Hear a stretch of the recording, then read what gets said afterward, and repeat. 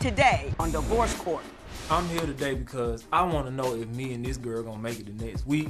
I want to make sure that we are ready to take the next step of marriage. I'm here to get answers to the many questions that I have regarding his infidelity. I think I'm a faithful man. I've changed. I mean, look at this face. Doesn't it look faithful to you? Like, help me out, somebody, please. I'm not giving it up. I know you're getting it from somewhere, so yes, I do think he's cheating on me. We haven't had sex since January because of a video that I recently seen of her. I wouldn't walk away if I found out he's cheating. I just want him to make the first step to tell him the truth. If she doesn't appreciate me, I'll find someone else who will.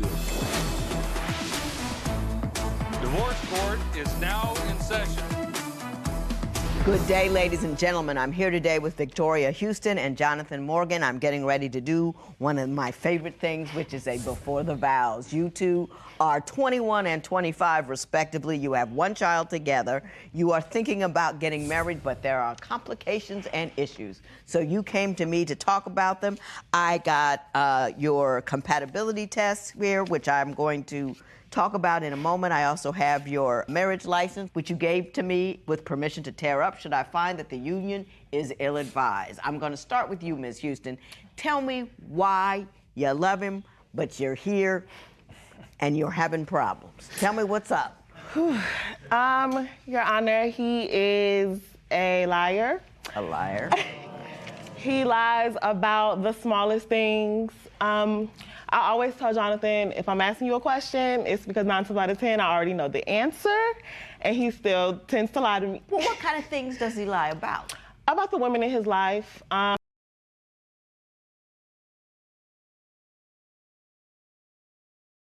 Or, you know, they just went to high school together, but text messages say differently.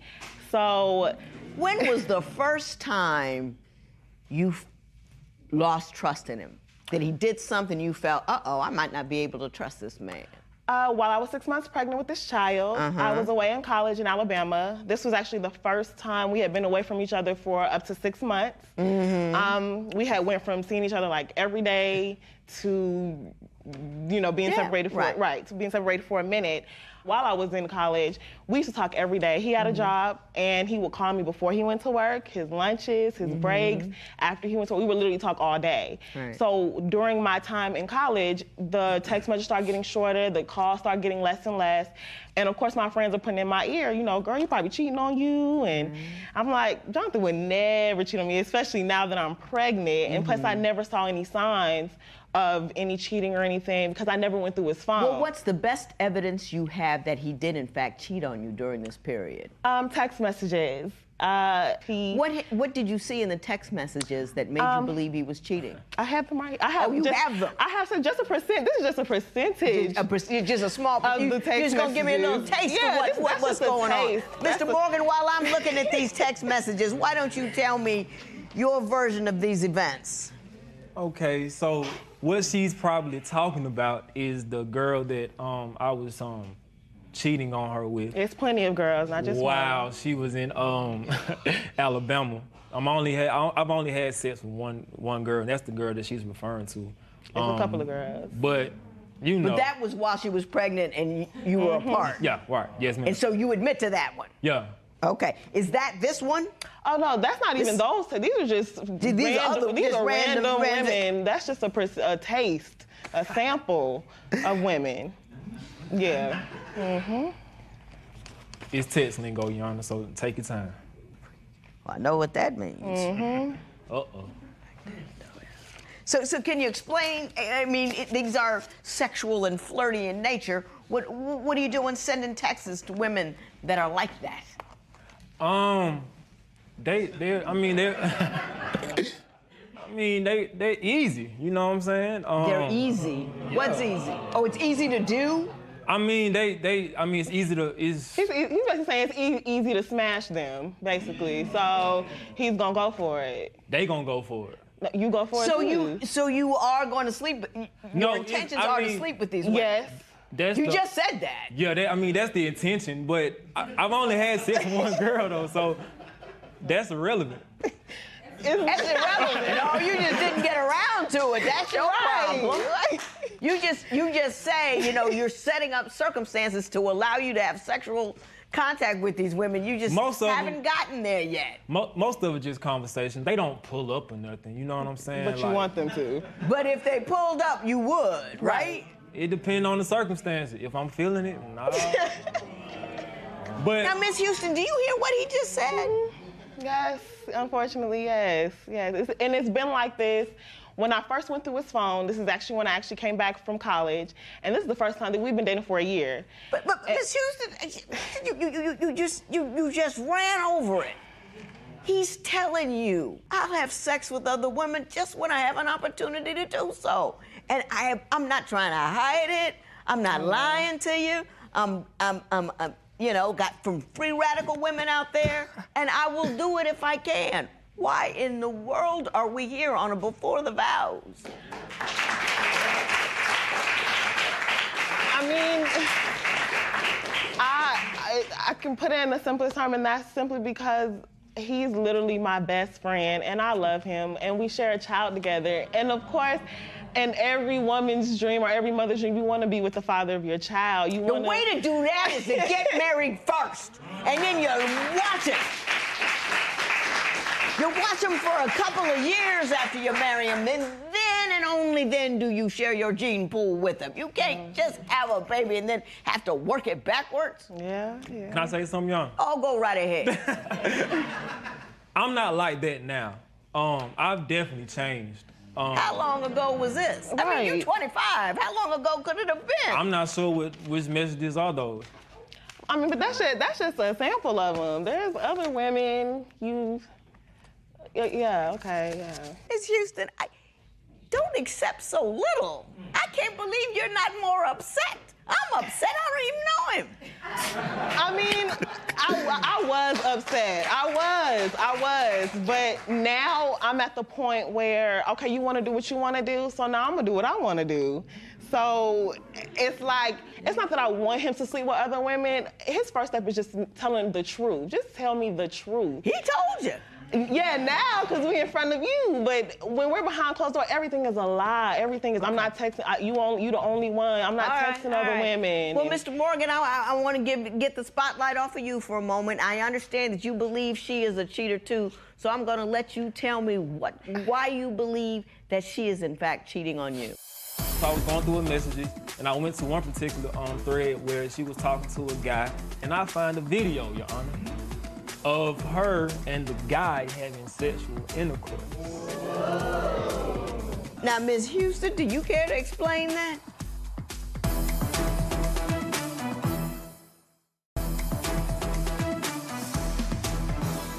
So, Mr. Morgan, why do you believe that Ms. Houston is cheating on you? All right, so, Your Honor, on one instance, I came home from work, long, hard day at work, dealing with everybody.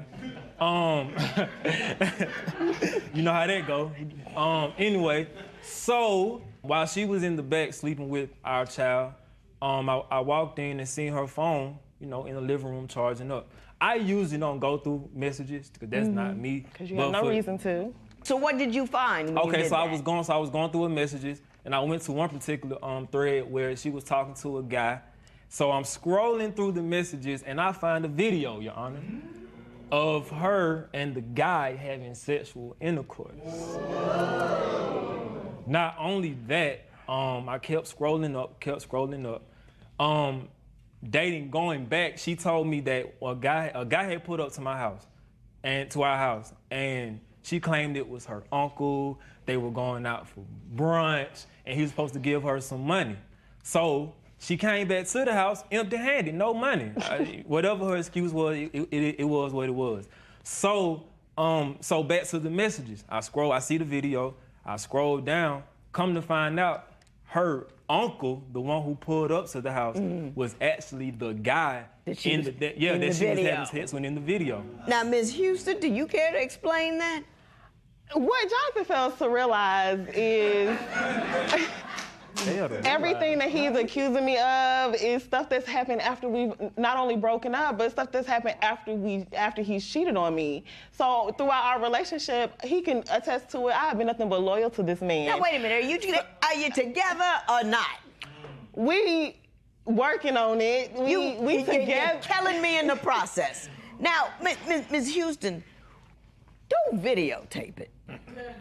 Can I just put that out there for you? Never works out. Yeah. It's fun in the moment, but then it gets out, and then you got all these kinds of problems. But when you were with this guy, were you doing a revenge cheat, or were you broken up? What was the deal? Me and Jonathan, we had like that on and off type relationship where every time I would find out he was cheating, I would, okay, we're done, but the next day, okay, I miss you, let's get back together. So it's kind of been like that for 3-4 years now. So I want to say it was kind of like a revenge situation. I honestly didn't think he would go through my phone because he's never had a reason to. But yes, in a way, it was kind of a revenge. Yeah. You have a difficulty with her relationship with social media. Why don't you tell me about that? Well, Judge, if you care to know, we actually met on social media. I actually went through her Instagram and seen conversations where dudes is like, hey, you so fine, you so chocolate. I want you to have my baby. You got a big booty. Ms. Houston, does that occur on your Instagram account? Right, but I can't help that. Just like if women come under his pictures, we're supposed to get at every woman who's attracted to him. No, the issue is you playing into it. Right. So I don't entertain. There are certain men I'll entertain if they're attractive, but it doesn't go past. It doesn't go past that. What he sees, it doesn't go past that. Okay. It doesn't go like, oh, let me call you tonight. Let's meet up. No. But I don't. We've gone far enough on that topic. I want to switch subjects to something I found fascinating. You're 21 and 25. You're looking to get married. You say you love each other, but you haven't had sex in a year. So I want to figure that out. You know, our daughter still sleeps with us. She's 2, and she still sleeps with us in the bed. And I've tried to get her, hey, we actually got a whole second room in the house. I'm like, she can sleep in there, and you know, we can do our thing in the room. You know what I mean? Ms. Houston, are you using her as a human shield? Back in the day, when I was young, right before you got married, was the warmest time. Do you know what I mean? Everybody was all excited about the other one. You know what I'm saying? Yeah. How is it that you're considering marrying, but you're living together, right? No sex. Explain that. It's a couple of reasons. The last time we tried, he wasn't able to, you know, I wasn't able to get up. Simply because I don't know what the reason was that you told me, but that was the last time we tried, and that was earlier this year. And another reason I feel like you're getting it from other women. But that was earlier this year. I mean, that's just one time. Are you still in love with him? Do you two find each other attractive? What's the deal? I do. I'm very much so still in love with Jonathan, and I am very much so sexually attracted to him physically and all that stuff. It's just, I feel like when I used to forgive him all the time for cheating, I used to always fall into his trap and have sex with him. And then the day after, he's right back to doing what he's doing. So my biggest fear is looking stupid again. That is my big, I feel like he's getting it from somewhere else. So that's why you're not gonna get it from me if you doing all these other women. That answers that question. Mr. Morgan, what is your take on the absence of intimacy? I'm not getting it from anyone else, just to let you know. Secondly, I think that it has something to do with the past. I think she just can't get over the past. She says all the time, I'm not worried about it. I'm not, it's okay. It was in the past, it's good. But she brings it up, but she tries to sneak it. She tries to sneak it in. Like, for instance, we might be watching a TV show, and an instance could happen where somebody cheats, and she'll be like, hey, you remember you cheating on me that time? You cheated on me just like that. Right, and it's like, I personally, on my end, I'm still haunted by the video. Just like when we tried to have sex in January. You thought about that? Yeah, I was thinking about the video. And plus, another reason that I forgot to mention was that, our daughter still sleeps with us. She's 2, and she still sleeps with us in the bed. And I've tried to get her, hey, we actually got a whole second room in the house. I'm like, she can sleep in there, and we can do our thing in the room. You know what I mean? Ms. Houston, are you using her as a human shield? In a way, yes. And if he's gonna bring up, I can't stop thinking about the video, he just said, I can't stop bringing up the past. That's the past as well. So why can't you get over that? So Your Honor, it's okay. I'm with you. Oh, I have come to a conclusion. And I'm gonna tell you what it is.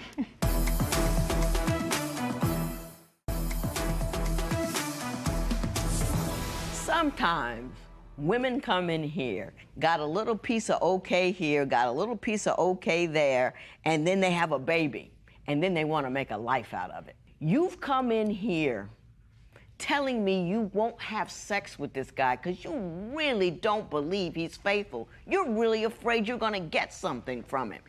You really don't trust him, in part because he's not trustworthy. And he's telling you that. And he's texting women, and he's doing that. He even spoke on it in here. Don't ignore the elephant in the room. Why would you want to commit to someone you can't trust to have sex with? You see what I'm saying? Yeah. Marriage is a very deep, meaningful, and if you do it right, long process. You don't trust him enough that he's not sharing his body with other women, so he can't share his body with you. That's not trusting. That is no basis for a marriage. He's your best friend, and you're like, you know, women, he can stay your best friend and all that. But you have to really believe and trust in a dude before you can make him your husband. So you can't ignore the elephant in the room. You've got to decide whether or not he can be trusted, and I don't think he can be. Now, Mr. Morgan, it's all on you. You can decide whether or not you want to be the kind of man that she can share her body with. But you're going to have to show her over a long period of time that none of this nonsense is going to go on, that you can be away from her and nothing bad is going on. You've got to be loud and proud with it. You know, locks on the phone, all of that. If you want her, that's what you need to do. And that is all the way up to you. But don't do it until he's done it. Don't do a little bit, oh, I'm going to marry him. Don't do that. You with me? Yeah. So, Mr. Morgan, it's on you. Now, I'm not going to sit up here and tear up your marriage license. I'm going to go back there and burn it.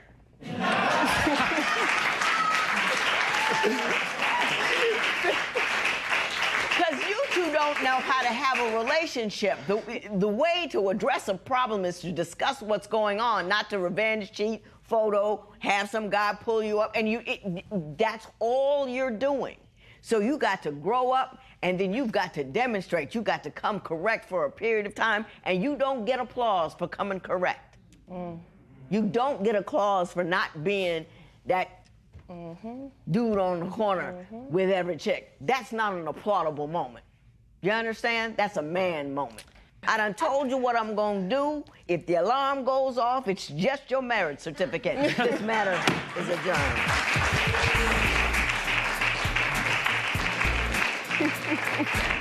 Judgment today really convinced me that obviously Jonathan is not the man for me and that I should be moving on because he's simply not ready for a woman like me and he's not ready to commit himself fully to me. If Victoria just give me a chance, I promise you, I'm gonna do right. You know what I mean? I feel like I've changed. I can't. If not, I can change, and I'm ready. I'm ready to get married. I'm ready to be the one for her, straight up. And I hope that one day we can come to a place where we can at least be best friends and just be best friends. But he's not the man for me.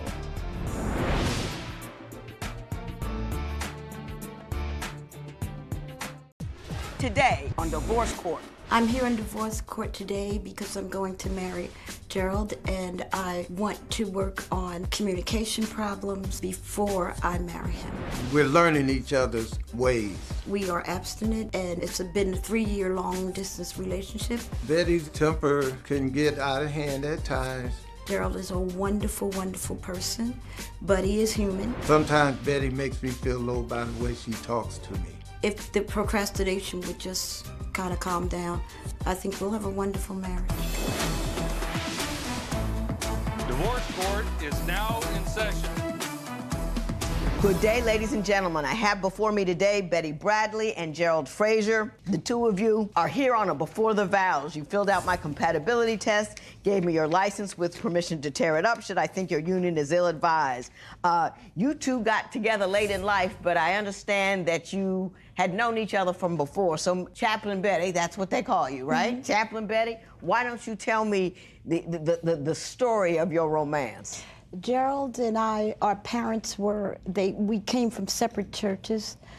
Mine was in New Jersey and his was in Detroit. And our parents knew each other. We came into the same church from the womb. Our parents would come to Passover, which is like a holy convocation each year. And that's where we would see each other. We were little. I have a Facebook page that's for encouragement and edification and all.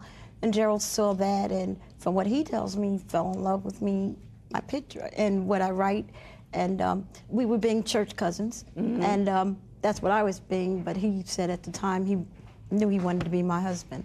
And that's how we got But you together. didn't know when you hooked up with him online that he was the guy that you had grown up with No. when you were little.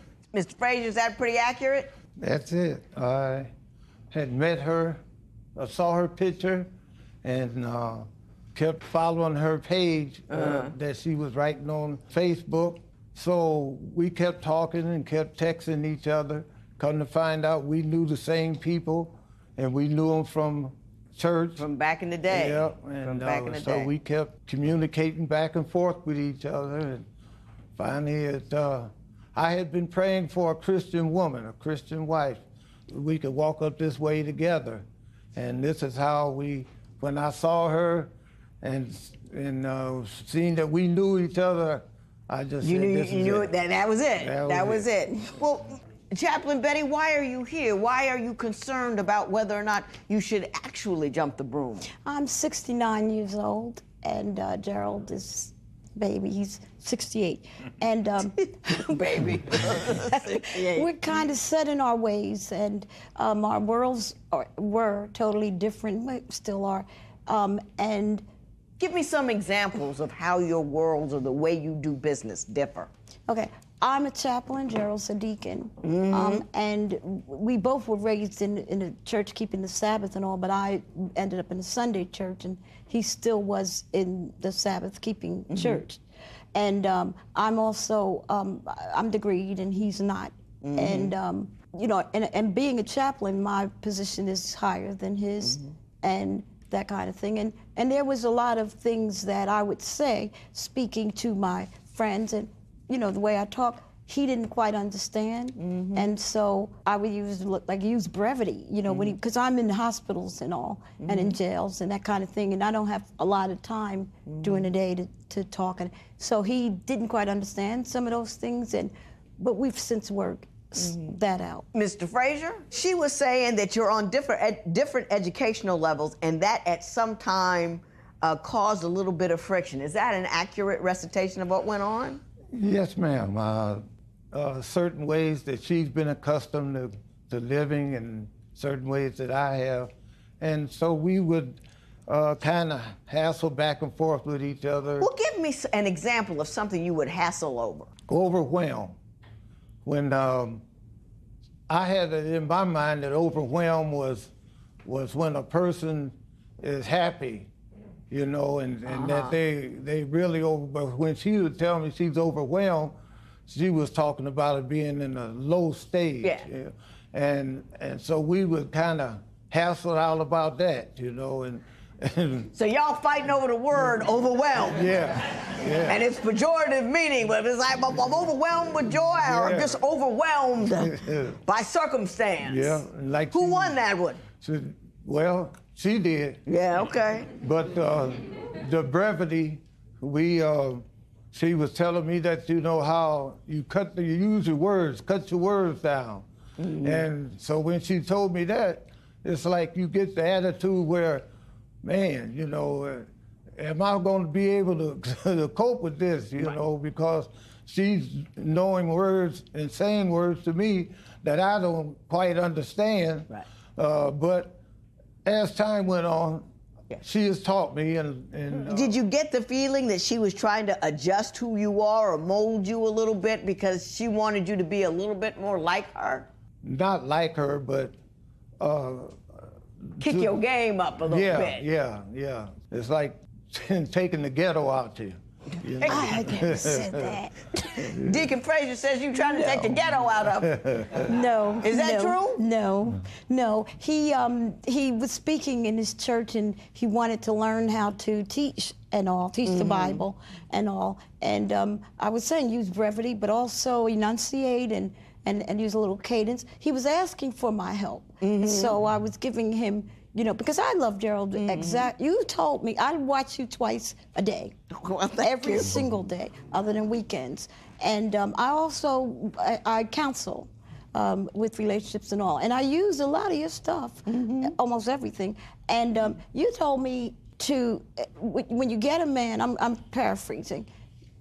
You get who you get. This is who he is. You get the man you pick, not the one you hope you'll there become. You go. That one. Yeah. Okay. And so I took that to heart, and that's exactly. I love who he is. I love who he is. But when you're asking me to help me out, and he has grown tremendously. He really has. But you can't complain about something you're asking me to do. Right. Exactly. Did it get on your nerves a little bit? Did she know when to stop correcting and adjusting? Did she know when to call it a day? Yes, but she had been accustomed to living a certain way because of she was married for 30 years, and she had been accustomed to living this way with him, and he passed. But when I come along, it's like I'm having to learn her ways, and she's learning my ways, and it's rough. It's rough, yeah. And that leads me to the next issue I want to get on, because I thought it was very, very important. You described your ex-husband in your papers as a saint, which is deep.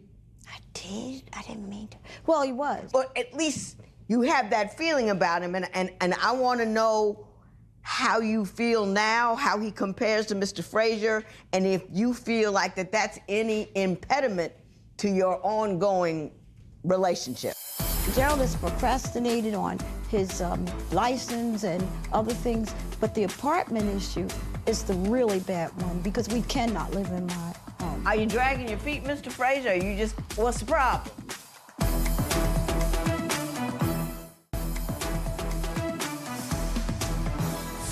Chaplain Betty, why don't you tell me a little bit about your 30-year marriage, because that really changes and redefines who you are.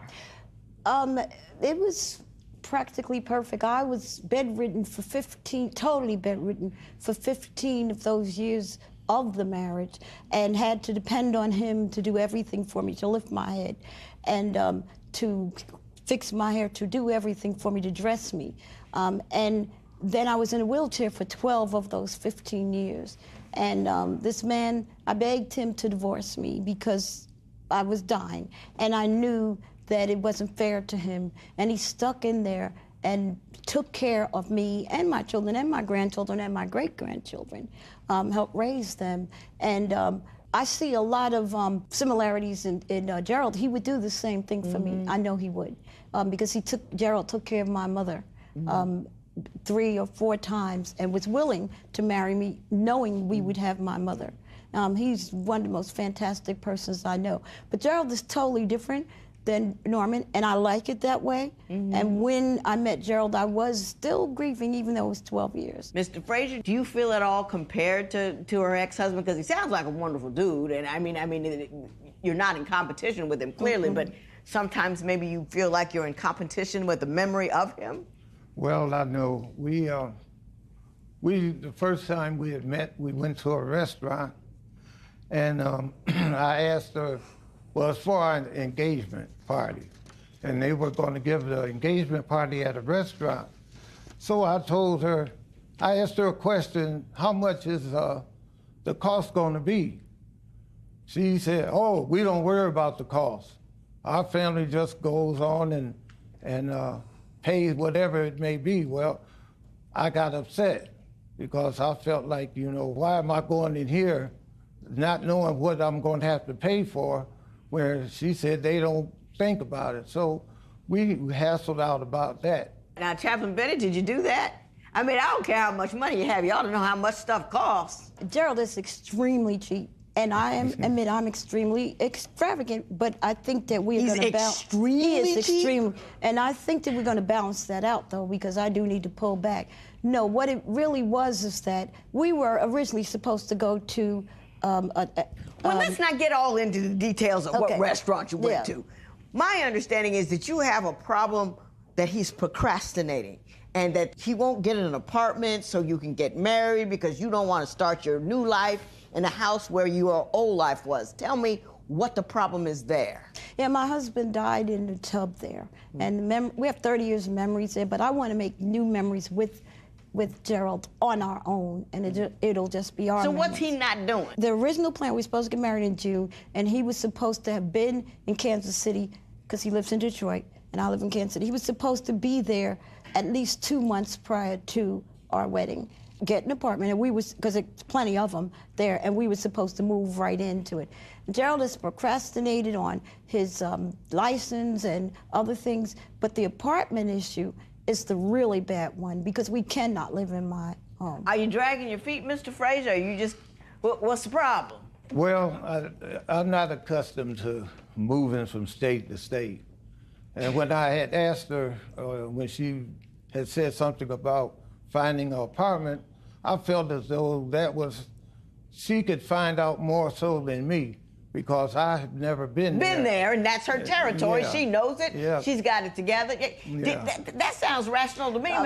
Your Honor, I bought my very first house at 21 years old. I have not lived in an apartment or gotten one since I was 17. I've only bought houses. I don't even know how to rent or get an apartment. And I did look and look and look, and even gave them to Gerald. Betty, I'm gonna call you on that one. That's ridiculous. I haven't had an apartment since I was a little person, but it's very easy to figure it out. You go over there, you title over there, you get a lease. You know, okay, it's not that hard. When I tried to do it, I did do it, and I was asking other people that had done it. I didn't know about the fee and the this and the that and the other, but I learned. And then I told him, but they wanted him to come there and fill out the application and do all this other stuff. I even found a person that would waive that and email it and let me do it that way, and Gerald still wasn't ready. My understanding is that you believe that his family hates you, and I want to talk to you about that. I understand you think she needs anger management. Well, at times I get kind of hard-headed, but when she tries to tell me things or we don't see eye to eye, she gets upset with me. Do you believe you need anger management?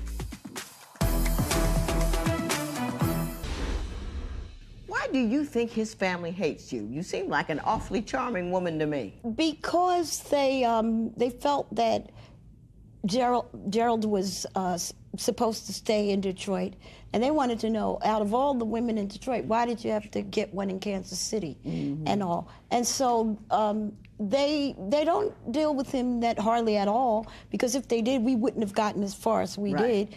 And his own family came and was telling me all kinds of awful things. What kind of awful things were they saying? Saying that he was a drunk, which I know he isn't.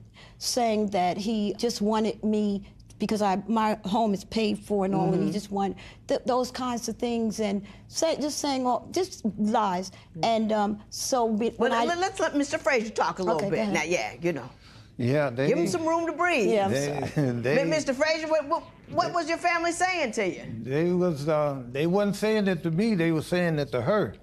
And I couldn't believe that they were going back saying these things to her about me when I was younger, how I used to drink and go here and do different things. And I was like, why would they come to her and tell her these things? Something from 5 decades ago. Yeah, and trying to kill her spirits from talking to me.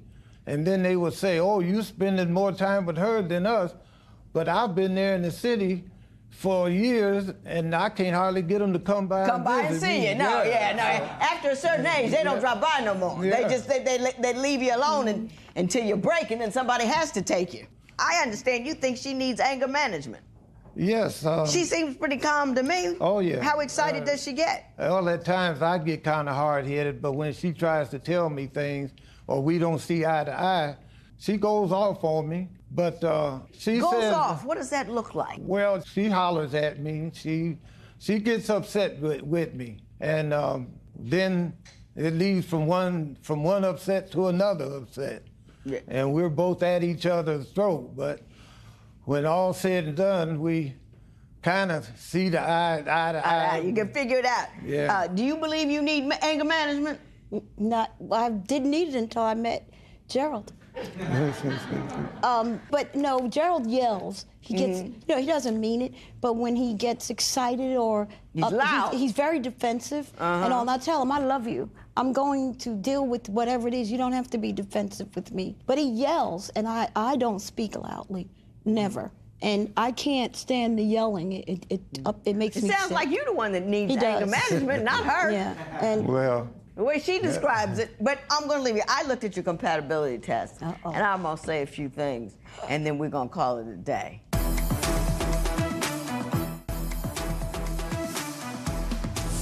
Usually when I read compatibility tests, it's an exercise in anguish. You know, it's just this nonsense and silliness and foolishness. And you guys wrote the most beautiful stuff to the most mundane of questions. I mean, it was like, this is what I will give my intended spouse: love, joy, peace, and happiness. I will work together with him. You know, I mean, it was just fabulous. Even when I asked a question about cheating, and you said, I'm not interested in that. I am devoting my time to my wife. The reason why I'm getting married again is I want to put all my time into her. I mean, woo! I mean, all of it from both of you was just fantastic and wonderful and lovely.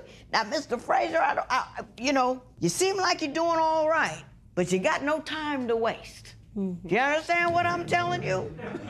You know, I mean, I'm just saying. That's what I'm saying. The clock is moving. yeah. And it's not falling in your direction. So if what I would do if I were you was go ahead on, you know, figure out the lease, make that move, don't listen to your family because they ain't coming by to see you no way. Get this marriage certificate and go on and marry that woman. Best of luck to both of you. You are great. Thank you.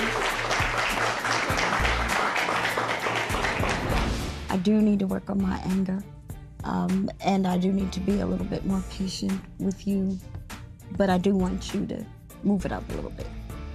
Well, I'm going to try my best to step things up and to be the person that I should be, and that I'll get to stop procrastinating and go on and do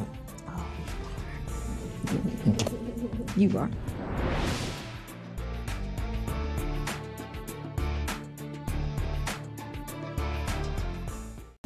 Today on Divorce Court. I'm getting referred to as the side chick. I'm in love with Aaliyah. I come home to her every day. She should understand that there's no other woman that's gonna stand in my way between me and her. He's been telling me he's gonna file for the divorce for 3 years now. Marriage is overrated. As much as I wanna say he's mine, he's really not mine because he still belongs to someone else because he's still legally married to this woman. I've been married for 8 years. I'm not ready to hop on that saddle again. I wanna be with him, but I'm not gonna settle. Me and Aaliyah are soulmates. We should be together. I want him to prove to not just me, but everybody else, that's not who I choose. I choose you. Divorce Court is now in session. This is a disillusion of cohabitation. You two have been living together for 2 years, and you have one child together. You do not want to be together anymore. Mr. Jones, you want $750 from Ms. Mole as you separate, and we will talk about that momentarily. But before we do, Ms. Mole, I'm going to start with you. How did we get here today? Well, today I'm here because I got tricked into being with Mr. Jones. When I first met him 3 years ago, he told me he was still with his wife legally, but he's in the process of getting a divorce. We worked together at the time, and our HR services, they help us with getting a lawyer and everything. So he was just saying, you know, well, the HR is helping me get a lawyer, and I'm gonna get a divorce. They're gonna walk me through everything.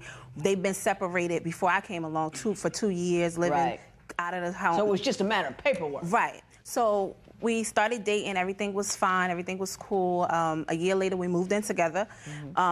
Once we moved in together and everything, I'm like, okay, it's a year later. I know divorces take time. I don't know, I never was married, but I know, you know, maybe it took time. So I said, you know, hey, babe, what's going on with divorce? Now it's so many excuses on why he won't get a divorce. Oh, it's the money issue. It costs this much. It costs that much. We could be putting this money towards our bills. And then it was, oh, I don't see the urgency. It's just a piece of paper. It's just so many excuses on why he won't get a divorce. In the meantime, in between time, you two had a child together. No, we just had our child. My son is 5 months. We just had him. We just had him. Yes. So, Mr. Jones, why don't you tell me why you're living with and have a baby with Ms. Mole, yet still unable to divorce your first wife? Well, Your Honor, I know Mrs. Mole for going on 2 years. We've been dating, and we moved in together. And it's not like she didn't know the situation. Right. She knew beforehand when we was friends. I let her know beforehand, listen, I'm married, but I'm separated. I am planning on getting a divorce. What's the holdup? At first, she got to understand, at first, this is my children's mother. Right. All right, This is your children's mother, too. It is. But she has an illness, you know what I mean? She had diabetes. Then it moved into her getting dialysis, and you know. Is she on your insurance? I know. This is the thing. I had insurance with the job that I was at, and I told her, listen, I'm not going to move in with a divorce because if I divorce you, I can't put you on my insurance if something happens. Right. So if something happened to her, it's so easy for me to go, well, switch it over and put her on it because legally I'm still married to her. Right. And I'm trying to, you know, explain to her, like, listen, this is still my children's mother. Like, listen, I got to make sure she's good for my kids to come up. Because if she's not good, your kids are not good. I have girls. They need a mother. I can't raise the girls. I can raise them. I can raise them, but I can't put that woman in them that they need. Do you have an active relationship with your daughters? Yes, I do. Does he? He does. Okay.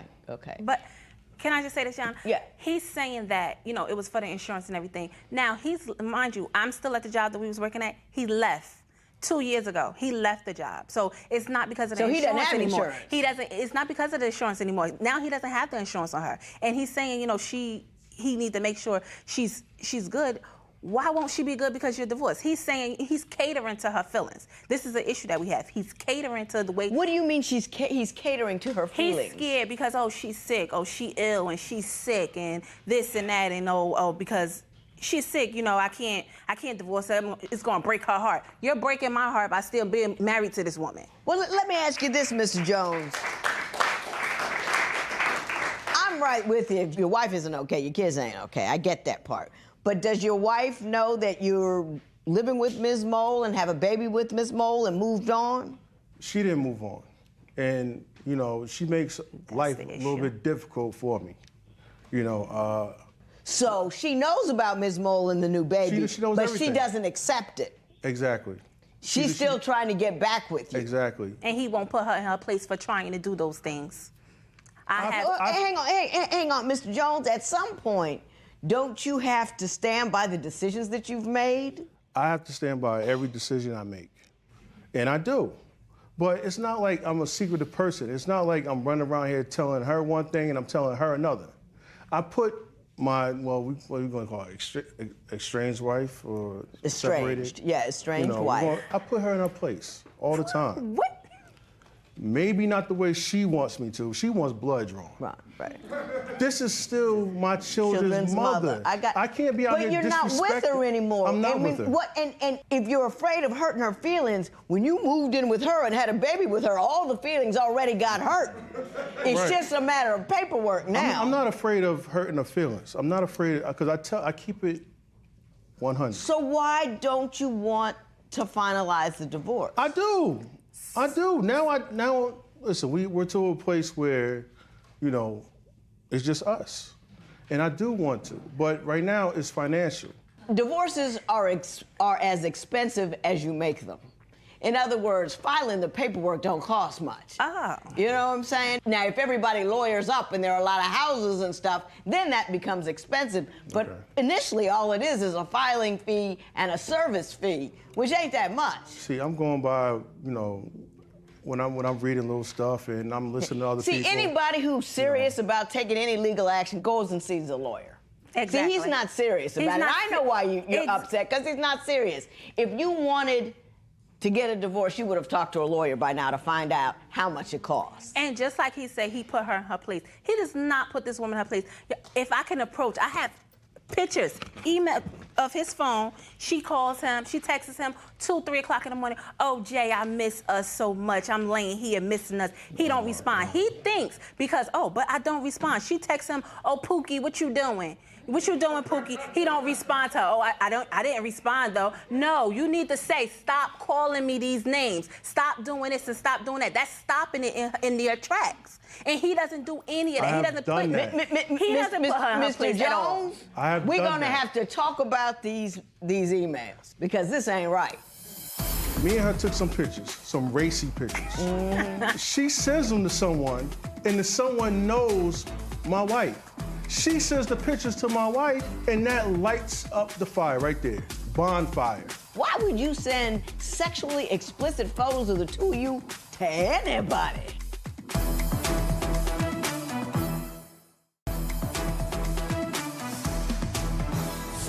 She's still very attached to you, your estranged wife, correct?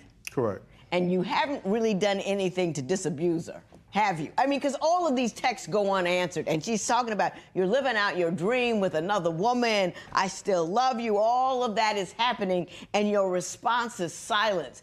How is that not disrespectful to Ms. Mole? Disrespect? The amount of disrespect that she gives is not... And we're going to talk about that in a minute. But why don't you tell me why you are not more clear with your ex about your intentions? And that's the thing. I'm clear. I can't be any clearer. I can't stop someone from doing things that I have no control over. You know, she sends these texts. She has my number. She has to have my number. Right. I have no choice in the matter about that. This woman, she loves me. I give her that, but I don't love her the way she wants me to love her. You understand? Right. She's my children. I'm going to keep stressing that. I get it. I get that. I get that. You don't have to say it. The first time, that's all I need. Ms. Mole, are there any other things that you think that he does or allows that you believe is disrespectful towards your relationship with him? Yes, the text message, he doesn't stop. He's saying he doesn't have time. He can't control her, and he can't stop it. I feel like he is the control of the situation. What he says goes. How? I feel like if he says one time, listen, you need to stop, you need to respect. She goes as far as even texting the children. That roly-poly fat is not your mother. How? I'm your mother. How am I Why supposed to stop don't you stop it? How? Why don't But Ms. Mole, let me say this to you. You cannot control another person's conduct. If someone is bent on interfering in your relationship, the only person who can stop them interfering is the two of you. And that means don't let her come between you, no matter what she does to you. Are you with me on that one? Yeah. He can't stop her. I need you to tell me about her temper and her anger that you say is driving you away in the face of these complications. Well, first of all, Your Honor, let's get back to the disrespect. She lit the fuel. She threw the fuel on the fire. What'd she do? Me and her took some pictures, some racy pictures. Some pictures that, you know, adults do sometimes, you know. Right. She sends them to someone, and the someone knows my wife. She sends the pictures to my wife, and that lights up the fire right there. Bonfire. Forest fire. Why would you send racy? I don't even care if this person knows the wife or not. Why would you send sexually explicit photos of the two of you to anybody? You know what? It wasn't anything of me. You can't see anything. It was just him. And he's just this is even worse. He's telling you this story, but he's not telling you the whole story. When we first started dating, he had a girlfriend that he refused to tell me about. No, she knew about it. Once I found out about this woman, she texts me and said, oh, he says you're a woman, you're a female from work. So I sent her the picture. I said, does that look like I'm just a female from work? She goes back and texts the wife and says, oh, whatever she says. And then this is the thing. He comes home and he said, he's chewing my head up about it. Why would you send this picture? And then he calls the wife. He says, why would you do that? Why would you send the picture? I just got my head chewed off. I lit the fire. I should have never sent it. She's the root of the problem. But I should have never sent the picture. But This He goes was back nicer to her him. than he you was were. bashing me, and then she's the one, and she's not just showing it to him. She's the one going around. Now she's lying, going around telling everybody that got an ear. Oh, he was doing this to me when we were still married, when we were still together. To this day, this was 2 years ago. To this day, she's still sending a picture telling the people about, this That picture and saying it was her. She's saying it was her. He did this on her. I got you. I got it. But she knows how she is. Stop it. Now I want to turn to the issue of her temper and her rage, and you will address that. I'm getting out the car. There's a female behind us. And all of a sudden, boom, she jumps out the car. What you say? All this in her face. Like, come on, dude. Come on. Like, we don't need Can you this. explain your behavior?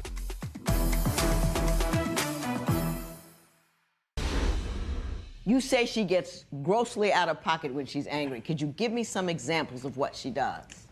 She gets angry, loud, a dash of ratchet, all that. Well, tell me about the dash of ratchet.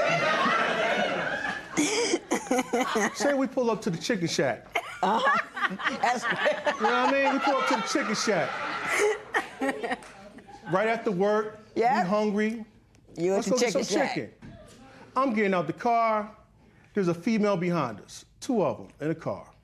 Whatever they're saying, I have no clue what they're saying. They're not talking to me, but for some strange reason, she thinks they're talking to me. And all of a sudden, boom, she jumps out the car. What you say? All this in her face.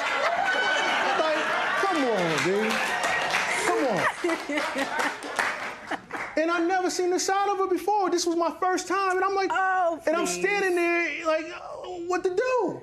And I don't understand because she's reading her rights. The driver's sitting there looking at me. I'm looking at them. They're looking like this. I'm going like this. I'm like, come on, man. Like, we don't need Can you this. explain your behavior? This lady is I'm trying to park, and she's like so into his face, and what are you looking back at her for? That was my issue. You were sitting there, y'all glazing in each other's eyes for a second. I wanted to know what was the issue. She said something very rude to me. They were gazing in each other's eyes at the drive-in at the chicken shack. Yes, and I'm like, really believe that? Maybe he knew her or something. I was getting out the car. And I was already frustrated from something that happened with something that was going on. Give me another dash of ratchet. Oh, my goodness. I want another dash of ratchet. One more, just one more. Oh, my goodness. Something ratchet, here you go. Let's add to the fire. We're going to a store. Right. She sees something she liked. I think it was like a keychain or something. So she has it, ain't this nice, babe, da-da-da-da-da-da. We go in, we check out, we walk into the car, and she's swinging a keychain. And I'm like, wait a minute, I don't remember purchasing this keychain. What happened? Where you get that? She was like, what they don't know won't hurt them. I'm like, yo, son, what are you doing? I go to this store every day. Like, what are you doing? Ms. Mo, do you care to explain that dash of ratchet? The keychain was like $14. Like, I just spent like $100 in that store. I deserve a free keychain for all that money. And I'm the problem. And I'm the problem. I got a lot of obstacles here. Let me tell you what I think the problem is and what you need to do about it.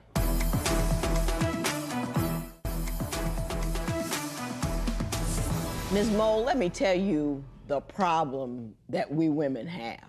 The problem is that we are far too willing to latch on to a guy, available or no, and make the other women in his life who may have preceded her the problem.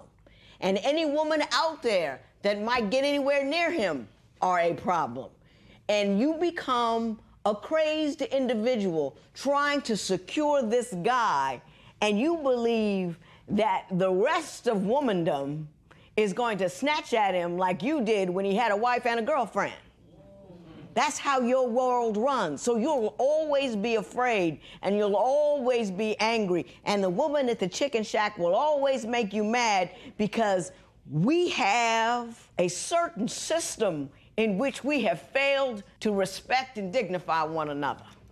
We have found male companionship so compelling and so demanding and maybe so rare, I don't know, that we will do any undignified thing to be with one. And that's our fault. I think this guy loves you. I think this guy feels guilty as all daylights about his wife. I don't know what kind of roaming he does and why his marriage with his first wife ended. I can't label you a good guy, I can't label you a bad guy. I do label you as a guy that takes advantage of the situation that you got a whole lot of women and a whole lot of options and you take them as you please. You're living the life of a polygamist. You know, you've got this one woman, you're married to her, you're nice to her, you're calm, you keep it all cool, and right over there you say it's because of the kids, but it's really the easiest road for you and for your conscience. You had that other girlfriend, I don't know why that other marriage ended. I'm sure that girl had something to do with it, or some other girl or something like that. Then this one got along, she got you close enough, she got you in the house, had a baby with you. Now you're trying to secure your position. As long as we're fighting each other like that, he will remain a polygamist, and he will never suffer for it. You'll never get what you want, and we'll all be angry all the time. I don't know the answer to that problem. I can't get mad at him because he's not divorcing her. I can't get mad at you because you believed him. All I can say is, woe is us, unless we decide to do something else. Best of luck to the both of you. This matter is adjourned.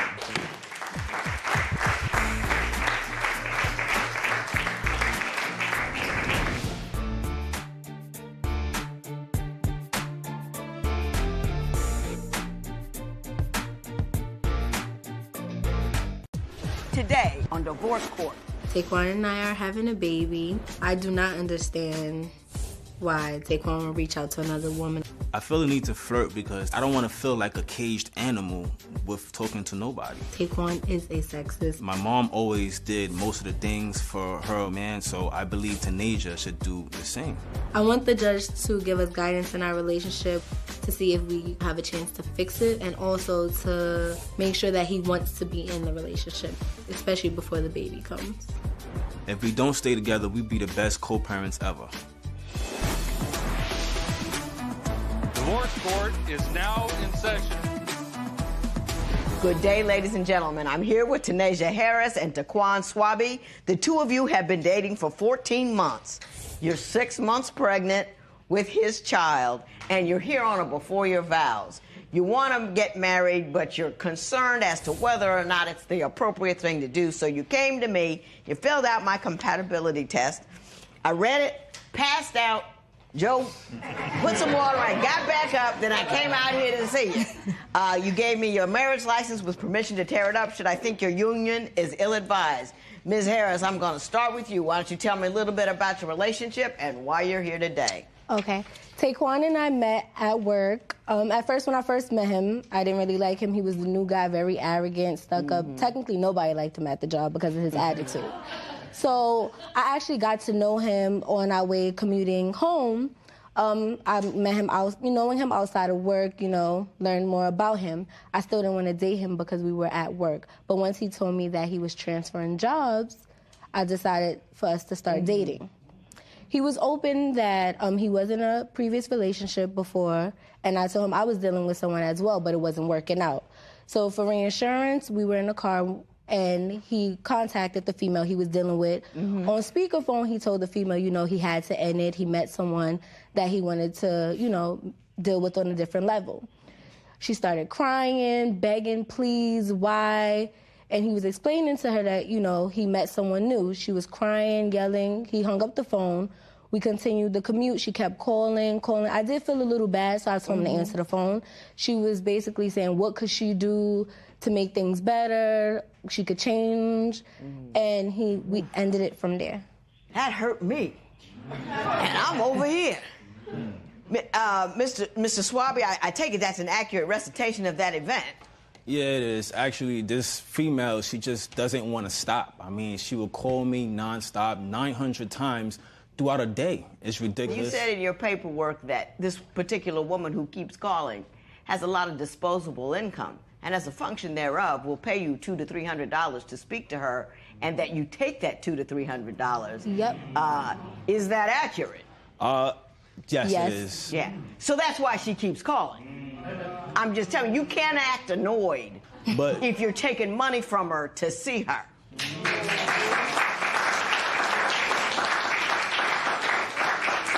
That's the price of admission. Being a man, and of course, I want to be the man and run and have money. I have bills to pay. I have 2 other daughters I have to take care of. So being a man, don't take money from a woman. Being a man, you go out and make your own. I mean, but it's free money. It's free money. It's been a point of time, like around my birthday, me and her went to Atlantic City. You know, one of the best 2 days of my life, but it ended crazy. I mean, what happened? She kept calling. Me and her's intoxicated. We about to, do the nasty. But, yeah, it was cut short. I didn't get a chance to fully enjoy my birthday. Mm-hmm. So within that week, we went home. Of course, the ride home 3-4 hours, horrible. I mean, it was nag all throughout, and it was crazy. So and within that same week, I still wanted to, get down, and she contacted me. You don't have to move every time you refer to sex. You can just kind of stand there. So she contacted me and 900 times again, and I gave in. One of the times I picked up the phone, and she kind of explained to me she just wanted to tell me happy birthday and all this stuff, and she wanted me to come keep her company. And in return, she would give me $400. Like I said, I have bills, I have 2 kids to take care of. That's free money just to come hang out. Why not? It's not free money. It costs you 900 phone calls a day. That's how much it's cost. It cost you that vacation to Atlantic City. It's not free. There's no such thing as free. You got me? I got you. Were you aware that he was taking money from this woman in order to continue contact? If I was aware that he was taking money from her, I would have never even continued. It was further brought to my attention when she sent me pictures of them in the hotel room. You didn't leave him, though. That's the part. Right there. What did he say? How did he convince you to stay? So what happened was I brought it to his attention because I asked him, did you have sex with the girl? He lied. He said no. And what I did was I just continued to badger him because I had the pictures. I was waiting to see if he would admit it.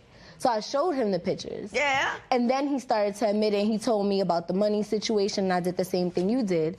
Get your money yourself. Why do you have to belittle yourself to have sexual contact? That's still opening the door for her. Yeah. You didn't do the same thing I did. Now, see, had I been you, I wouldn't have mattered. It wouldn't have mattered, because he would have been in my rearview mirror. Mm-hmm. I don't know. Can you explain to me why you fight so hard to find the facts? The facts tell you that he's not true, and you stay anyway. Explain that.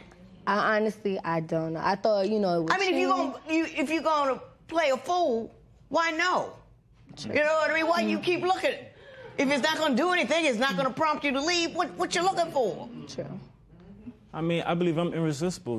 Females take a liking to me. What can I say? But after the pictures were sent, she seen the pictures. Yes, she did. The reason it was sent, to my knowledge, was because she started to get mad at me because I wasn't interacting with her how she wanted me to. And so after she gave me this money, she thought it was just going to be, okay, I'm going to come back and we're going to... No, I still was doing the same thing because I still wanted to be with her. I love her dearly, And then things started to get crazy after the pictures. I mean, it just started to get absolutely insane to where living in a household with her just became... just coexisting with each other. Because she was angry all the time. Yeah, yep. she was angry. She was very much angry. So I want to talk about that anger because at some point that anger took the form of you reaching out to an ex. Her phone blows up. Right. My antennas go off. Like, what's your phone? It's 2 o'clock in the morning. Who's hitting you? Who? But he has no problem with females calling his phone at 4 in the morning. I'm reading what's going on. It was more flirting and how she loves. She even wrote, "I love you" to him. He writes, the baby should have been his.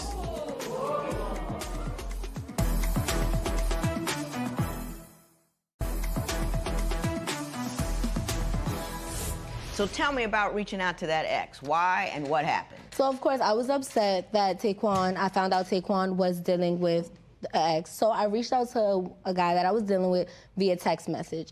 Just basically nothing sexual, anything. We didn't meet up. It was via text message, asked him how's he doing, and everything like that. Tanisha, don't lie. It was more What than... happened? What do you think happened? Now, it's totally dark in our apartment. We're laying there. I'm up, you know.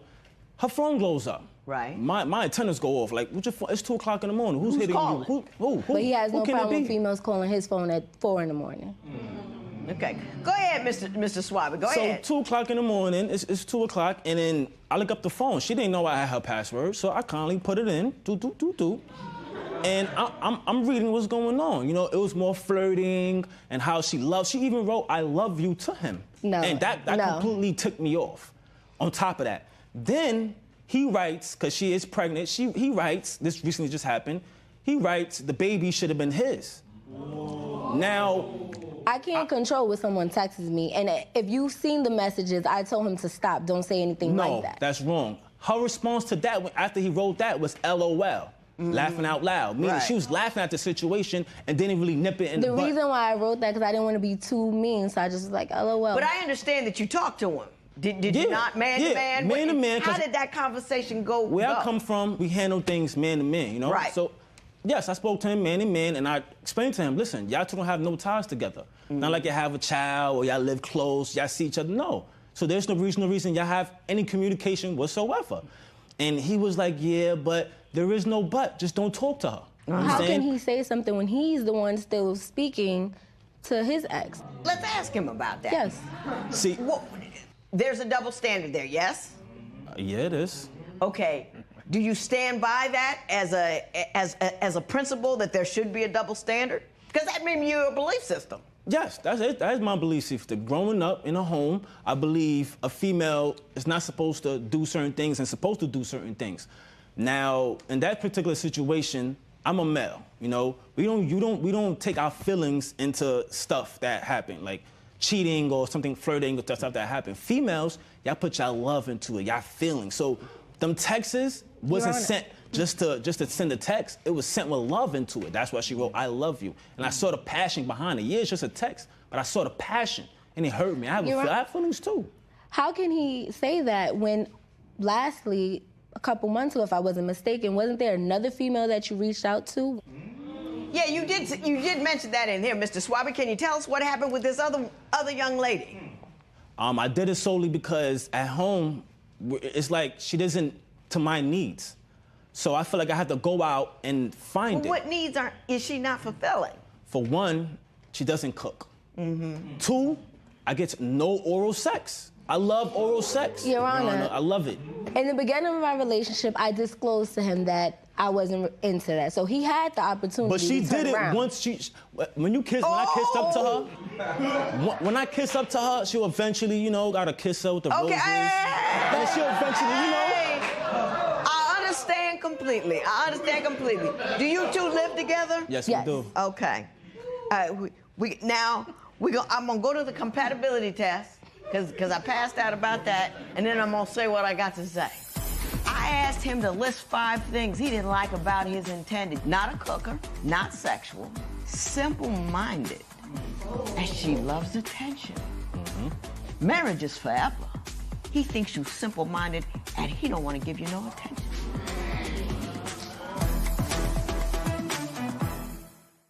I went through your compatibility test, and it, pretty much showed up who you are and what you are. But I got a whole bunch of stars and flags. And if I could really draw, I would draw a picture of a woman passed out on the floor next to what he wrote. I asked him to list 5 things he didn't like about his intended. You want to know what he said? Please tell me. Not a cooker. We know that. Not sexual. We know that. Simple-minded. Doesn't perform oral sex. Same thing twice. So we know what he's interested in. So what does that tell you? Yeah, we know who he is. And she loves attention. Marriage is forever. Marriage is, I'm bringing a man into my life, into my heart, into my home, and he's going to give me what I need. He thinks you simple-minded, and he don't want to give you no attention. Red flags, stars, lightning. Boom.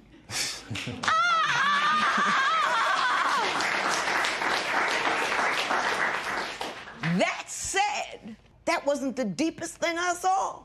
I asked the question, is there anything your intended spouse should know before you get married that they don't already know about you? And you want to know what he said? What? I love to have sex with new females. The operative word is new. You are no longer new, nor will you ever be new again. He's telling you he can't be faithful to you. He's telling you that. This is what he believes. He's not remorseful. He doesn't think he's wrong. He thinks he's entitled. And until you change your comfort level about your sexuality, it won't change. That's one thing. You can always do that, but you could never be new again. Every dog has his day. I'm gonna change one day. She gotta accept it. Hallelujah. Did you hear him? Yep. Every dog has his day. There's gonna be a new one. You've got to accept it. He's coming here straight up, clean, correct, and honest. You gotta be woman enough to say, that's not enough for me.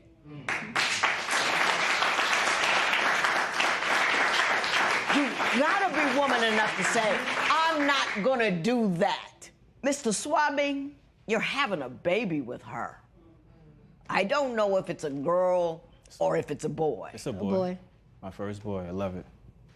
As I told her, I want the whole family picture, you know, the white picket fence with the big dog running around playing with my son, you know. But you don't want to be a faithful husband. No, I actually do, but she doesn't want to do the things that I need to be done. That has nothing to do with new. Needs. See, he's backing up off of his position. He was a man for a minute there, but he's backing off of his position. He's trying to talk around what I just told you.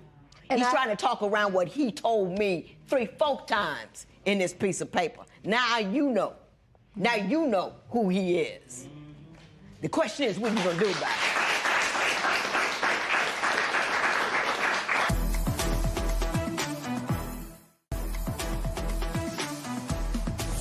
So what do you have to say, Ms. Harris? I mean, I have asked him, you know, do you want a relationship based? And he will always say yes. And I said, well, your actions don't lead up to what you're telling me. But based on what he's saying, we can't fix it.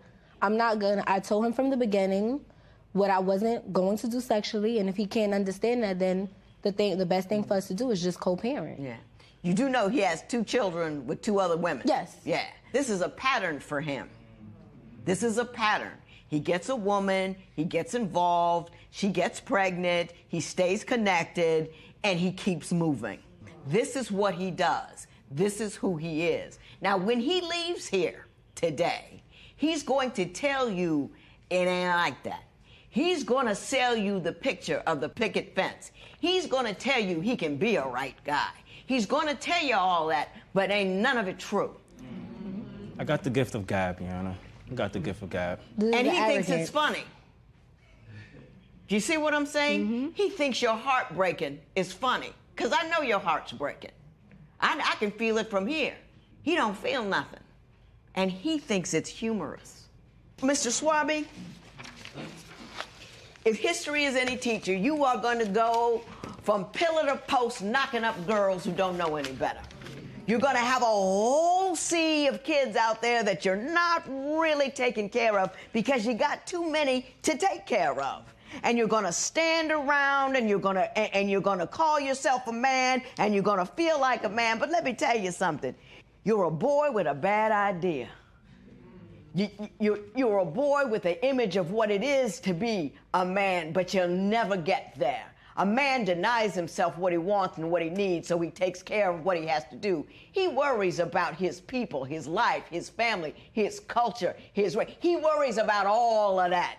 And he takes care of all of that before he takes care of himself. Boys cannot do that. You are a boy. You will remain a boy until you decide to do those things that men do, which is care for others more than you care for yourself. Move on, walk on, run, you know, whatever. I get your marriage certificate, you know, burn it up, all of that. All of that. know you're gonna go back to him. I know it. No. I know it. Prove me wrong. I'm gonna have him call you. Prove me wrong. Love is love. He ain't Your gonna Honor. change. You with me? Yes. This matter is adjourned.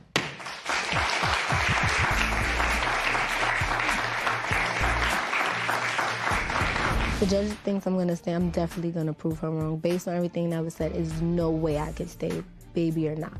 I mean, I had the gift of gab, so I do believe I could convince her to take back this relationship. But if not, then you just got to go separate ways, and I'll be the best parents ever.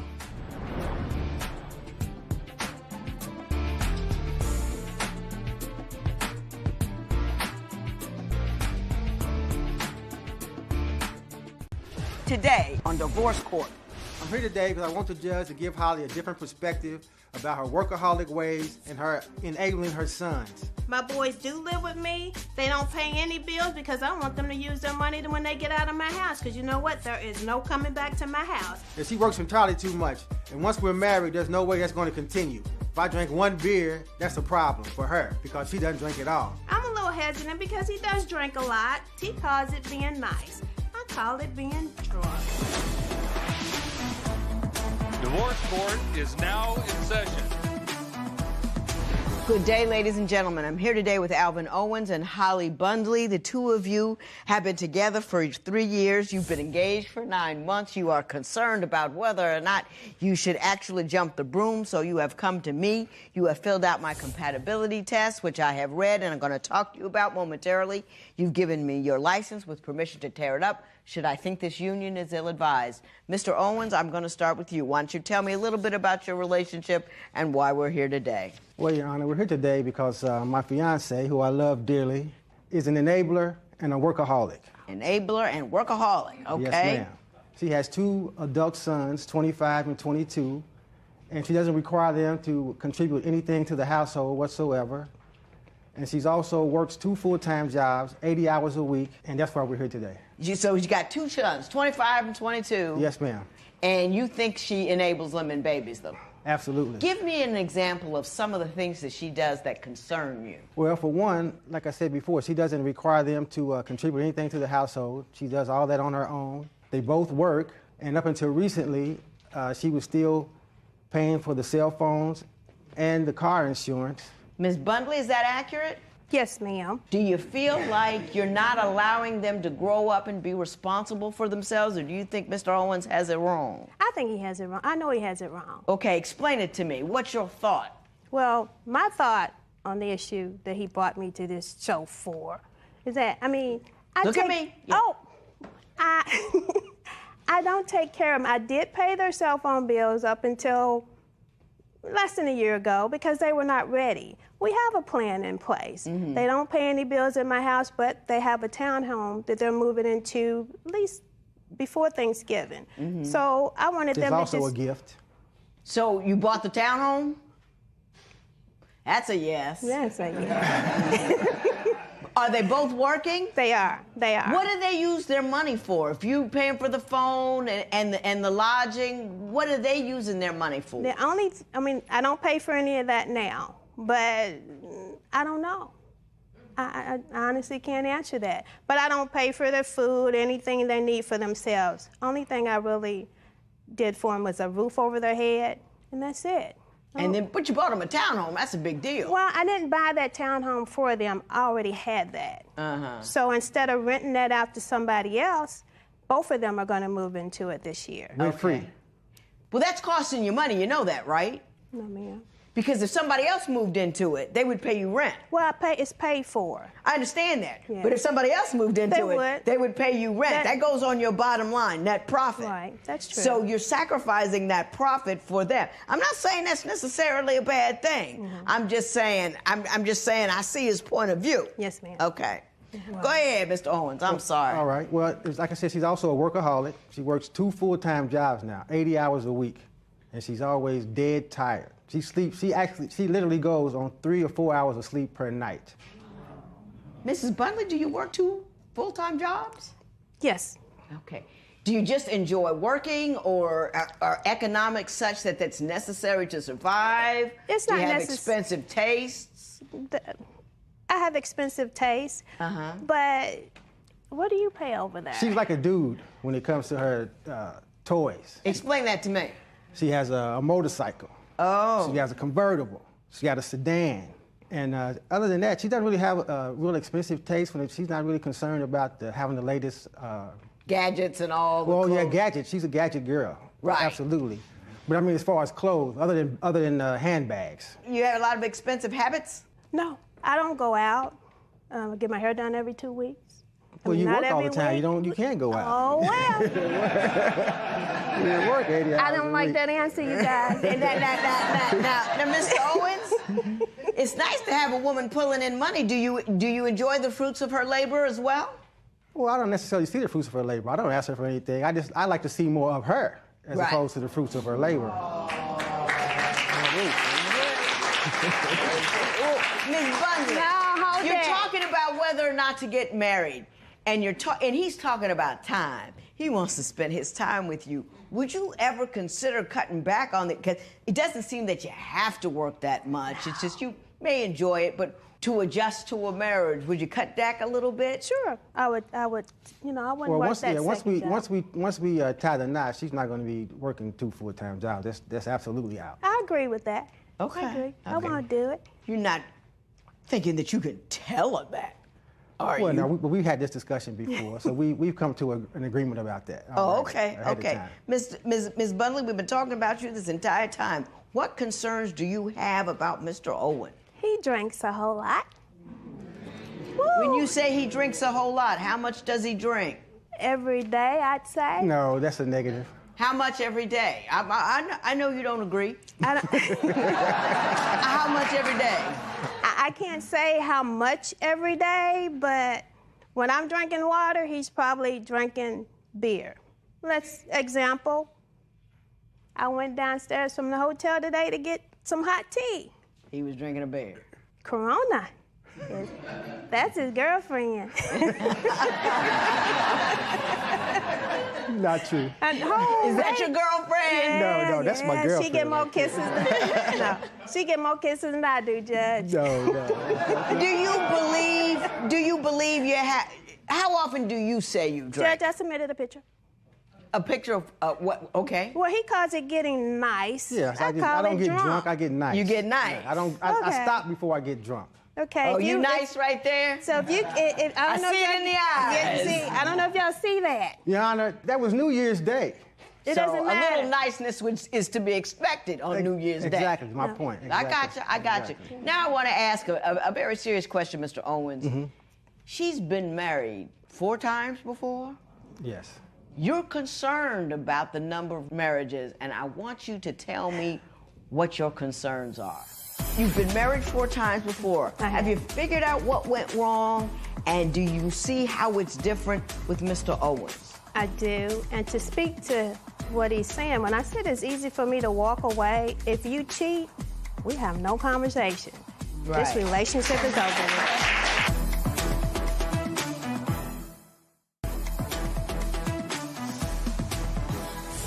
So if you do end up getting married, you'd be husband number 5. Tell me about the concerns that elicits for you. Well, it's not so much a concern as the number of previous husbands that she's had. It's just more of concern that I wonder if she would be willing to, stick it out through the thick and the thin. If she'd be so easy to throw in the towel if things got bumpy, messy. Got messy, Yeah. exactly. Is Because there she's a actually- common theme amongst the other husbands that she has, like reasons that she left? Have you discussed it with her? We have touched on it a little bit, and I wouldn't say it's a common theme. It was under different circumstances for each one of them. Right. At least the story I was told. Right. And another reason it concerns me is because she's actually told me out of her own mouth, in her own words, that she's quick to walk away. Ms. Bundley, or it's easy for her to walk away. It's easy for her to walk away. Clearly. Ms. Bundley, you've been married 4 times before. Have you figured out what went wrong, and do you see how it's different with Mr. Owens? I do. And to speak to what he's saying, when I said it's easy for me to walk away, if you cheat, we have no conversation. This relationship is over with. That's what I meant. You need to give a seminar. A whole bunch of women come in here don't understand that at all. Have you talked about your previous marriages with Mr. Owens? I have. And are you comfortable that she is a person who has the ability to commit through the thick and the thin? I think so, Judge. You could appreciate this because when we got together, I was watching her. Then you gotta watch them. All right, I put the ring on it and I'm watching her some more. There you go. So I think we're gonna be okay. Yeah. I'm looking forward to it. Oh, I love it. I love it. Plus, we're all fives. I think this is right. I'm 50, he's 50-something, and he's the 5th. It's gotta work out. Meant to be. It's meant to be. Other than his drinking, do you have any concerns that you think he has that make you wonder? It's pretty much his drinking and his insecurity. He doesn't trust me, but when he drinks, it enhances that. It enhances that. It So is he a definitely bit jealous? I'd say, but I Give don't me know some what. examples of things that he's done that's indicative of his jealousy. I remember one incident. I don't know, he's got a condo. Well, you can kind of hear things in the condo. Right. So I go in the bathroom getting ready for work. Well, who you talking to, your boyfriend? No, baby, my phone's right there on the nightstand beside you. Well, you must got 2 phones. Judge, I'll tell you, 85% of the time when I slide those comments in, I'm just joking with it. I'm just playing around with it. I'm not serious about it. Let's talk about that other 10, 15%.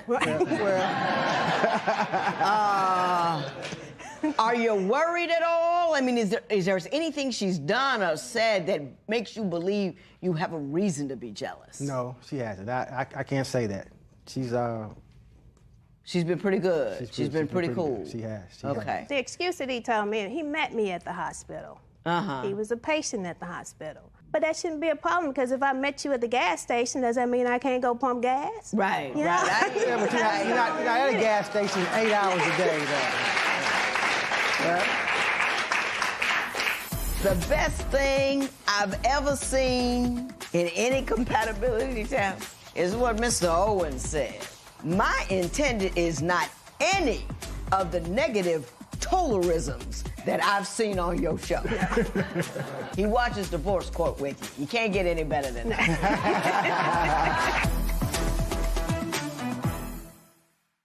I read your compatibility test and 2 words started flashing in my mind. Grown folk. I mean, you gave me grown folk answer. Rarely do I get that in here. Just grown folk. You're very self-aware, Mr. Owens. You understand who you are as a person.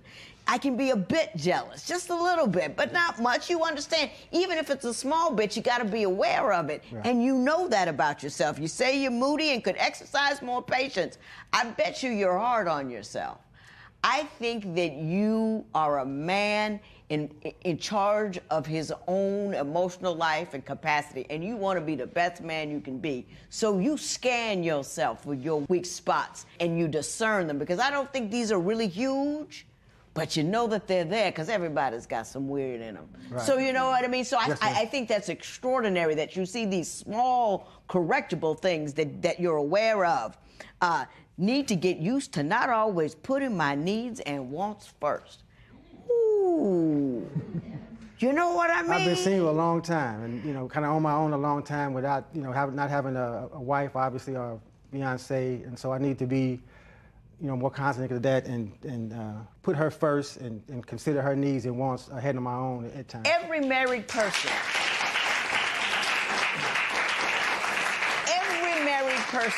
should have that on their list of things to do.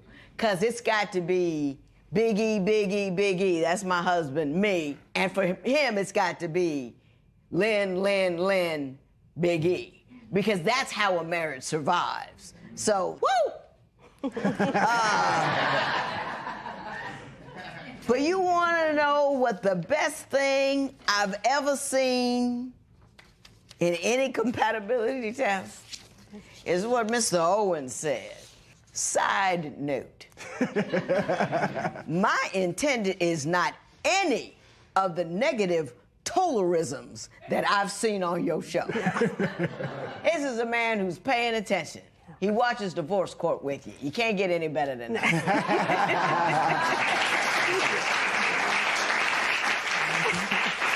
Ms. Bunley, I want you to give me a 20-second profession of love. Why Mr. Owens is the only man for you. The only man? Go. Oh, this man is the only man for me because still, when he walks into a room, he makes me smile. I mean, he has my heart. He has a wonderful family. He's still a gentleman. He will open that door for you. He will pull that chair out and push you back up to the table. Guys, I just love him with all my heart. He's the one. He's number 5.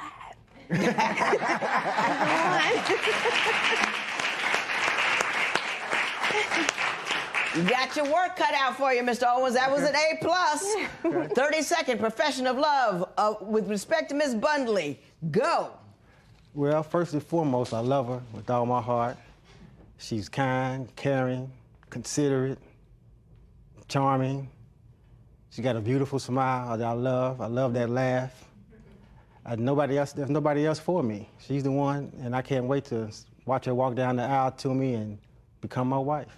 So I love you, baby. Love you too.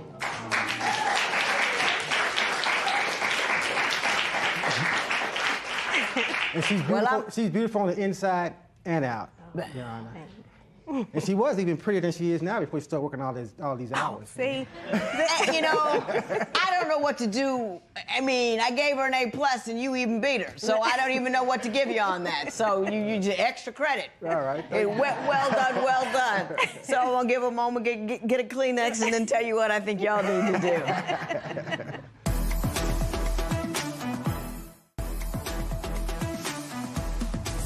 I think you guys know what I think about you guys. I think you are an extraordinary couple. Thank you, Your Honor. You and Mr. Owens, you did something that guys in here rarely do, and I don't think it's because they're bad guys or bad people or men or this less than or anything. But typically, when a man gives a profession of love, he gives a list of the things that she does for him, as opposed to listing her characteristics. You didn't say she did anything for you. All you said that she was kind, caring, considerate, and charming. You spoke to her soul, who she was as a person, her spirit, and who she is. And I just found that extraordinarily refreshing. Oh, well, thank you. You know, extraordinarily refreshing. Mrs. Bunley, I think you are gorgeous. I think you are sweet. I think you are funny. I think you are grown. I think you got, I don't know what happened with them first 4. But they crazy. Yeah. Because to let you go, they most definitely have to be foolish people. Because you're all that and a bag of chips.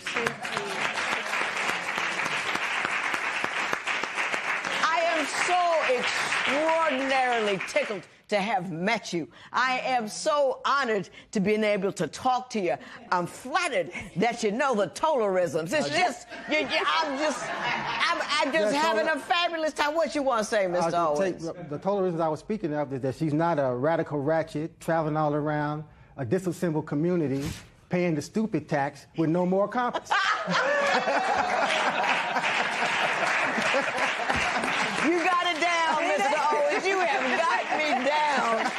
Listen, if you two don't send me a picture of the wedding, I'm going to talk about you like dogs. Please, walk down that aisle, love one another. I'm so happy for you. This matter is adjourned. Thank you, Judge.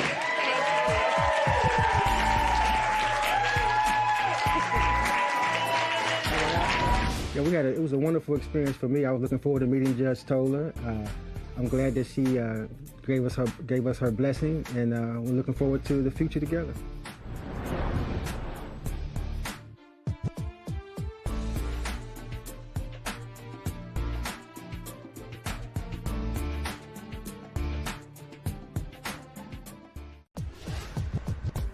Today's couple say they want a happy home, but she keeps kicking him out of the house.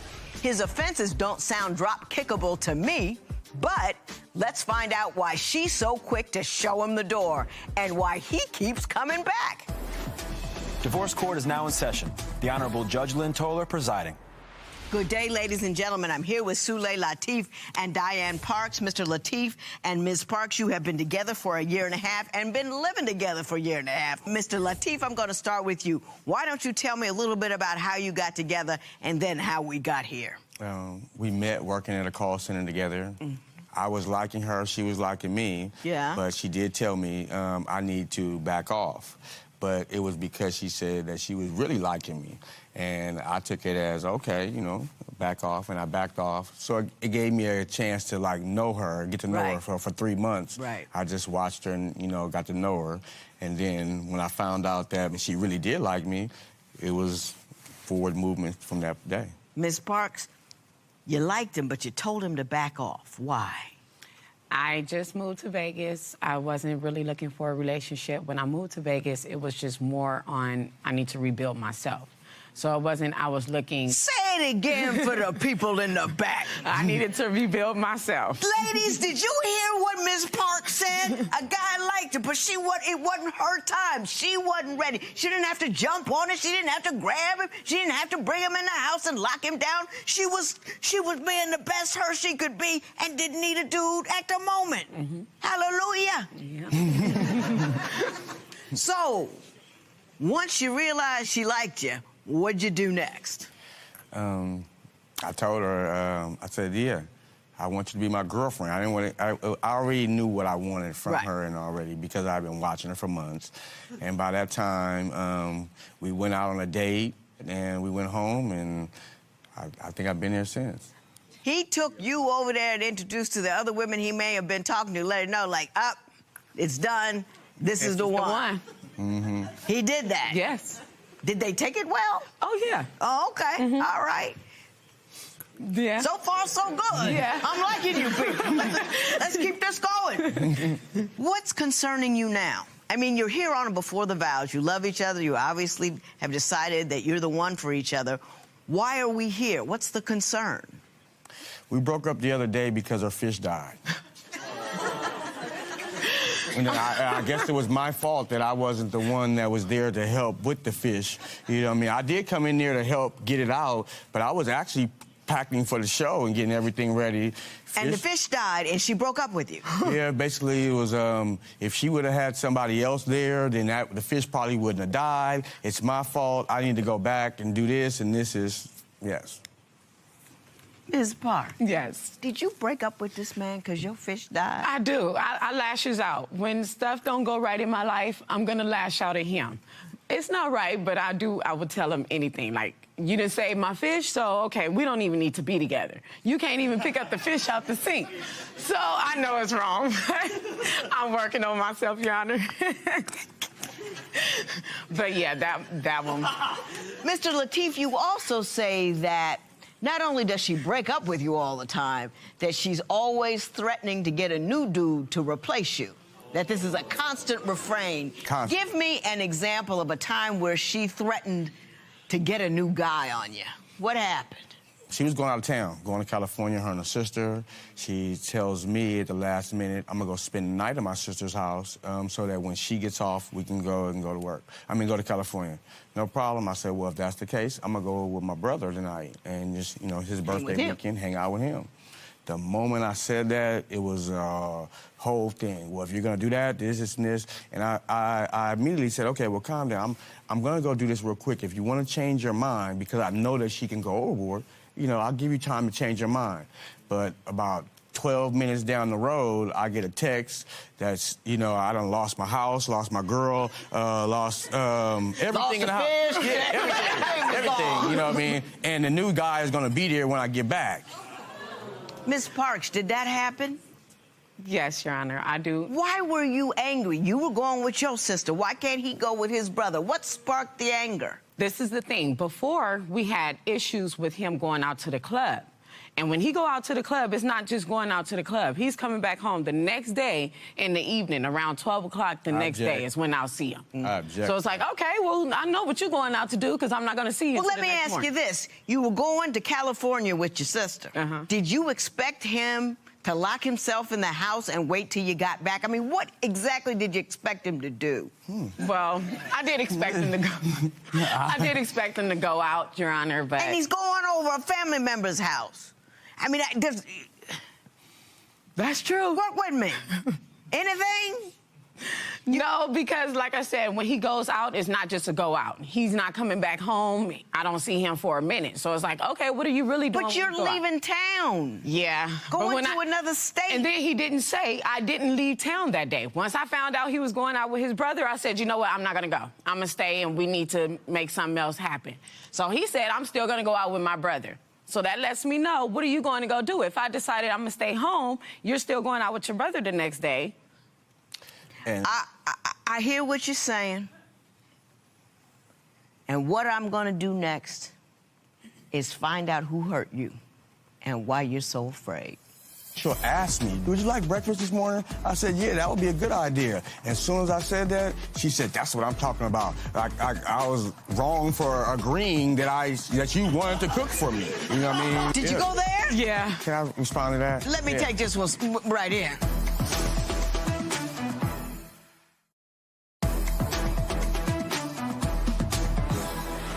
So you know none of that is rational, right? Right. And you know you coming out of a crazy box about some stuff. So that's a function of fear. Yeah.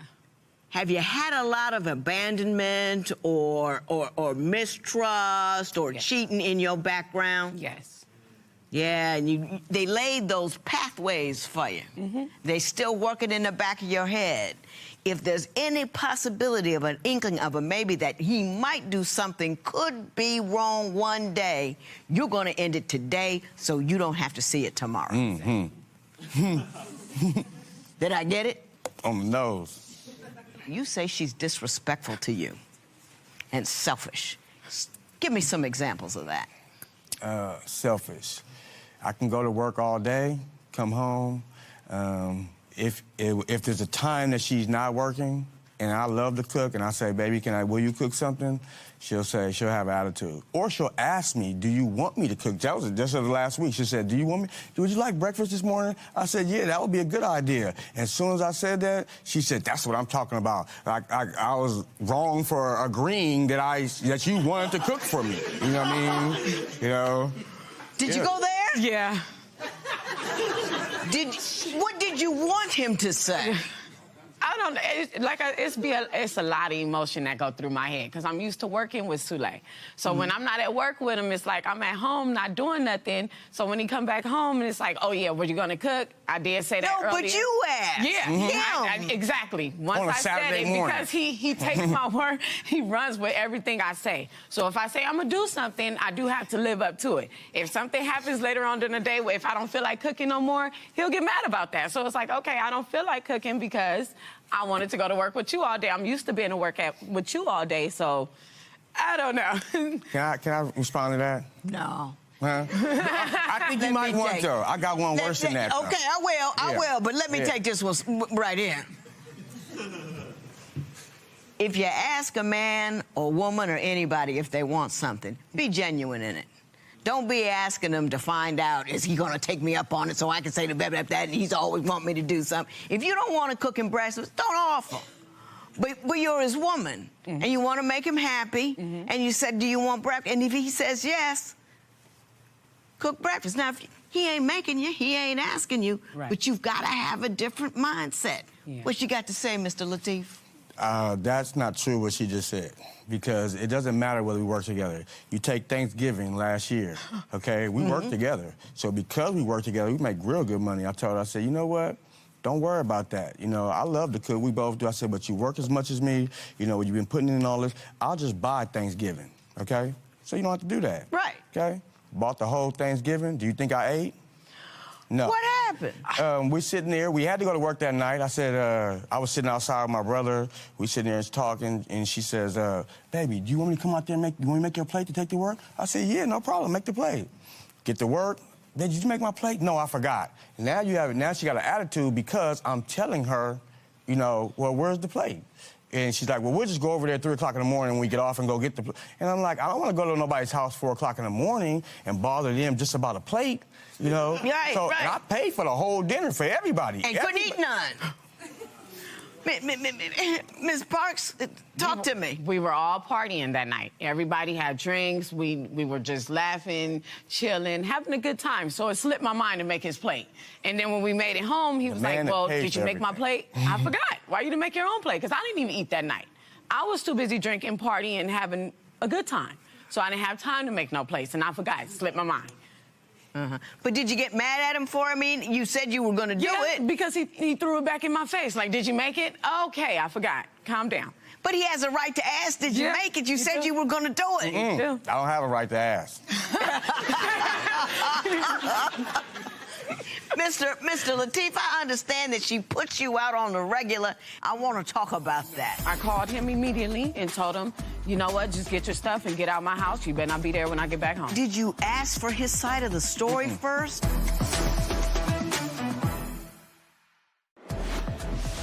Would you want your partner to also be your co-worker? Tell us what you think at Divorce Court. Today's question sponsored by Divorce Court will be right back. If you would like your case to be heard on Divorce Court, call us toll-free at 1-877-311-2222 or log on to our website at divorcecourt.com. Missed a show? Watch full episodes on our streaming platforms, and for exclusive content, go to Apple TV. So, Mr. Lateef, does she put you out a lot? Yes. Give me a couple of examples of things that happened that made her put you out. Our biggest one was she got a phone call from a friend that said that I did something or said something to this person that was, you know, like, everybody knows I wouldn't even talk like that to her. She was at work that day, took it a little overboard, called me, screamed at the top of her lungs, to the point where now I hear this every day, but once I hear certain things, I'm starting to think, you know, this might be true. So that day, yeah, I packed up, I left. Did you lose your mind? So when I got the call, I called him immediately and told him, you know what, just get your stuff and get out my house. You better not be there when I get back home. Did you ask for his side of the story first? I mean, this guy was a person. This guy is a guy that you go to bed with at night. You close your eyes, you sleep next to him. You trust him with that. You trust him with your body. You trust him with all of that. You didn't trust him enough to say, hey, this is what I heard. What's your side of the story? No. And when we did break up, I did regret that. I was just like, you know, I should have handled that a different way. But at that time, yeah, I handled it that way. This is a before your vows. I'm going to start with you. Mrs. Parks, Ms. Parks, give me a 30-second impassioned sales job on why you think Mr. Lateef is the man for you. I don't want to hear no negative, no nothing bad. It's got to be all good, all positive. Sell me. Go. He's something in a relationship that I never had. So, yeah, I do get afraid because it seemed like everything is too good. So I'll just back off. That's when I put up that brick wall. But, yeah, he's a good guy, great guy, makes me feel like a queen. But it's just, yeah, when I get certain things happen in our life, I'll get scared. You left that. It was beautiful. You left out one thing. I love him. No. He puts up with your ludicrous behind. Oh, yeah. Yeah. Yes, he does. A lot of men would have broke camp long ago. I know. But he stays in it to win it. Mr. Lateef, 30 seconds. Why is Ms. Parks? And you really gonna have to sell me on this one. You could go about and get anybody and avoid all of this. So you tell me why you take all of this. Go. Out of everybody I've met or been through in the past 20, 30 years, she's the only person I get along with. I don't like people. I don't like to be around people. I'm just being honest. If I do, you know, I want, you know, we had enough time. Her, I can stay with her 24/7, all day, all night. She completes me. Oh, even better. You made a believer out of me. She fits, right speaking. So, I'm gonna give you my best advice. Today's question sponsored by What would you do if your partner put you out of the house on a regular basis? Share your opinion on Twitter and Instagram at Divorce Court. Divorce Court will be right back.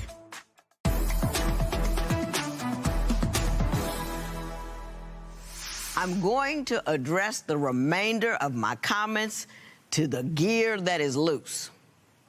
So you can just relax. I'm talking to her. Ms. Sparks, I know you know you got a good man. But what you don't know how to do is work on yourself. And you started out talking about, I needed some time for myself, and I think you do. So you know that there's a gear in there that's wobbling and it's not doing right, and you wanted to get it right before you got with him, but you end up getting with him before you got right. So let me help you get right. All of that anger is a function of fear. You cannot change what happened to you. And what happened to you has caused your body to respond in a regular way. Anytime you get anything negative or possibly could hurt you, you have a chemical response, adrenaline, cortisol, all of that rides up and boom. But what you have to do is fight the feeling and know you have to fight the feeling. The time not to get mad about something is before you get mad about anything. So every morning, you gotta lay it out there. Sule, today, just today, I'm not gonna get mad at nothing. I'm just declare it so you can reach it. So it's a solid and firm goal. And then, if you get mad, you see that, get ready to start, you get ready to talk about that other dude, you getting ready to put him out. I want you to raise your hands like this. It's a silly thing to do, but anyway, I want you to surrender. Just let all those chemicals just wash through you. I'm sorry. Now, you're not going to be able to do it the first few times. It's not going to work out. You still going to get it, and you're going to get up. But after a while, when you keep talking to yourself every morning, and then in the nighttime, you debrief your day. This is what happened. This is when I got excited. And you write it down. Ooh, well, that was stupid. That was dumb. Maybe tomorrow I'll do better. Maybe I'll only have 4 incidents tomorrow instead of the 5 that I have here. Tomorrow morning, say the same thing. Sule, today, just today, I'm not gonna get angry. You were taught to be afraid over time by action. You can teach yourself to be safe over time by action. And you can also get a counselor to help you with that situation. That's just what I use. Because I used to be a fountain of anger. But it wasn't killing nobody as badly as it was killing me. Right. You know what I'm saying? So you gonna try that for me? I have to, yeah. You have, I mean, do something ludicrous before you do the most ludicrous thing in your life, which is to lose this cat right here. Because he is a keeper. Good luck to both of you. This matter is adjourned. Thank you. Why do you want this to work so bad? I want it to work because I love her. I put up with it so long because it's basically the same thing I've went through. So I kind of understand it. Is there anything that you think you could have fixed earlier on to keep you guys from getting here? Lashing out at him, telling him to get out every time I do get mad. Do you think you have an attitude problem? Yeah, I do. Yeah. And I know that's something I have to work on. Judge Lynn also said you guys should go see somebody. Oh, yeah. Counseling is a good idea. Do you agree? Great idea. Okay, so we'll follow up with you then.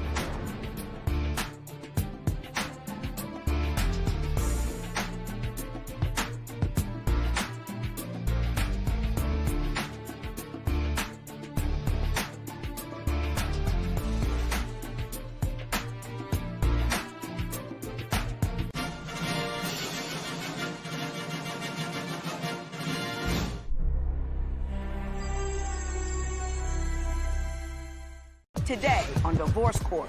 I'm here at Divorce Court today because my fiance doesn't trust me. She thinks that I'm always out there cheating on her.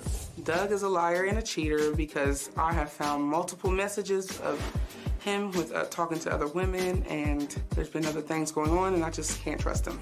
Tasha has a really disturbing habit of passing gas. I think it's really messed up and not classy when a girl rips one in front of you without telling you anything. Doug, I need you to grow up, stop acting like a child, and if this relationship's not gonna work, I need you to move on.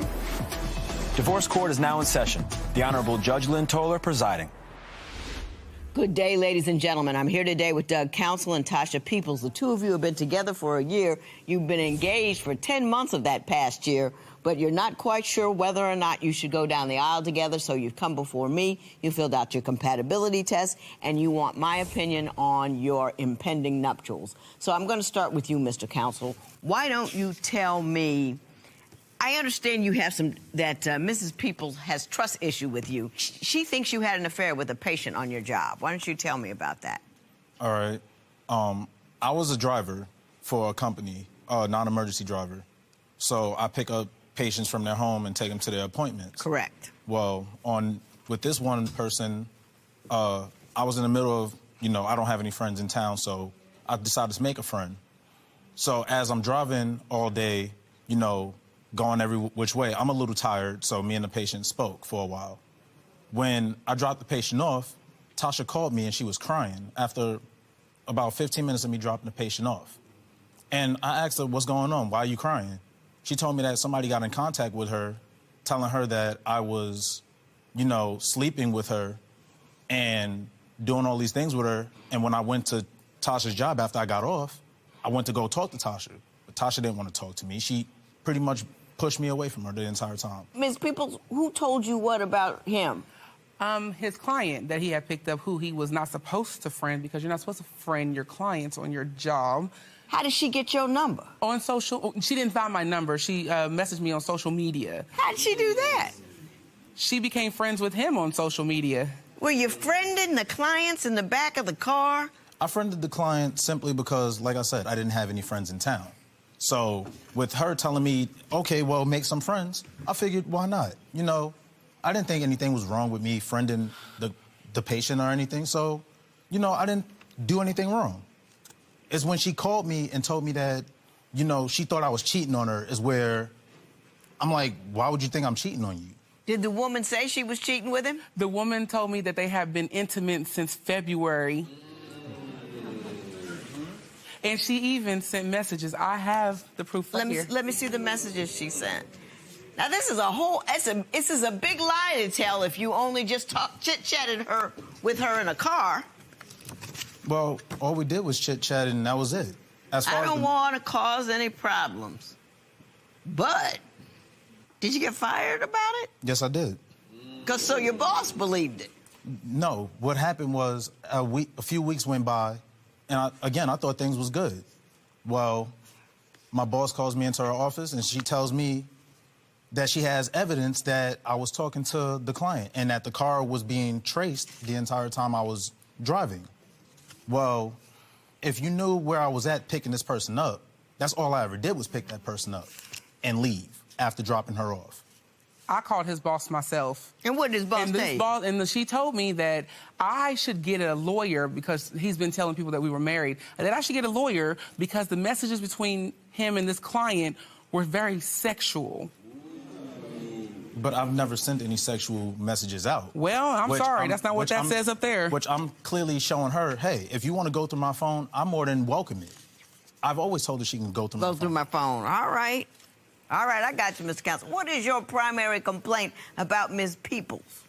My primary complaint with her is that a lot of times she doesn't announce when she's going to pass gas or anything like that. You should at least respect me enough to announce that. We were talking about infidelity and now we got gas. He's always talking about gas. He stormed out of my house because he was talking about gas. You think she should announce before she passes gas? Yes, I do think she should announce it. But do you announce it? No. Oh, yes, I do. I definitely do. No, he does not. I definitely do. I say, no, yo, he doesn't. Real talk, I'm not even going to be around. I wouldn't be around me right now. Oh, my so I'd get up and I would leave. But she doesn't do that. No, she doesn't do it at all. So I'm asleep, and it happens, and he's like, he nudges me. Really? You gonna do that? Oh, so and I then he just just nudge gets up and he just starts packing all this stuff. You know what? I'm sick of all this. I'm sick of you doing all this all the time. I'm like, you know what? Whoa. Now you all the way out of pocket. Well, with that. how often do you pass gas? I don't know, because I'm asleep. No, according to him, it's not natural that people do that at night. No, it's not natural when you don't announce Excuse me, it. you and have then to know when you're doing it. My Is what back he like said. it's okay. Like now, like I'm supposed to know. I'm sleeping. Now, check this out. Really? I work all day. Yeah. Sometimes I'm working all night. Yeah. So when I come home this one night, I'm tired. You know, I'm pretty much defeated. Right. I come in the house and I just plop down on the bed. Uh-huh. I don't realize where my head is until I start to smell something real foul, and it's like slowly ciphering the room. I got the problem with the gas. We're going to leave that alone for now. And I'm going to ask Mr. Counsel why he thinks Ms. Peoples is seeing someone behind his back. She's part of this group called Big Beautiful Women. I mean, look at her. She's beautiful, no doubt. But how come I'm not part of that group? I mean, I love big, beautiful women. That's not my problem. I've been on this group since before I met you.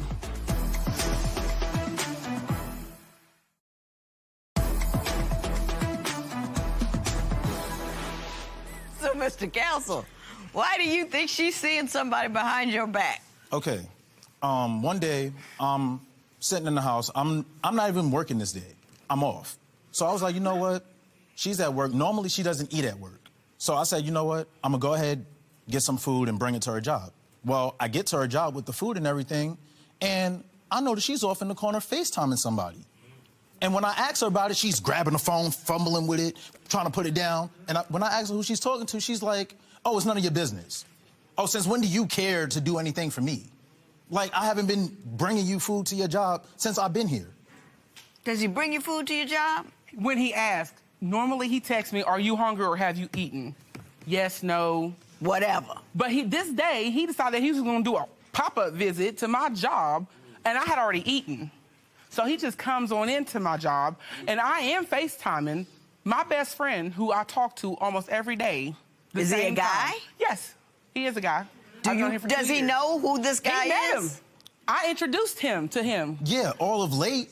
So what? You still met him? No, it does matter. Because if I'm sitting up there asking do you really think she's sleeping with this guy? Sleeping with him, she says he lives in Florida. But the time that she introduced him to me, what is he doing in Charleston at this time?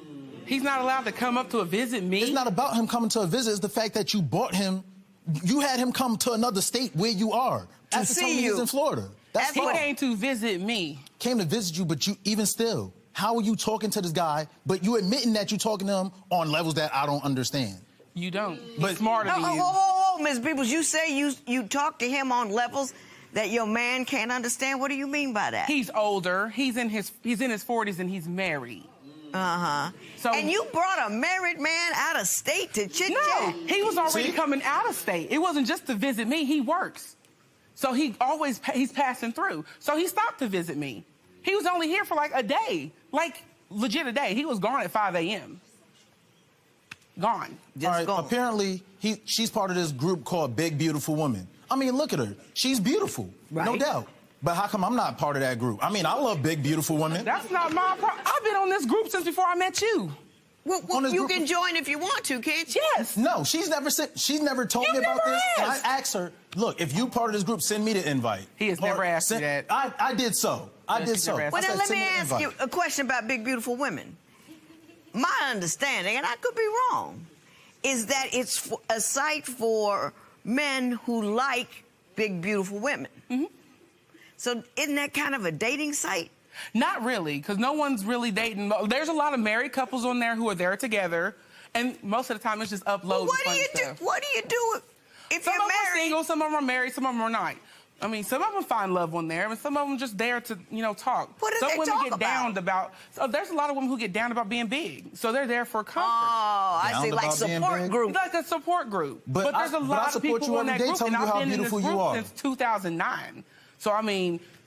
He just came in my life. Why don't you just join? See what's going on? I constantly ask her to send me the link. He has never asked me. I constantly ask her to send me the link. He's And when she doesn't send me the link, you just I'm like, Google it. I can't just Google it because she's part of this group on Facebook. So to get part of a group, you got to be invited into the group. I got you. I'm You with never you. asked I'm me. with I did so. You're barely on social Even if media I'm like barely that. on or whatever, what makes you think that I'm not going to pop in every so often to see what's going on? I barely get on it like that. Now you're lying because you're on your phone I'm talking all about the time. the group. No, but you're on it all the time. I'm on social media every day, so. That's a problem. No, it's not. Because even when we're trying to communicate, she's always on social media. Are you always in your phone? I am, because I don't want to talk to him about nothing. I ain't got nothing to talk to him about. Why did you get engaged after 2 months? Miss Lynn, you ought to ask him. Oh, really? Because when I got with her, everything was cool. The first 60 days. Yeah, we were doing it on and off. We were constantly doing it all the time. And then after a while, I was like, you know what? She's doing all the things that a wife would normally do. And so I'm going to lock it down now because I want this forever. I love this woman. She don't even know how much I love her. Gas and all. Gas and all. I wouldn't care if we got married and she blew one in my back every night after we done got married. But the fact of the matter is, I don't want to keep fighting it. I got it. Look, I'm going to move on from there and ask you why you say he disrespects you. I'm like, you know what? I'm tired of this, you little ignorant. And I say what I say, and then I'm like, you know what? And I leave out, I go outside, take a walk, and I calm down.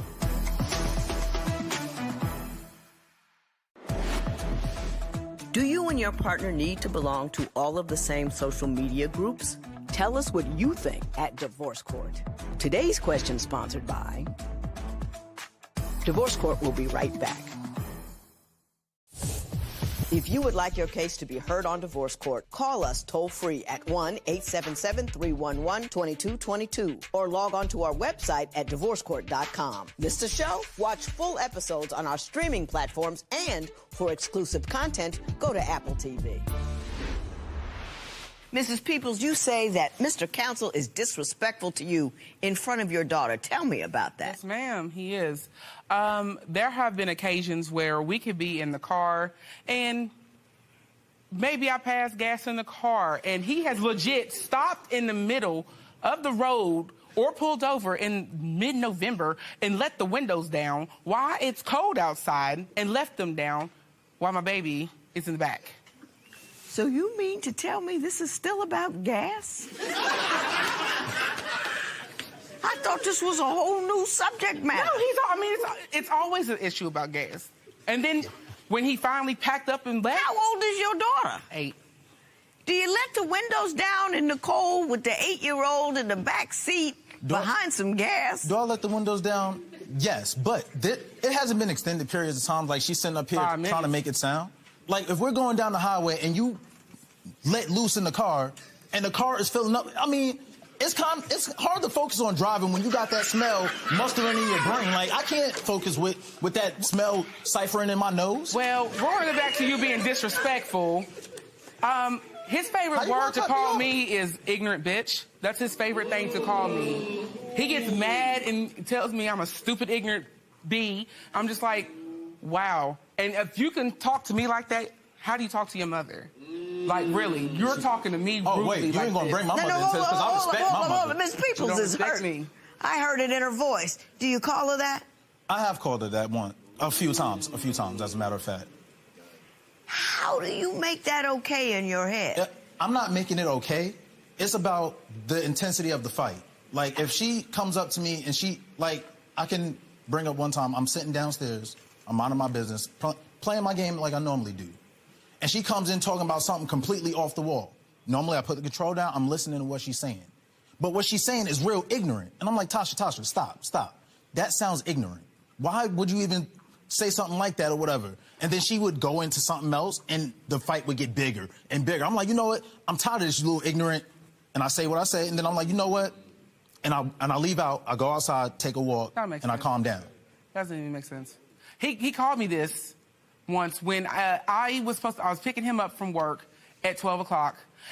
My cat got out the house, and I grabbed the cat out the bush, scratched my arm all up, put the cat back in the house. 12 o'clock, he calling.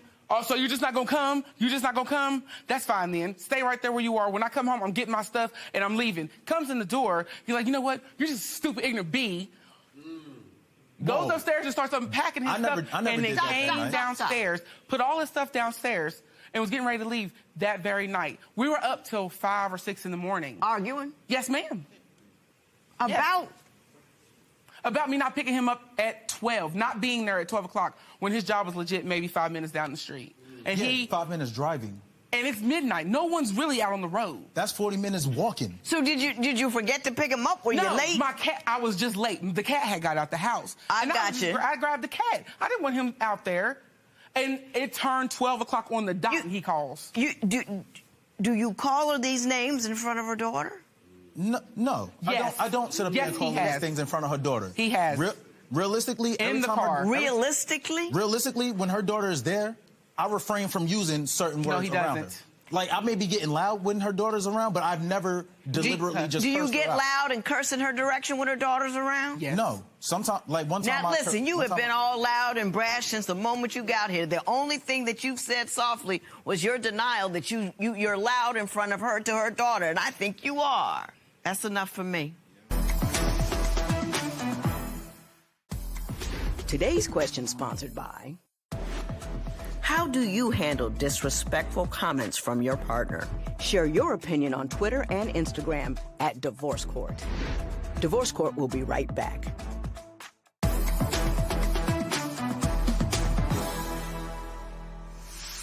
You know, Mr. Counsel, there was a point in this proceeding in which I felt my most sage advice was simply for her to change her diet a bit.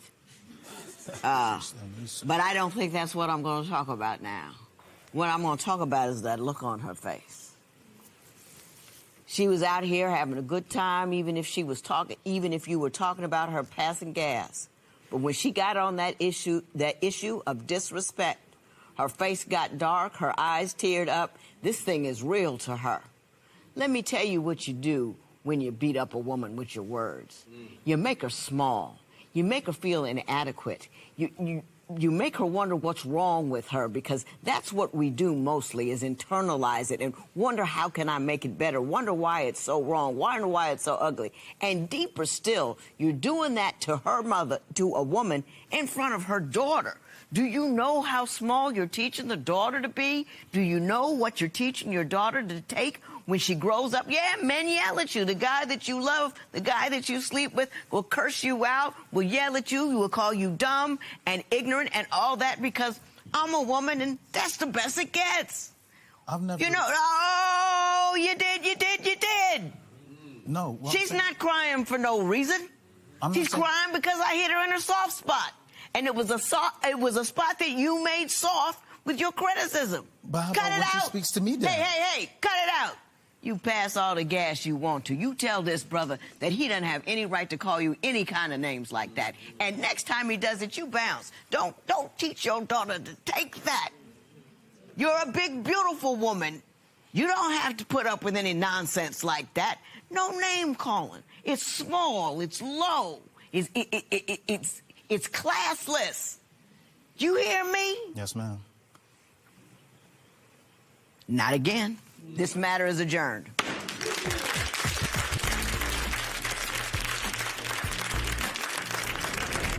Let's talk about him for a minute. If he changes his ways, will you forgive him? No. No. No. So this is over with. Yes. If she says that there's nothing left to say, then it's gonna have to be what it is, because I really want to be with her, and if she doesn't, then it is what it is.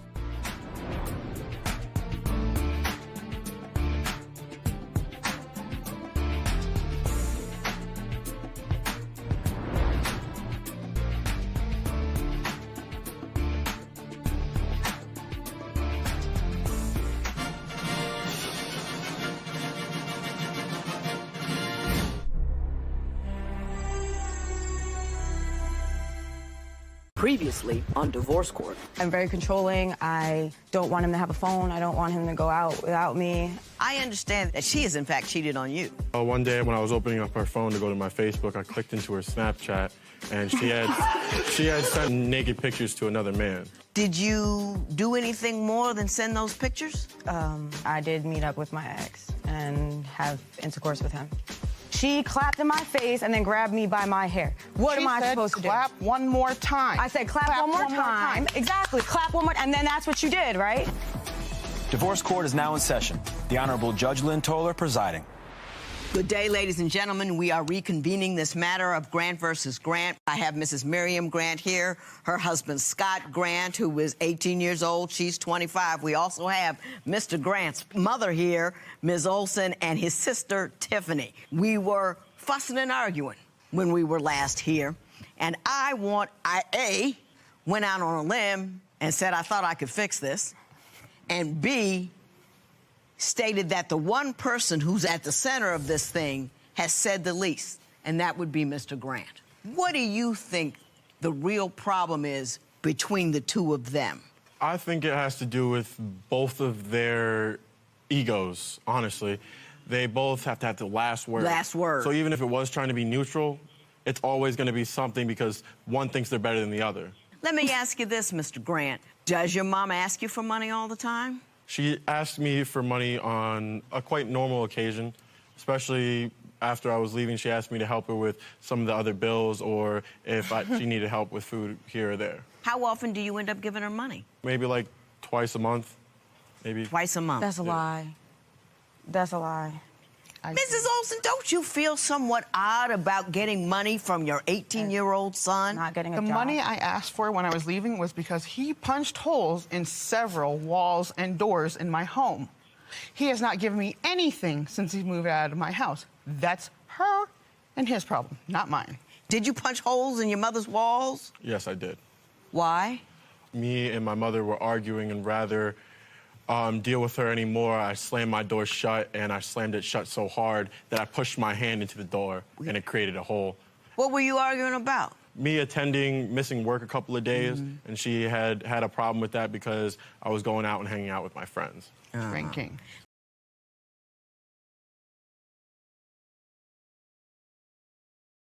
You wouldn't have been so anxious to rush into a marriage. Definitely believe so.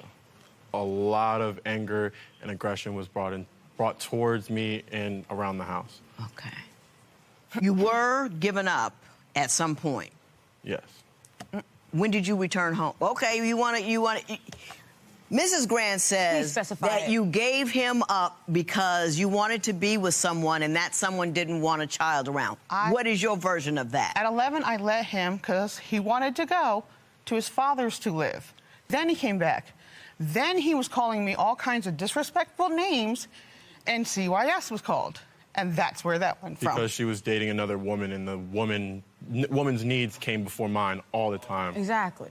Well, you don't. You weren't. Well, from what he tells me and what I see myself. Then let the man speak for himself. You control enough of his life. Let him talk now. Stop.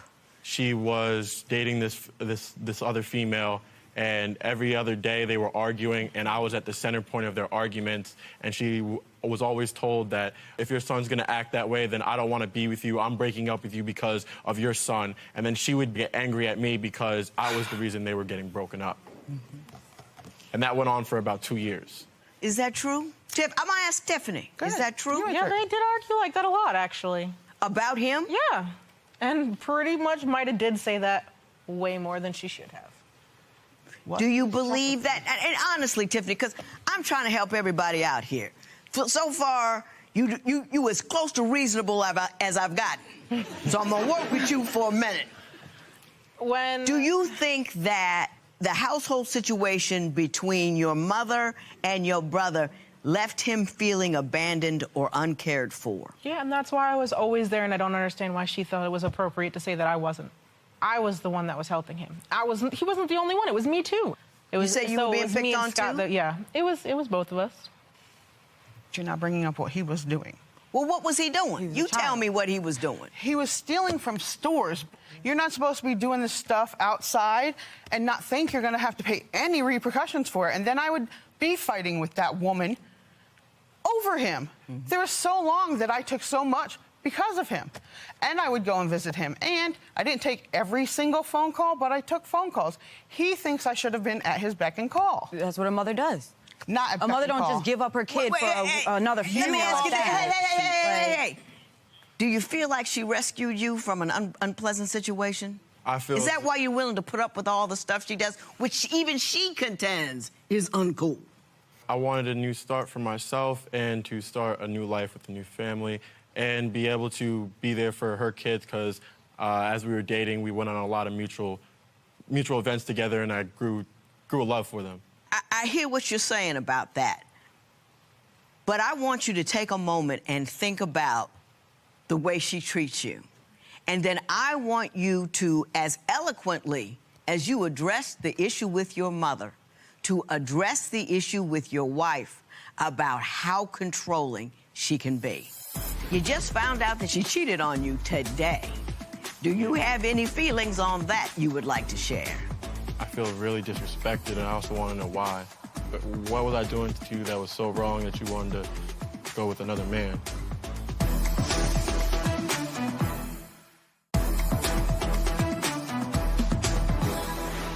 Just as a reminder, even you say you control him too much. You make him walk to work because you won't want him in a car with another woman or a co-worker. You handle all the money. You keep him away from his friends. You keep him away from his family. You won't let him have a phone. He can only go on social media when you're there with him. And you agree that all that is happening, and that's way too controlling. You got that? Yes. We're on the same page. Yep. Mr. Grant, why don't you tell Mrs. Grant how that makes you feel and what you need her to do to be okay in this marriage? I definitely feel as though that not being able to have my phone and you always assuming the fact that you get to rule my life is making me feel like less of a man, and that I don't think I'll be able to maintain forward if you continue to be this way.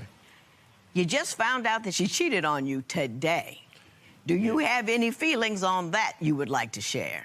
I feel really disrespected, and I also want to know why. What was I doing to you that was so wrong that you wanted to go with another man? Wonderful question, Mrs. Grant. Why don't you answer it? Because he's feeling responsible. It's not his fault.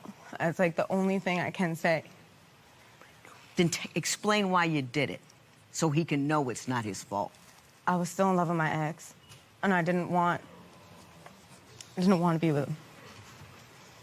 So I did what I did to intentionally sabotage it.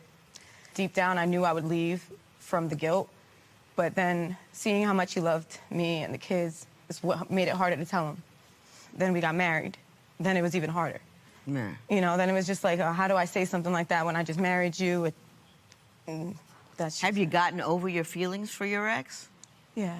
He doesn't have anything to worry about now? No, I don't talk to him anymore. Yeah.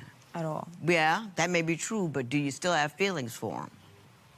I feel like he shouldn't have hurt me, but I don't have feelings for him. I feel for what he did to me.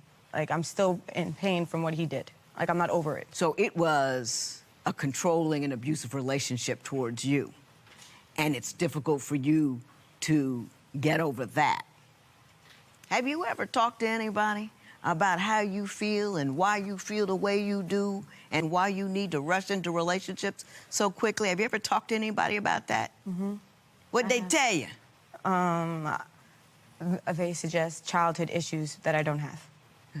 Well, you got some issues. I have Whether they're childhood issues or not, Yeah. we don't know. But you do know you have some issues, right? Do you have any sense what they might be? Yeah, I'm controlling, and I'm insecure and hurt. That's a symptom. You're controlling. I want to know why you keep jumping into relationships with dudes. You were in an abusive relationship where you were the abused one. Now you're turning around and be abusive to him.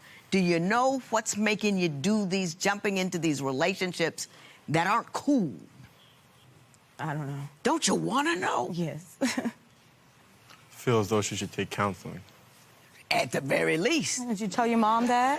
You just admitted to sleeping with an ex while you were with him. What do you want to do now? Well, on top, me and No, you were never official either. Wait a minute. You just stabbed him in the heart. What do you want to do now? Hug him. And apologize? There you go. I knew we'd get there eventually. Here on TV, we're obviously going to have our own conversation about it, in But private. tell him now. He's dealing with it now. I can't. You can't? No. I will cry and I will need him. And, like, I just know. You can't because of what? I'll need to hold him. Like, I'll need to talk to him. I can't just say how I feel. You are sorry, though. I am, absolutely. Do you want an apology? I definitely would think that's necessary. Do you believe that she no longer has feelings for her ex? That much, I don't know.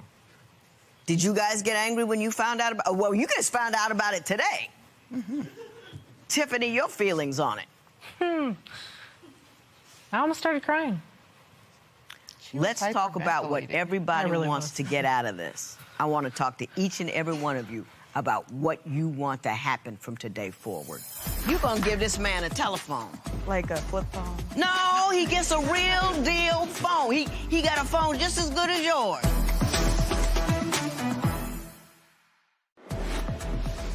Could you forgive your spouse for sleeping with their ex just weeks before your wedding?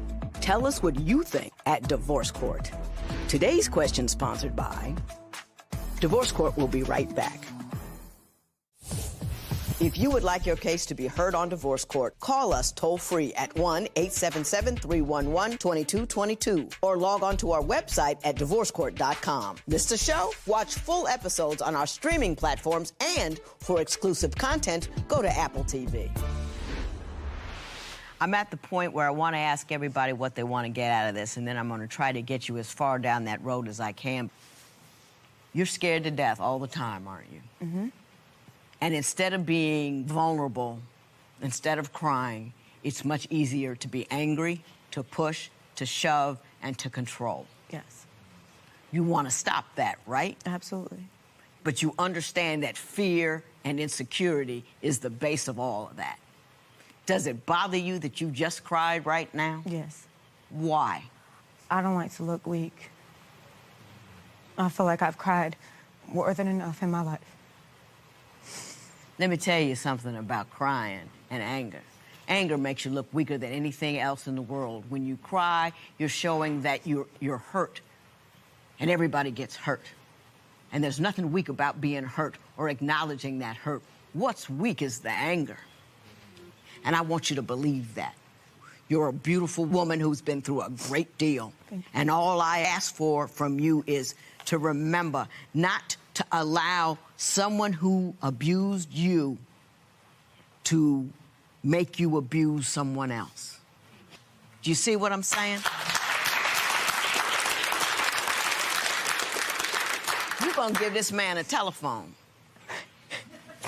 No, that's what you're gonna do. You're gonna get this man a telephone. He's 18 years old, he's working, he's bringing home money, he's caring for your children. He gets a phone.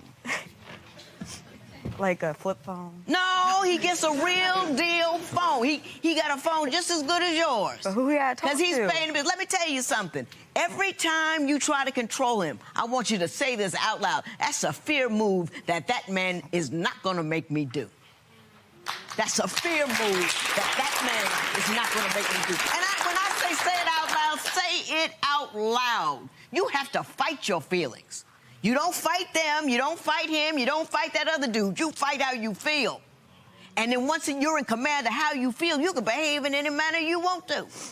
And no matter what he does, if he stays, if he goes, if he plays, if he cheats, you'll still be fine. Because you're strong. Mr. Grant, you are one of the most mature 18-year-olds I've ever met. And I've met a number of them. Thank you. I'm low-key horrified that you put up with this so easily. Right. Low-key horrified. And I want you to be unwilling to continue to put up with it. You're a grown man. She's asking you to do grown man duties. You're going to have grown man respect, and you're going to demand that respect. If you want to get in a car with a coworker and get in home, you do just that, and don't you say nothing to him about it. He'll call you on his phone while he's in the car with her. I won't. And say, baby, I'm on my way. Yeah. That's what happens in a good marriage. And if you ain't got a good marriage, what you want him for anyway? Yeah. All right? So, having said that, I'm going to take another moment, bring it down, and then I'm going to address everybody else. Today's question sponsored by... How would you handle your in-laws borrowing money from your spouse every month? Share your opinion on Twitter and Instagram at Divorce Court. Divorce Court will be right back.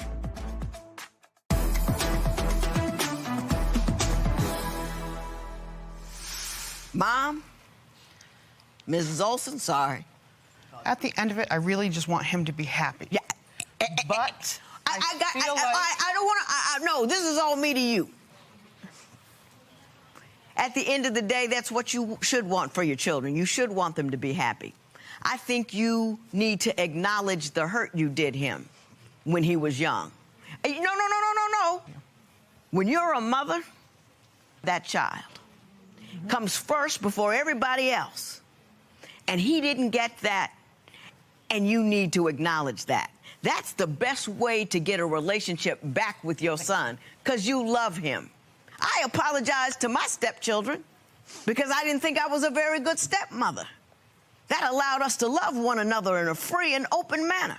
And I'm asking you to acknowledge your... I'm not allowed to talk to him now. But now, I'm trying to fix that. I'm telling everybody specifically what they need to do. I told her to stop controlling, which will allow him to speak to you. And when he is allowed to speak to you, I want you to say the right thing.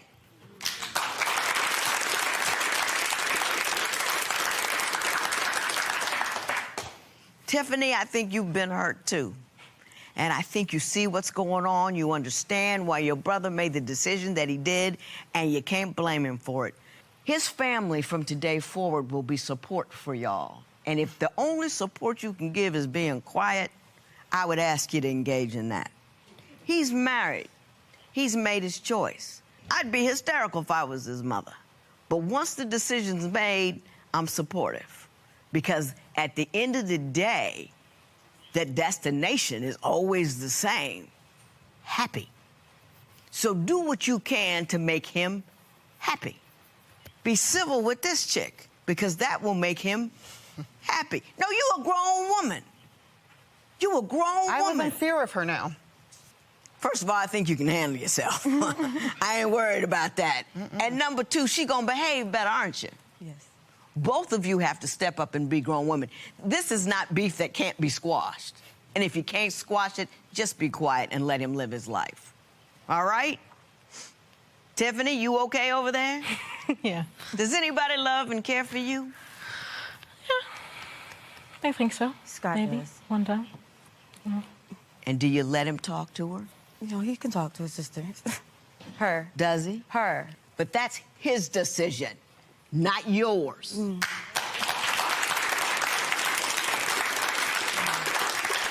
Let me tell you something. If you don't believe what I said before, let me say this.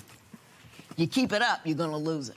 Because there's too many other women out there that'll take him just the way he is and not do nothing to him. Be careful about that. This matter is adjourned. You've admitted that you cheated. Do you have any regret, though? Of course. I have a man who would never hurt me, and I do to him what they did to me. I feel as though we can move on and make this whole again as long as we sit down and have a conversation and I get more of the story.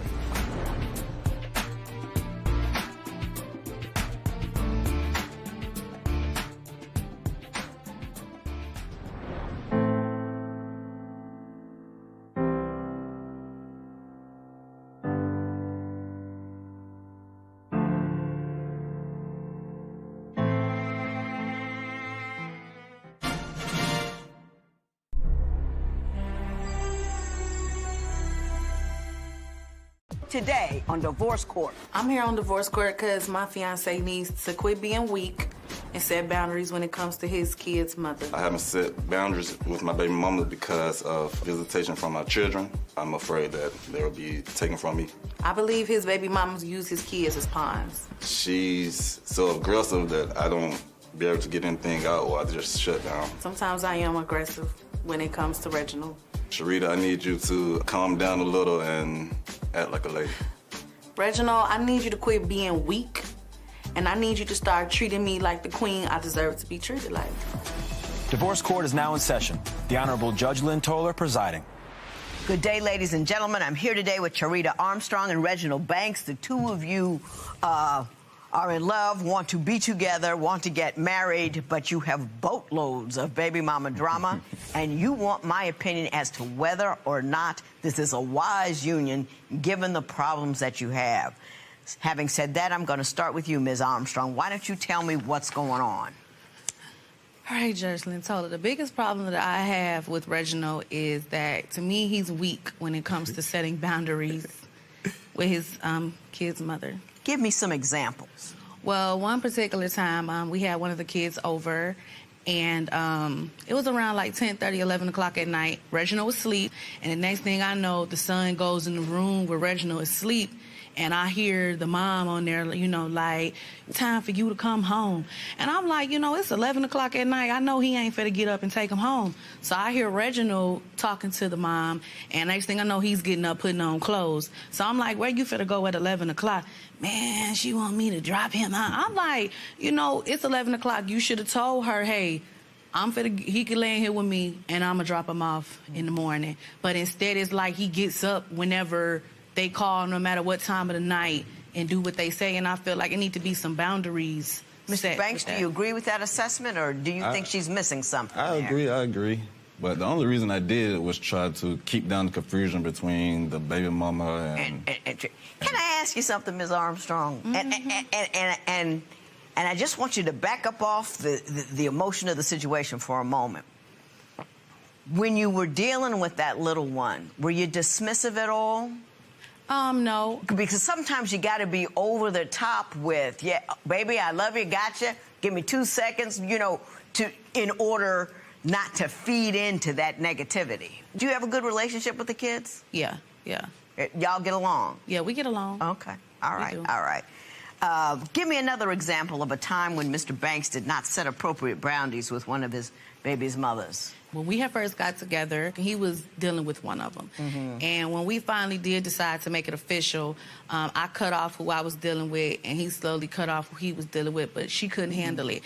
So it was one time that she lets him know, like, the only way you're gonna see this child is if you come to my house. So I looked at Reginald, I'm like, so you gonna go to her house and y'all gonna talk? Like, I don't understand. I think it needs to be like at a restaurant or something, y'all could discuss issues not in her setting. Because so when he basically came to me like, well, my kid come first and I'm gonna do this. So I'm like, okay, well, my son's father wanna see my son too. So how about I book a flight back to Illinois every weekend, and then I let my son spend time with his dad, and then I'll come back Sunday. Mr. Banks, what's your response to that?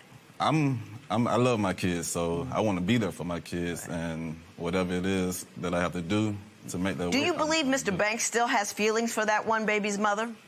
At that time, I really didn't know.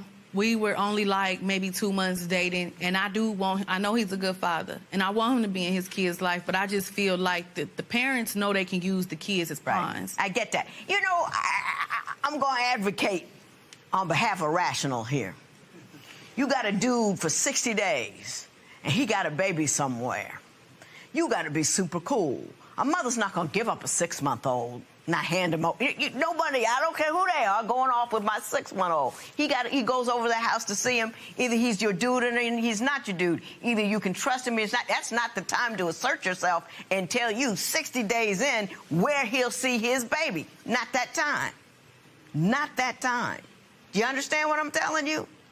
Yeah, but the only issue I have with the baby mommy is I could see if she was like, you know what, I need you to come see your son here because I don't know her. But to me, every time she conversated with him, it was, how could you break up our family? I need you. We need you home. It was always home, home, home. And that's exactly what you would do if you were in her position. She's a person, too. She was in love with this guy. Now he's leaving.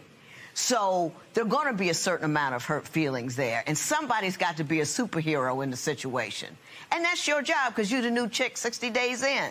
Do you see what I'm saying? Do you see it? You don't see it. No, I don't see it. You don't see it. Yeah. But let me say this to you. The fact that you don't see it puts you in the situation that you're in now.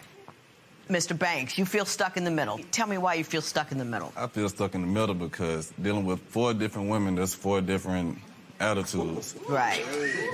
So, yes, I have 3 babies, 3 baby mamas. Okay. And I really love this lady, so I want to make it work. Want to make it work? Yes, ma'am. I guess so. My next question is to you. What are you doing in order? Because you're the linchpin. You're the guy in the middle. What are you actively doing to orchestrate the situation so it works out in a manner that doesn't make everybody crazy? Do you ever end up engaging with the mothers themselves? When they see me, it's eyes rolling. What do you do? Oh, I just sit, I smile. She is cool and calm and she claims? No, she's not. This is my baby gangster right here. Did you tell me what's really going on, Mr. Bates? Because I didn't believe her either.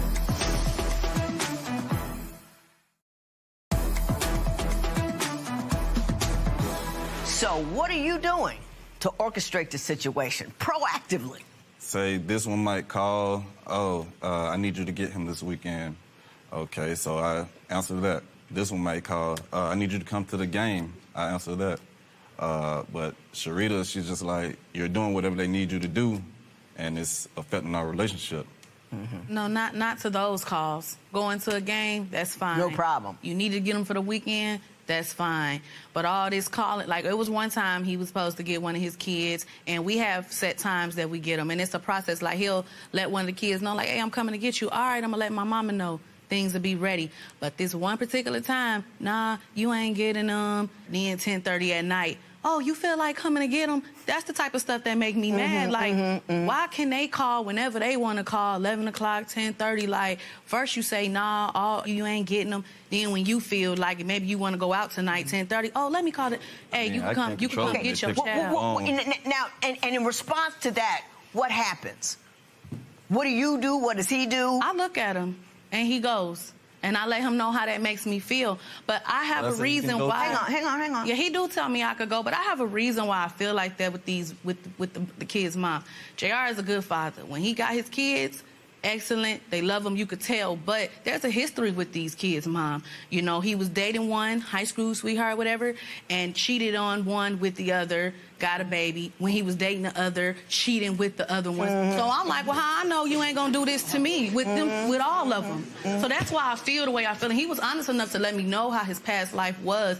But it's like, you probably told them the same things, like, oh, I just want you, and it ain't gonna happen with them. And you did it. It's like repeating. Right. So when I see... Do you ever end up engaging with the mothers themselves, or are you always just arguing with him about how he responds to them? Well, when they see me, it's eyes rolling. You know, it's like... What do you do? Oh, I just sit, I smile. You know, I sit there and she is cool and calm, and she claims? No, she's not. This is my baby gangster right here. This is my baby gangster.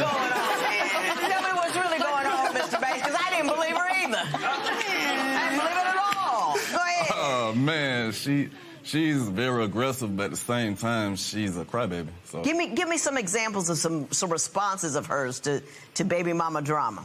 Oh, man. So I get a text message around 6:45 in the morning, and she's like, what's she doing texting you at 6:45 for? She wake up with you on her mind? I'm like, I don't know.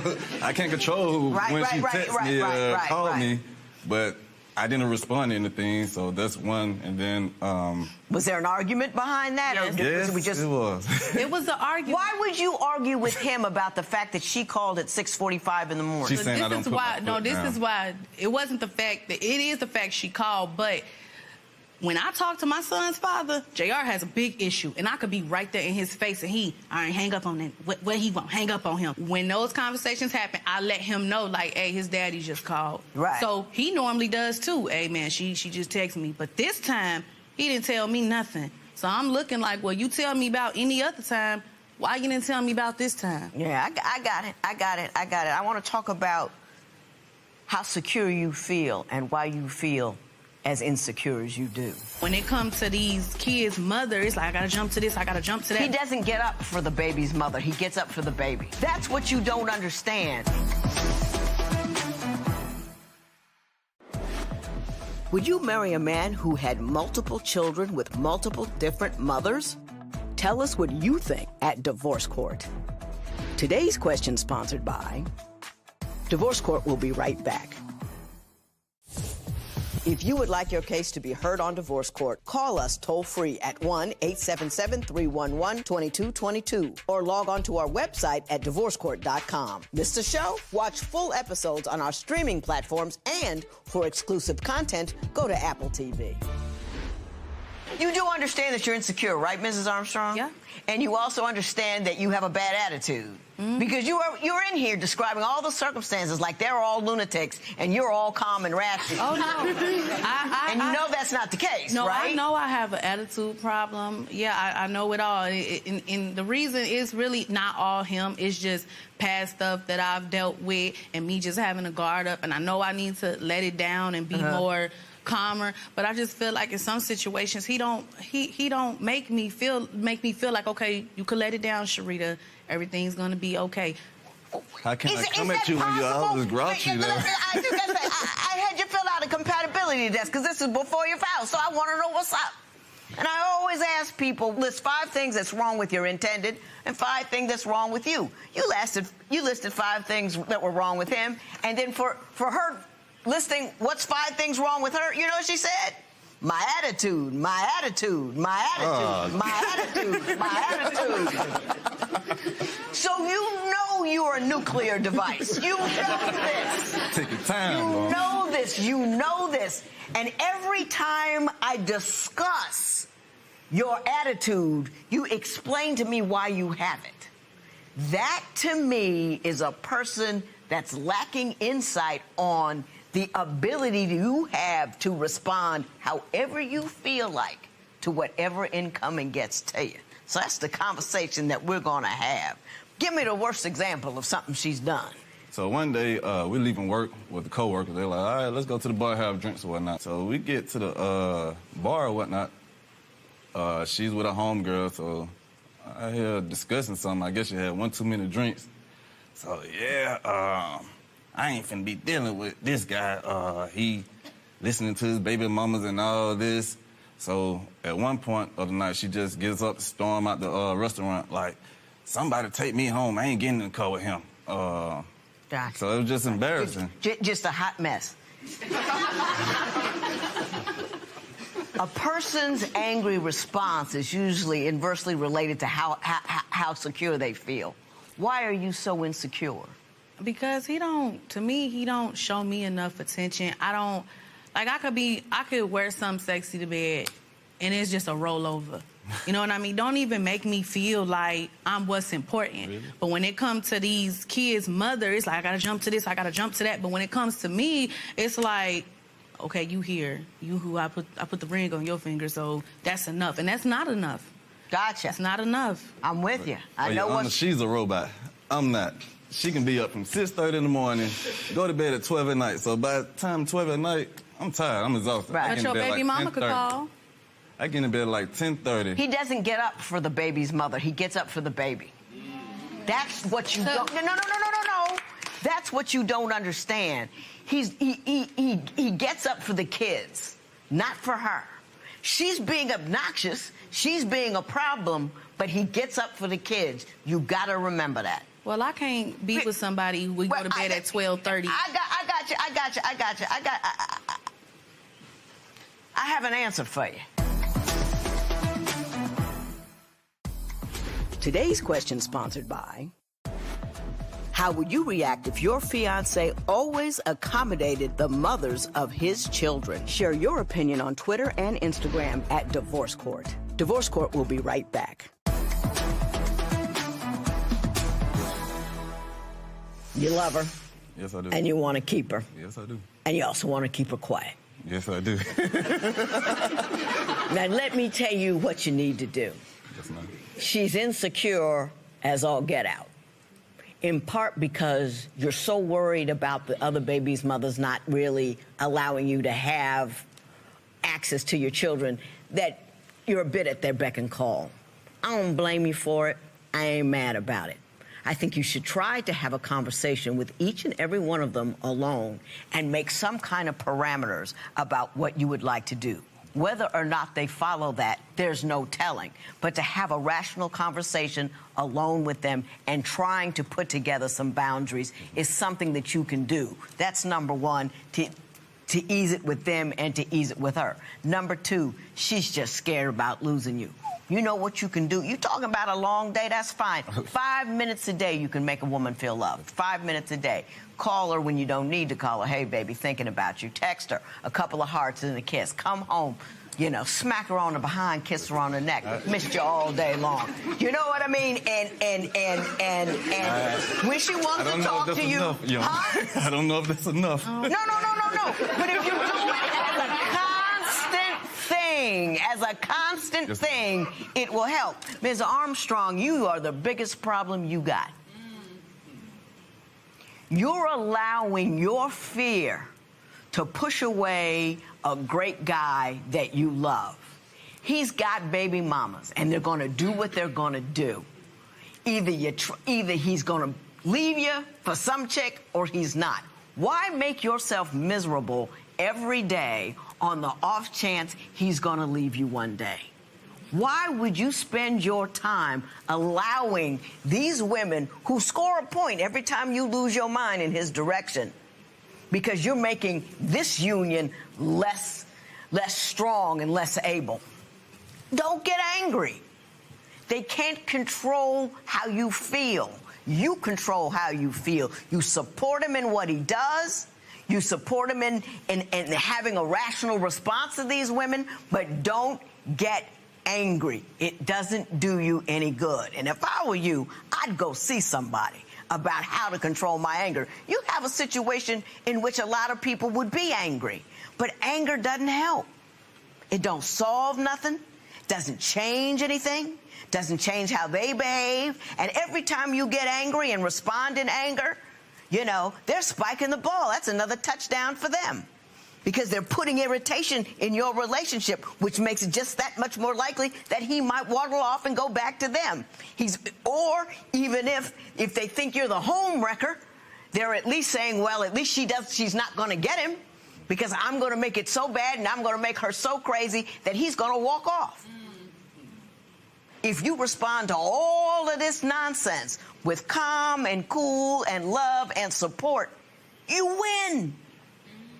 You just win. You see what I'm saying? Mm-hmm. You with me? I hope so, because you're pretty as all get out. And he's handsome. And I'm all down for black love. Calm down, cool out, get help if you can't do it on your own, and then get married. This matter is adjourned.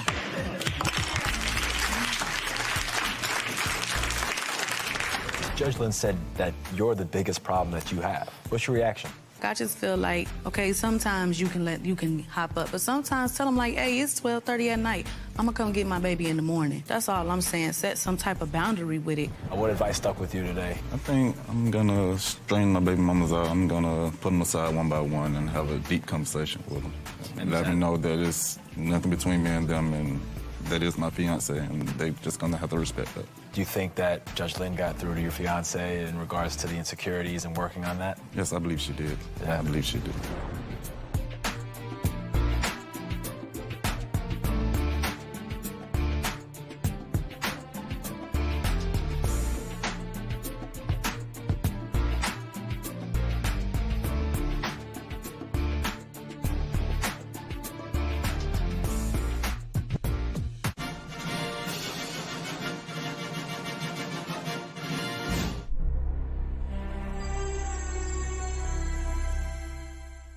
Today on Divorce Court. I'm here because I've been married to Cedric for 12 years, and he doesn't understand that I need help because I'm legally blind. My wife's disability has been causing me frustration because I've been wanting to do what I want to do, and I should have been putting her first. When Cedric cheats, it makes me feel like less of a woman. I thought she was going to leave me, and I ended up cheating with a girl that was showing me more attention at the time. I want the judge to tell Cedric to be more emotional and mentally prepared to deal with me. I want the judge to tell Courtney that I do have the potential to change. I would love to spend the rest of my life with Cedric if he can be more emotional and compassionate. Divorce Court is now in session. The Honorable Judge Lynn Toler presiding. Good day, ladies and gentlemen. I'm here today with Courtney Phelps and Cedric Phelps. Mr. and Mrs. Phelps, you have been married for 11 years and have 2 children between you. Mrs. Phelps, I understand that you have some health issues that have impacted you and your marriage greatly. So why don't you tell me a little bit about that, your marriage, and why you've brought Mr. Phelps here today? Yes, Your Honor. I brought Mr. Phelps here today is because we've been married for a while now, and I feel like that I have a disease called sarcoidosis uveitis. And Cedric is not like emotional and mentally there for me with my disability I have. I'm legally blind, and I had 16 surgeries, and the last 4 he hasn't been there for me. He didn't come to the hospital? No, ma'am. He didn't even acknowledge that I was having the surgeries on that day, and I remind him like a week's ahead, and he doesn't show up. He didn't show up for the last 4. It hurted me bad. I needed him there for me.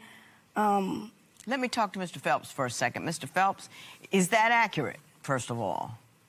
It's pretty much accurate. I was doing a lot of studying, and I found out that it wasn't going to work out. The hospitals. You've done a lot of studying, and you found out what wasn't going to work out. The hospitals weren't going to fix it. They can't fix it. You have to fix it yourself, and she wasn't listening at the time, and I just didn't want to be in there watching. So you Googled her problem and decided that the physicians who had gone through college and medical school and internship and residency and specialization and board certification, you knew more than they did. Yeah, I feel like I did. Really? How much Googling did you do? Did a lot. You did a lot? I'm not ashamed to Google. Research. Yeah. But they study for years. They get paid to treat you, not cure you. Okay, so you think that they were just trying to treat her and not cure her? Because that's the reason why her eyes got bad. When she first started going, she could see a lot of things. But as she kept going, it never got right. Now, Ms. Phelps, do you believe that they did accelerate the loss of your eyesight, or do you think that it was simply the course of the disease? I feel like it was simply the disease. I mean, when I did go through my surgeries and stuff, I mean, it's a healing process that Cedric needs to understand that I have to go through when I go through surgery. So, I mean, during the healing process, that's probably why he feel like you're going through the surgery, so okay, you still see, bam. But it's a process you have to go through. Have the 16 surgeries helped? No, ma'am. The disease I have, it attacks all organs. Right. And it mainly affected my eyes. I mean, it helped me keep certain inflammations down in my body. So I feel like it did help me, though. You say he hadn't showed up and support you. The hospital thing was just one example. Can you give me other examples? Okay, one example. I was rushing to get dressed for a doctor's appointment I had, and I needed to find my toothbrush that was moved in the bathroom. And I asked Cedric to come in and help me, and all he did was stood at the door, tell me, oh, okay, it's over there on the left-hand corner, and didn't come back in, left me in there to feel all around, knocking everything down. And it's just, I feel like he's not there for my emotions when I'm, like, down and I'm crying about my disability. He doesn't comfort me. Okay. Mr. Phelps, are you there for her emotionally? She's emotional, and I'm not reactive like that. I try to get her to remember, like, she don't even want to learn the Braille system. She's don't believe in being too organized, so I'm trying to want her to be organized. Half of it is not because she can't see, it's because she's just not an organized person. And having that disability, she needs to be more. So I think what you're saying is she needs to be more proactive. Yes, she has lost her sight, but she needs to do more things to allow her to function normally, like to learn Braille. If I'm gone, if anything happens to me, what is she gonna do? Yeah. I'm gonna ask about that, but then I'm gonna ask about the emotional support. Ms. Phelps, he says you don't do enough to make your circumstances as good as they could be despite what's going on. What is your response to that? I feel like that's untrue. I does a lot on my own. I wasn't all the way legally blind my whole life. And I feel like that if I am doing it on my own, I mean, I can go off of my memory. And I does things going off of my memory. I just need a little help, as far as like a little support. Do you understand what she's asking for that you're not giving her? That's the part I think I want to say. Ma'am. Yes, ma'am. What is she asking for that you're not giving her? She's going through a hard time, and she wants me to be more understanding, and I need to give her more understanding. And I wasn't doing that. I admit that. But You I haven't been was compassionate and caring. I care, and but just not the way she wanted. I wanted, you know. Being compassionate to someone in a way that doesn't make them feel better is not compassion. Do you see what I'm saying? Compassion is, I'll do what she needs in order to feel better and support her. Even if it's not what you would need in that circumstance, you got to figure out what she needs. See what I'm saying? It's like this. You know, she want to take the doctor's medicines, but the same thing, the vitamins and the things that they put in the medicines, take out the drugs, she could just be using that, you know. That very well may be true, but that's not what I'm talking about, medical treatment. I'm talking about being a man who's at home, loving a woman who's having a hard time. Do you care for her? Do you talk to her? Do you hold her? Do you listen to her? That's the part that's brought her here. Do you see that part? Mm-hmm. This is something that I don't know a great deal about, and I always like to learn new things, and I think maybe you could learn a new thing or two. So I have here Marcia Farrow, the president of the Georgia Council of the Blind, and she's going to help me understand more about her challenges and also help you explain more about what you can do to help your wife. I think we should have Mr. Phelps put some on, don't you? Kind of see how that's how your wife sees the world? It's difficult, isn't it? Just blurred. Just blurred. You're in a fog. You really can't see anything. You didn't leave those glasses on very long, Mr. Phelps. Was it disconcerting for you?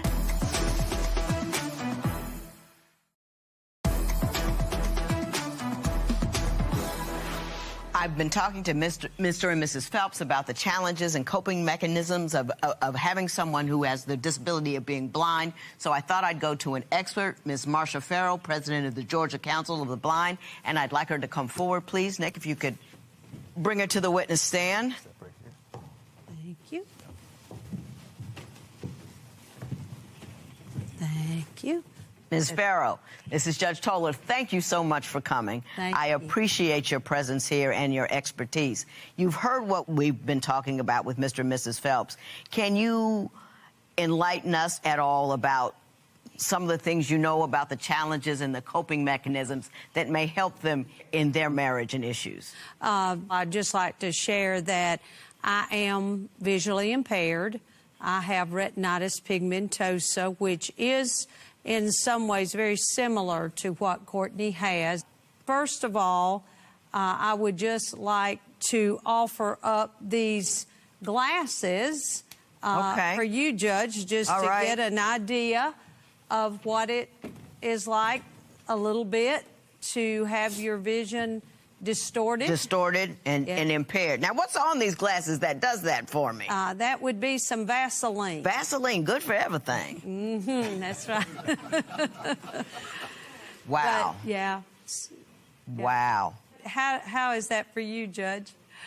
It's, it makes me feel separated from the world, and it makes all of the world blend together. So there's no fine definitions, and there's not a lot of, you know, all of these people are a streak of color. And if I didn't know they were people already, I might not figure that out. It's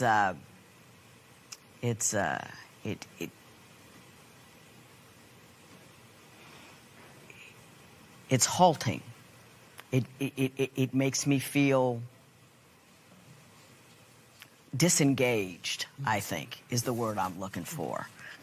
I think we should have Mr. Phelps put some on, don't you? Let's have Mr. Phelps put some on. Yeah.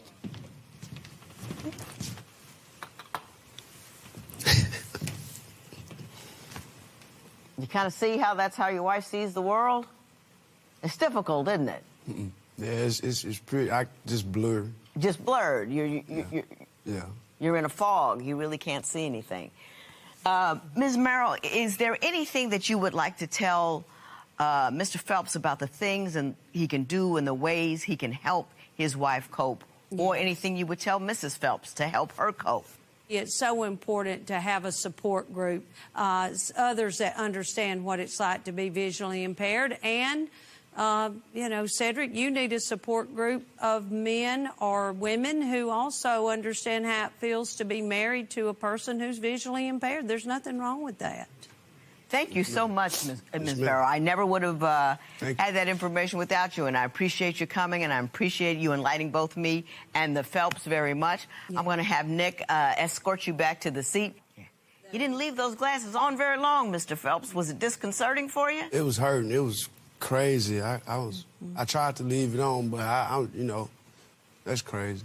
She deals with that crazy every day, and she can't take them off. That's right. Mrs. Phelps, when he was wearing those glasses, you started to cry. What made you so upset? Because it's like I wanted him to understand what I go through. And, like, I mean, I understand that he wanted me to be more, you know, independent. And that's what I was trying to show him by. I want to be more independent, but I just need his help. And by him knowing exactly how I feel to not have that vision, I wanted him to be put in my shoes for a second, and he finally got put there, and that was just like a rejoice moment for me, because it's like he didn't understand. Mr. Phelps, anything you want to do right now, an urge from your heart, from your soul, my wife right go now. do it. Oh, yeah. Go do it. It's all right, baby. Okay? I'm sorry. I'm sorry. I didn't know. I mean, I knew it was blurry. I knew that it was hard. I thought it was dark. I didn't know. I don't know how I feel to be blind, you know. But that's why we brought Miss Farrell here, and you've learned. We're going to take that for what it is, and we're going to leave that with you, and I appreciate you admitting that you didn't understand. And letting us know now you have a better concept of that. Now I'm going to stop appreciating you for a minute, and then we're going to talk about why you've been cheating on her. I called him, and I fell asleep at my family member's house, and I'll be back home. And as soon as he got there, I said, you stay the night with some girl, because he wasn't smelling like home.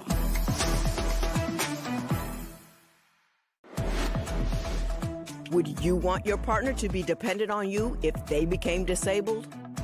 Tell us what you think at Divorce Court.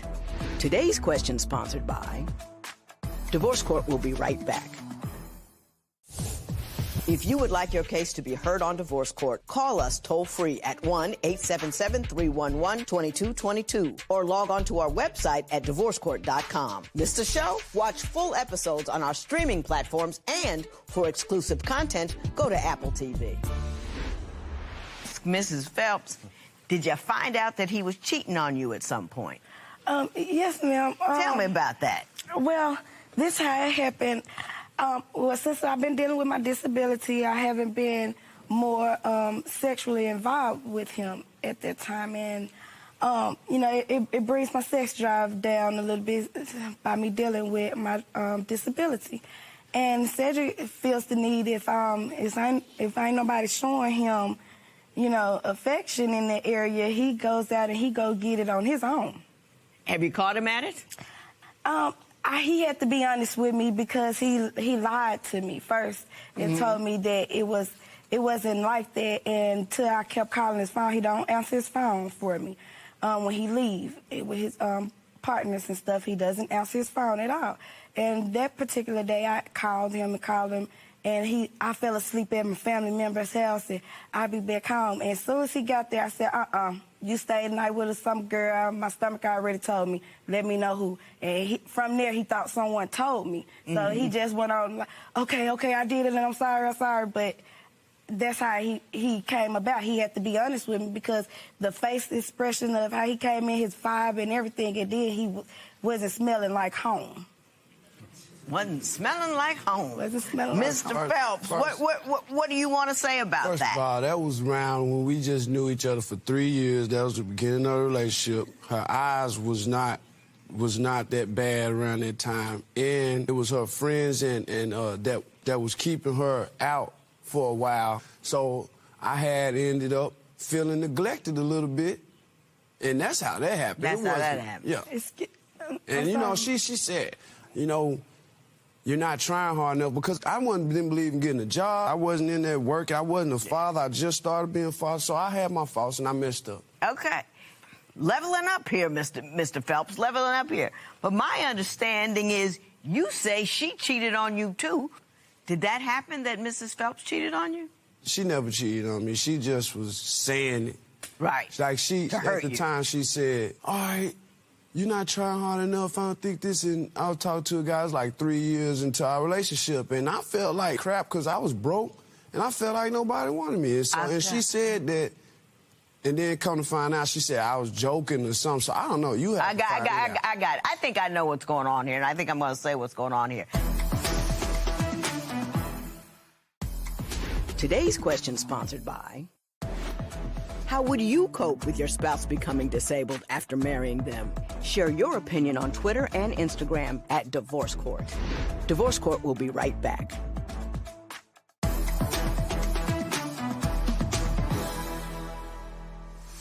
I was prepared not to like you at all. But I think I was wrong about that. I think you've been less than compassionate, less than your best husband self. I think you haven't understood her pain or tried to, but I also think you're coming from an environment where that was not demonstrated to you, and you're trying to get better bit by bit and piece by 35. piece. And you're not quite there yet, and I want to applaud you for that. I'm not going to just dig at you for the things that you haven't done. I want you to applaud for the leveling up that you have done. And I also want to applaud you for what you had said here today about your revelation about what she's going through having put those glasses on. Mrs. Phelps, I just love myself some you. I think you're strong. I think you're beautiful. I think you've stayed with him through this struggle, even though it had been difficult. I think you're a lot of the reasons that he's leveled up in this world. Because you're a good woman, and he knows you're a good woman, and he's trying to be a better man on your behalf. He's going to level up again after this today and try to be more compassionate and loving about this very difficult thing. And I hold out hope now. When I came out, I thought it just was going to be raggedy.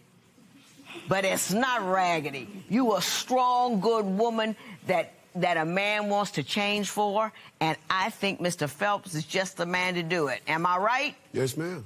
Then this matter is adjourned. Good luck to the both of you.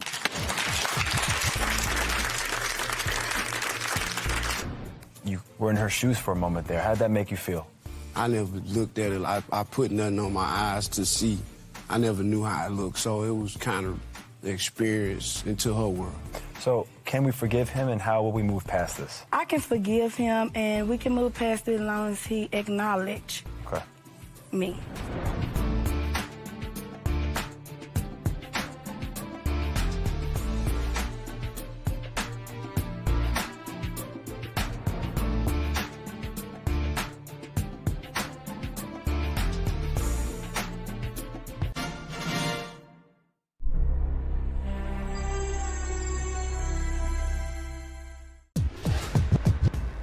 Judge, today's case is Three's Company. It's hard to stay in a relationship with someone who's living with their ex, but somehow this guy has managed to do it. Let's see if we can't figure out why. Court is now in session. The Honorable Judge Lynn Toler presiding.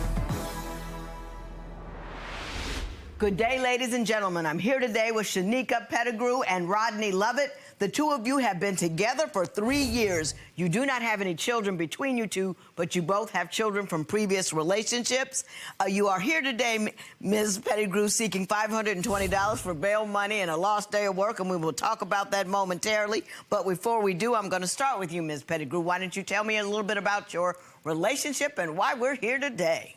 Judge, Rodney had the chance to be #1 in my life, but he couldn't hold that title, so I had to move on to the next. And the reason why was one time that I had a procedure done, and I had bed rest. I was bed rest. And so I wanted to see him, but I didn't get a chance to see him, so I decided to go to his house. I called him, he didn't answer. But once I got to his driveway, I noticed there was a car outside his house that I wasn't familiar with. Once I got upstairs in his house, I opened the door, and there was a woman in bed, butt naked, and he was too asleep. Mr. Lovett, did that occur? Yes, ma'am, it did. But first of all, I did go see her after her procedure. I was Then there. you got naked with this other chick.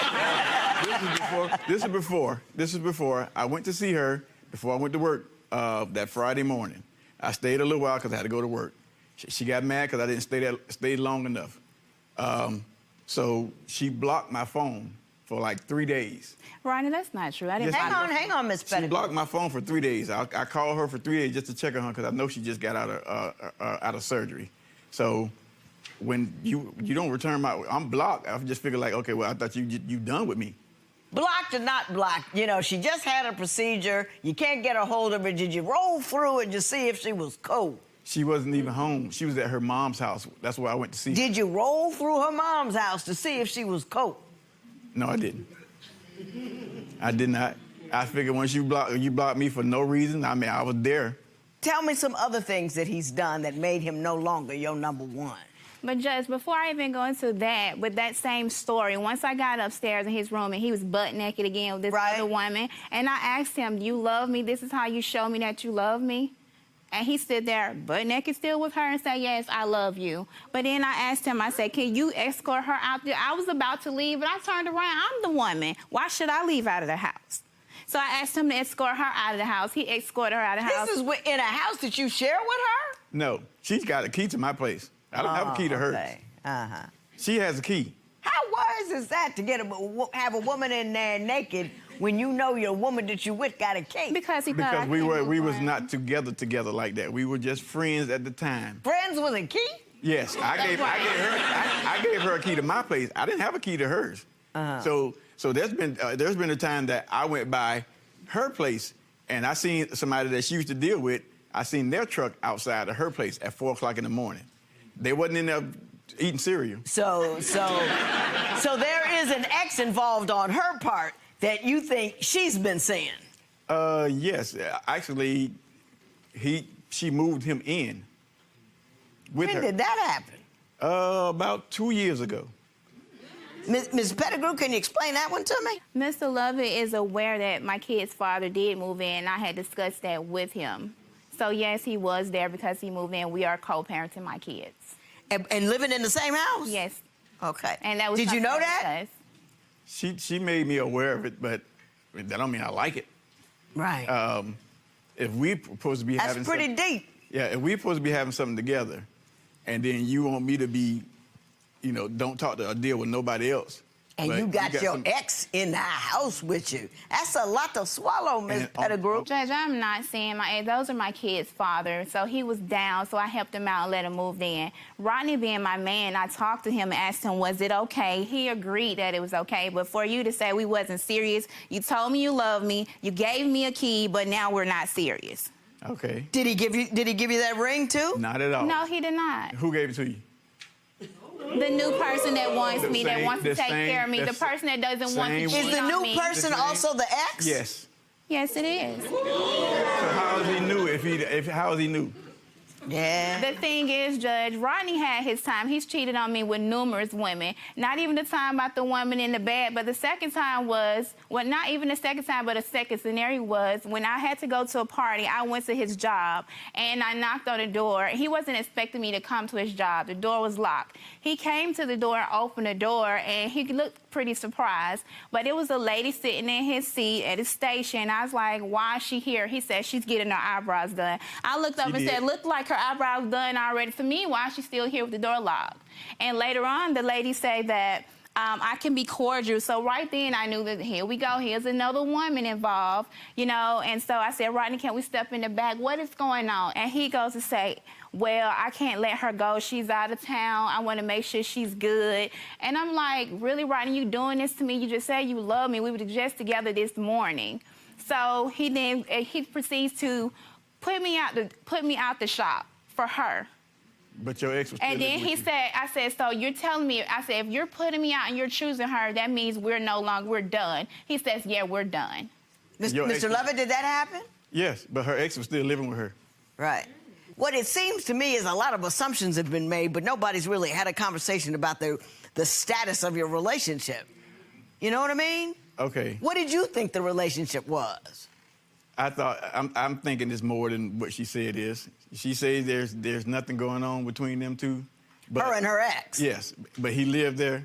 And I asked her if that was me, would you think anything was going on between if I had someone living with me, another female living with me? You'd have lost your mind. Truly enough, right?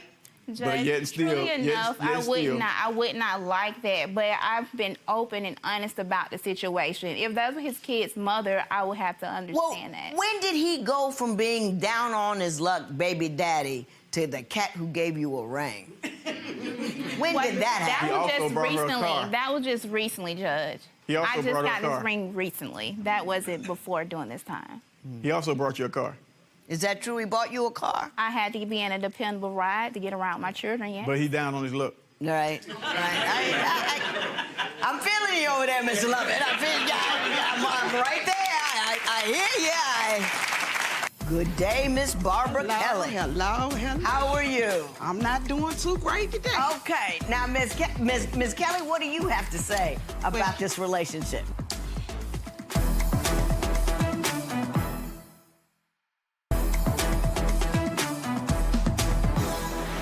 Ms. Pettigrew, your mother is here. Yes. And she has something she wants to say. So let's see Ms. Kelly.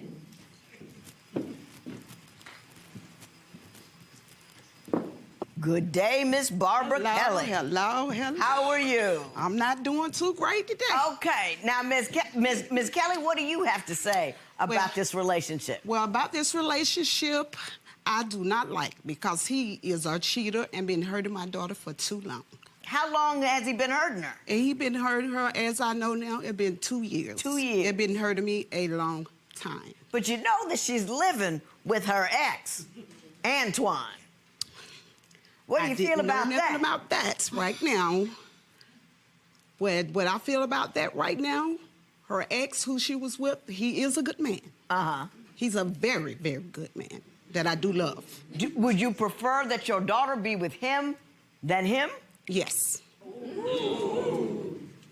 Do you believe that when her ex moved in, Antoine moved in, that they were romantically involved at the time? No. But you know it's grown to that? Yes. Do you have anything else you'd like to add that you think I need to know about this relationship? Yes. Well, with Rodney, it's been a time we've been to the club. Mm-hmm. We was at the club. We was out on the patio. A female jumped out the car. What you doing at the club? I like to get out, shake a little bit. Hey, still get out, shake a little bit too. Have a good time. Just thought I'd ask. You know, I'm 49, still looking good. We out there having a good time. So the female jumped out the car, acting up. Oh, you know what you did last night. So I'm looking like, what did you do? You know, I'm looking. He looking, you know, scary and everything. So he left and went back in the club. So after that, so one day after my daughter had her procedure also, he wasn't there like he should be at all, and I didn't like that. So he had been hurting her so much, and I couldn't take it. So I felt like he wasn't a good man for my daughter at all, because it hurt me also. Good enough. Thank you very much, Ms. Kelly. You can have a seat right over there. He has told me he don't want me to be with another man, and he's expressing all these things. We're even talking about moving to Florida. So at this point, why would I think that we're just friends, and not to mention that key to your house?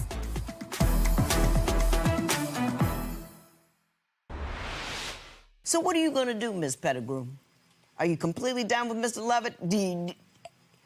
Have you been honest with him about where your heart is and what you want?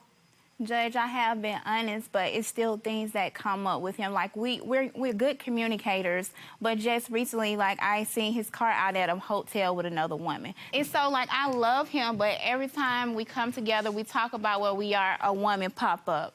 And not even that, after this picture, I go to his home and I look at his phone because Mr. Lovett can never be honest with me. I am honest. Even though my kid's father does stay with me at that point in time, I am honest. I looked in his phone. He has another app in his phone that he has these women texting back and forth, trying to sleep with them. And Judge, I have proof of that as well.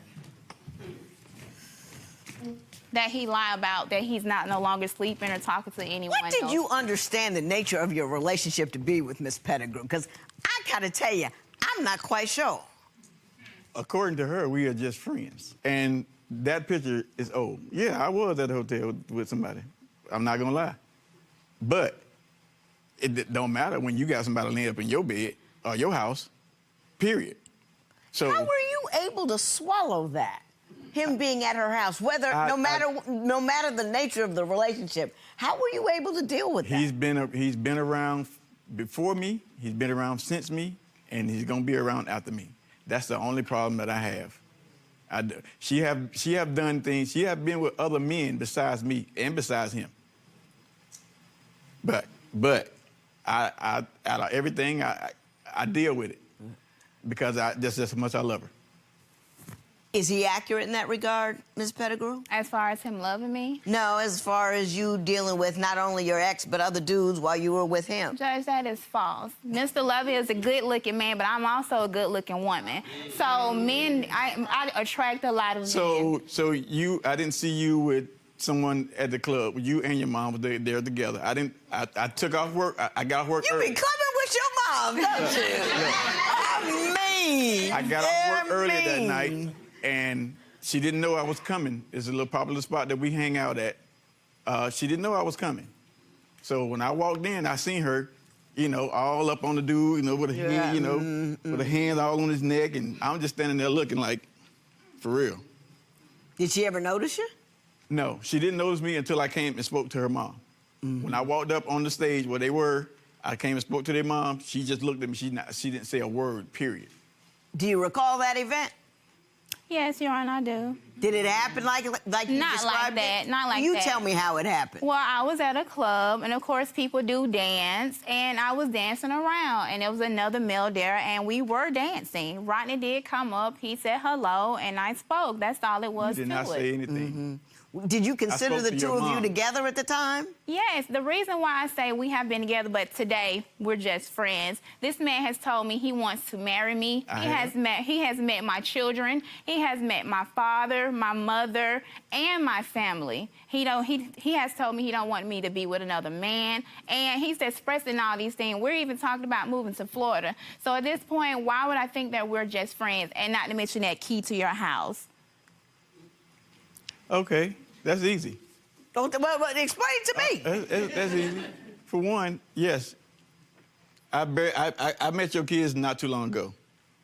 We've been together for 3 years plus, but I just really they started to be around a little bit now. She has met my kids.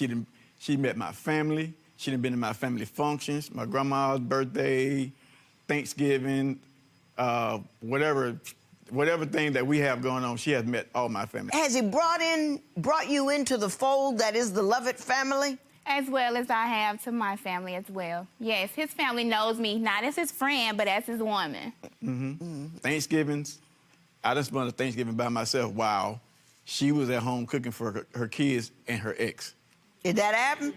No. Yes, it did. That didn't happen. Yes, it did. It wasn't like that. Yes, it was. What was it like? Yeah. It was like him being with his ex and then trying to come to my house on Thanksgiving. Ooh. Oh, speaking of ex, she wanted to get back with me, but I had feelings for her. She came to me and said, "Wait, I want to, reconcile." Right. Okay. My feelings were for her. I had to tell her, no, I got feelings for someone else. I can't do it. It wouldn't be fair to you. But I stayed with her. instead of getting back with my ex. Gotcha. But that ain't the same case. You know, she let her ex move in.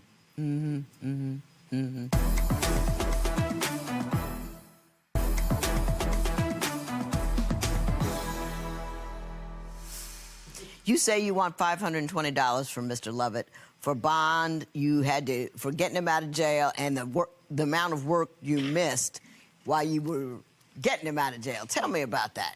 Well, once again, Mr. Lovett have all these women that he's sleeping with, but again, as a friend I'm supposed to be today, he calling me to bail him out every time he's in trouble. So I do take my time off. How often is that? Oh, it's often. Mr. Lovett, No, it's not that. Are you in and out of jail a lot? It's been twice. Twice? Yes, and it's not for no serious thing. Did she bail you out? She did bail me out, but I told her to go to my house because she has a key and get my money out of my top drawer to pay the bail. Pay the bill. And it was a little extra, but I also cashed up her the rest of it. Did he do all that? Judge, he did give me some money towards it, but it was my money mostly that got him out. But also I did lose wages that was more than what I had to pay to get him out. Well, that's a decision that you made on your own. And as between the two of whom, you failed the credibility test. I believe everything that man said. I think that he loved you deeply and grossly, and he put up with a lot of stuff from you. And then, you know, every once in a while he did the wrong thing because he wasn't really sure about you. But why do you care? You got a ring from the father of your baby. Why are you annoyed? That was before. This ring is new. This is now. I understand that. So you done with him? Yes, I am. But I still do love him as a friend. If love him enough to leave him alone. I can do that. Love him enough to leave him alone. Mr. Lovett, you are emancipated as of today. Just you are emancipated. You are free. You know, ollie, ollie, oxen free. Everybody's home base. It's all good. And leave it there. I know you still got feelings for it, but don't keep going back because you know where it leads, which is nowhere good. Do you understand what I'm saying? Yes, ma'am. There will be no recovery in this matter. It is so ordered. Judge Lynn, she kind of dug into you a little bit and said, if you love him, leave him alone. What's your response to that? And I am. I'm going to leave him alone and go on and be happy. All right, is this done for you now? Yes, it's done. If you get that late night call, you gonna be able to pump the brakes or what? Yeah. I'm gonna pump the brakes, even if I don't want to, but I will. Okay. All right. Well, good luck to you. Thank you. All right.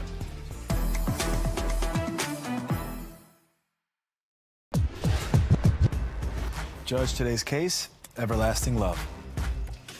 These two have been together for decades, and apparently they have been fussing and fighting the whole time. Let's see if we can't figure out why. Court is now in session. The Honorable Judge Lynn Toler presiding. Good day, ladies and gentlemen. I'm here today with Garfield Wissenot and Carolyn Julius.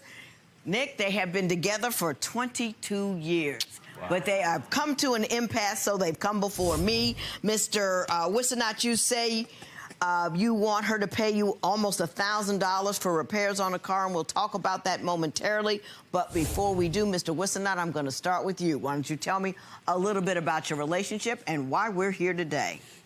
As you said, we've been in a relationship for 25 years. Oh, not 25? 22. But no, you get credit for everyone. 25 years. So we've been together a long time. I love her immensely, and I want to be able to marry her. But something is keeping us from going that extra step. I can't figure out what it is. I think sometimes because she's mean and nasty, then she's loving and sweet, and I can't figure it out. Which one is it?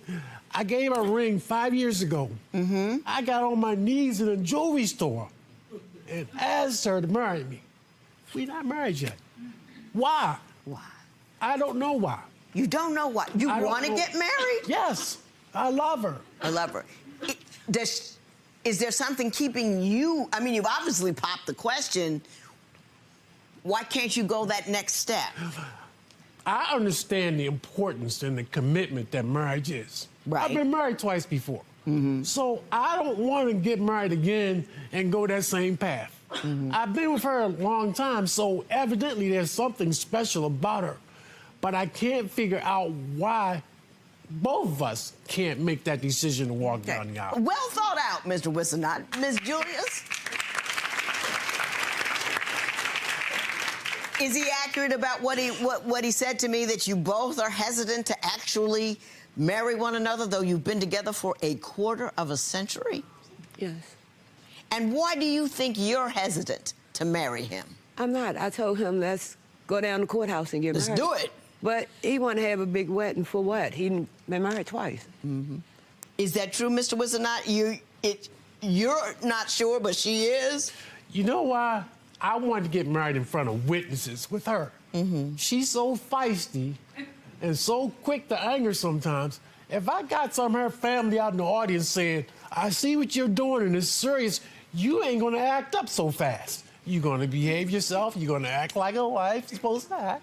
So you think that if she has a big wedding in front of other people, it will restrain and contain her so that nasty attitude doesn't have pop to be out? big, but I think people should witness it, especially your family. My mom and dad died about 4 years ago, and I wanted to do this way before they died. My father was 93 when he passed. Which bodes well for you. Yes, so he wanted to see this, and my mom wanted to see it, but they're not here. So I want her mother to see it.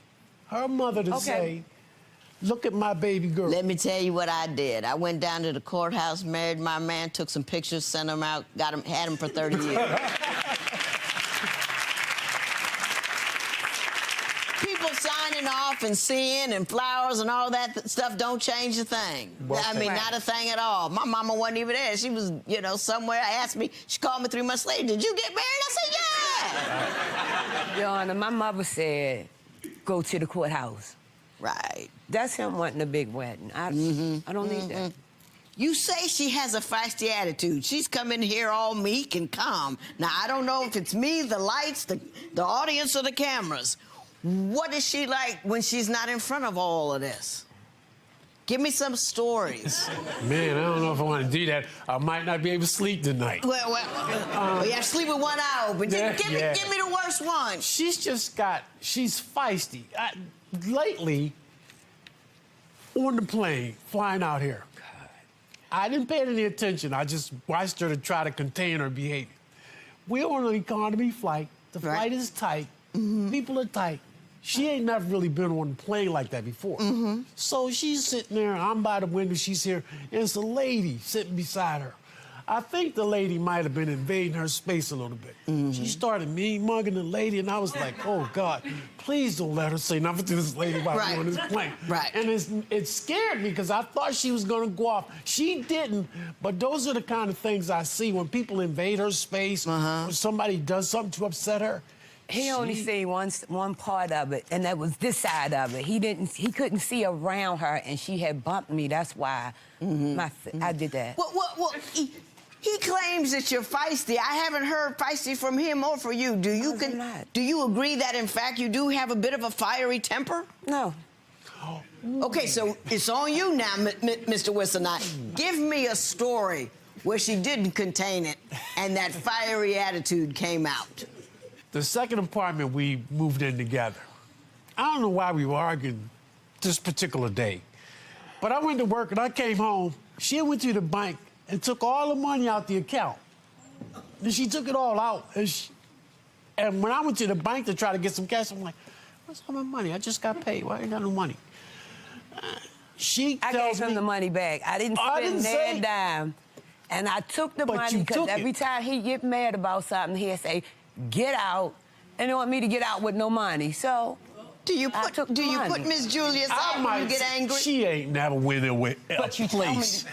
Not you anywhere. Invited her to leave, but she never took you up on the invitation. She ain't going nowhere, please. I might.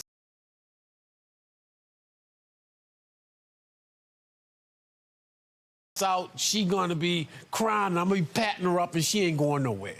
But yeah, there have been occasions that I've told her, well, okay, you can leave.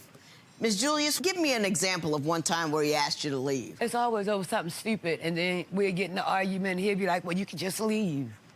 Like, this is my house, not your house, get out? Yes. You know what that does to a woman, Mr. Wizenot? It destabilizes them and makes them mildly crazy. If they, we're deep into security. We're deep into the home front and the homestead. So when you throw that out there, she never knows when you're really serious. Mr. Wizenot, you look like such a gentleman. Oh. You telling me you threw the F-bomb at your woman over the phone?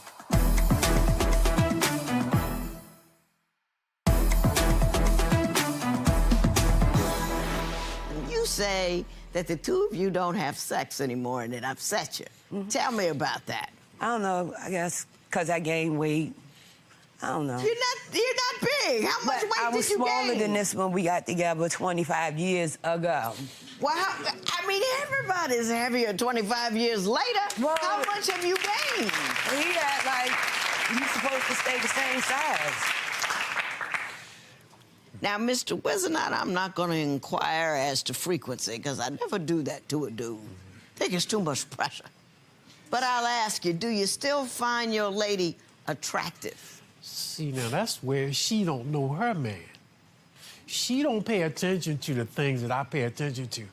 The little things that I love about her that she don't even know I know. When she gets out the shower, and I pay close attention to her, even when she comes to bed at night, those are the things that I see her do, the little lazily things that she does. That you find sexy. Yes, yeah. I find sexy. But who feels like having sex when you grumpy and grouchy and fussing all the time, you know? And Because he always mean, so why should I be in a good mood and you mean all the time? When you say he's mean, give me an example. Oh, my goodness. Yeah, I want Give me an example of his anger. A couple of weeks ago, when he was late picking me up from work, and because I was mad at him because he was late picking me up, he gonna turn it on me. And he said on the phone and slammed the phone down and... Mr. Wizenot, you look like such a gentleman. Oh. You telling me you threw the F-bomb at And your my woman mother over heard. the phone? I don't, as a rule, I don't.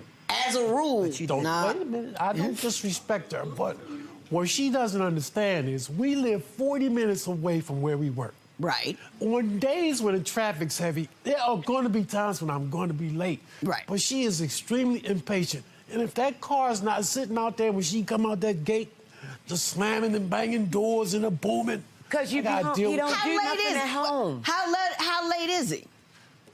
That day, he was an hour late. Oh, no. Yes, he was. That's more than traffic.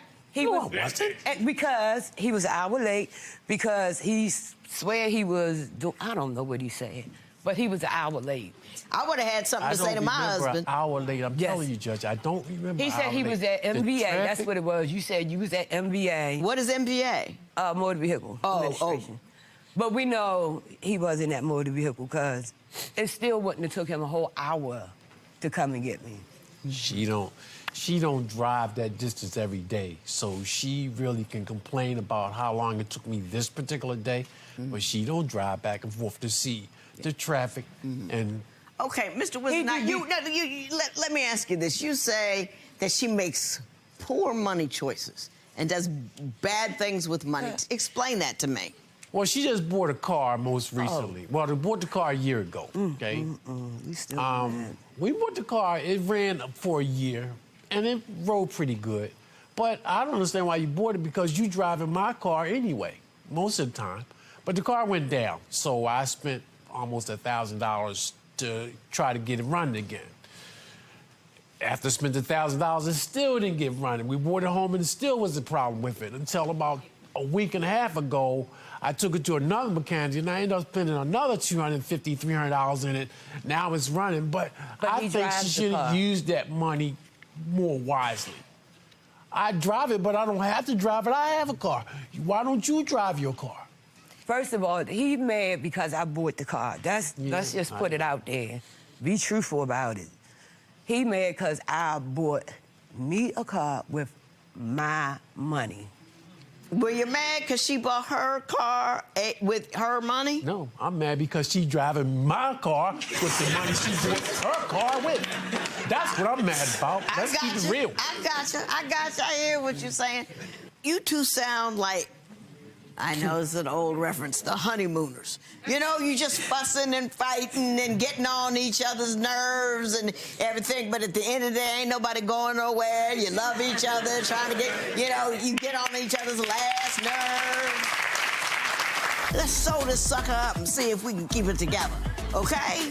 So if I can give you one thing, what would it be?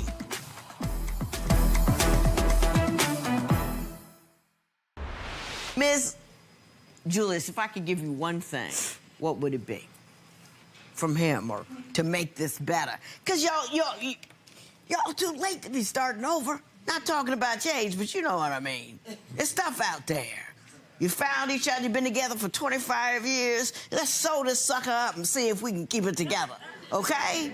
So if I can give you one thing that he can change or that you can change, what would it be? Him to stop telling me to get out every time he get mad about something. Mr. Wizenot, did you hear what I said about that last time? How devastating that is to women? Even if you don't mean it? It rattles our foundation. We all have, I still have bag lady dreams, you know, like you a bag lady out on the corner, ain't got nowhere to go. And clearly, bag lady is not anywhere near where I am right now, but it still scares me. You can't say that. Can I give that as a gift from you to her? That you won't do that anymore? From my heart. You know what I mean? There's some things that you just won't do. You don't hit women. You don't say you're gonna throw them out. Let's put that as a rule. If I can give you one gift from her, what would it be? More love, more affection. Now, she's the one that wants more sex. What am I missing? We got to find a way to get it together. We just got to find a way. Do you still find her sexy and attractive? Of course I do. Oh, of course I do. Yeah. Why do you think she says to me that she's not getting enough loving? Well, it's not an excuse, but we both work. And our schedules are really, I work 10 hours a day, she works 10 hours a day. That's a lot. Yeah, so, and not saying, but I am 65. Sometimes I'm just tired when I get in. Yeah. So, I mean, we have to find some personal time. That's what makes a difference with us. We haven't found a time where we can just take for us, personal time just for you and me. Uh-huh. Ms. Julius, would you agree about that? Yes. That you just need some personal time together? Yes. Mm-hmm. And stop being that couple that it focuses on all the little annoying things that the other one does all day long. You have to deal with that and then focus, Pat, to the joy. You've known each other 25 years. You have memories, you have love, you've had experiences. You have all of those things that you've done for each other over the years. Don't get stuck on the late, unless it's an hour late. That's a little much. But you know what I mean, on the little things. You know what I'm saying? She mean mugging a lady in the airport. You know, you on your side in the airport. Offer to switch seats. That middle seat is uncomfortable. Offer to switch seats. Be gallant. You know what I mean? Women love that. You know, reignite that fire that, you know, may have, you know, died down 20 years ago. Give that woman, you know, a little extra love and support. And peel off that attitude. Nobody wants to be with a crispy chick. You know what I'm saying? You know, if everything is met with anger and derision, and you the same way, don't be crispy. You're too old for that. Let it go. You know, be nice. Politeness and courtesy is a thing for a reason. You know what I mean? It greases the wheels of life. It makes it easier to get by if we say please and thank you and pull back off the I want and you didn't. But you know what I could get? It makes everything easy. I know in this day and age, we're looking to y'all for the way to get it done right. You know what I'm saying?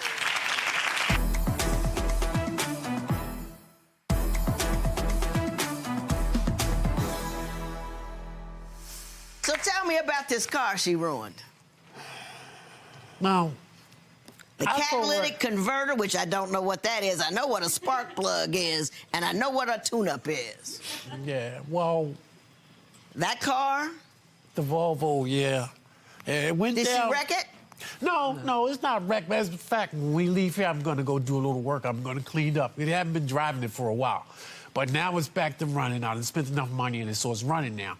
I just think I want her to be responsible. Help me pay for some of the stuff that goes wrong with your car. You know, why do I have to foot the whole bill? Because I make sure we got gas in the car. Wow. Okay. Mr. Wizard, not Miss Julius, this is what I'm going to ask you to do. I'm going to ask you to, I am not getting by anybody. I'm going to ask you to go home and for one day, don't pay attention to nothing regular. I want you to kiss her on the neck every time you see her. When you see her get in the bed or out of the shower and you delight in that, make sure you tell her. We want to hear about it every once in a while. Ooh, baby, look at that. You know what I mean? It's so fine. You know, she might be happy with a kiss and a hug and a pat on the back behind, and then you don't have to deliver the entire meal. You know what I mean? Just give her a little love appetizer. She wants that closeness. She wants it, and be a person that he wants to be close to. If you're crispy, it's no fun to cuddle crisp.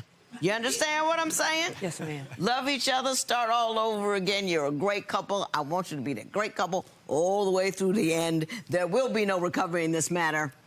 It is so worth. All right, we got a little work to do, so you think you can give a little more love in here? I'm willing to work. Yeah? And cut back on the attitude, maybe? I sure will. Tell us about what happens next. We gonna get married. Yeah, that's what I wanted to hear. You're gonna If get she married. want to go to courthouse, we'll go to courthouse.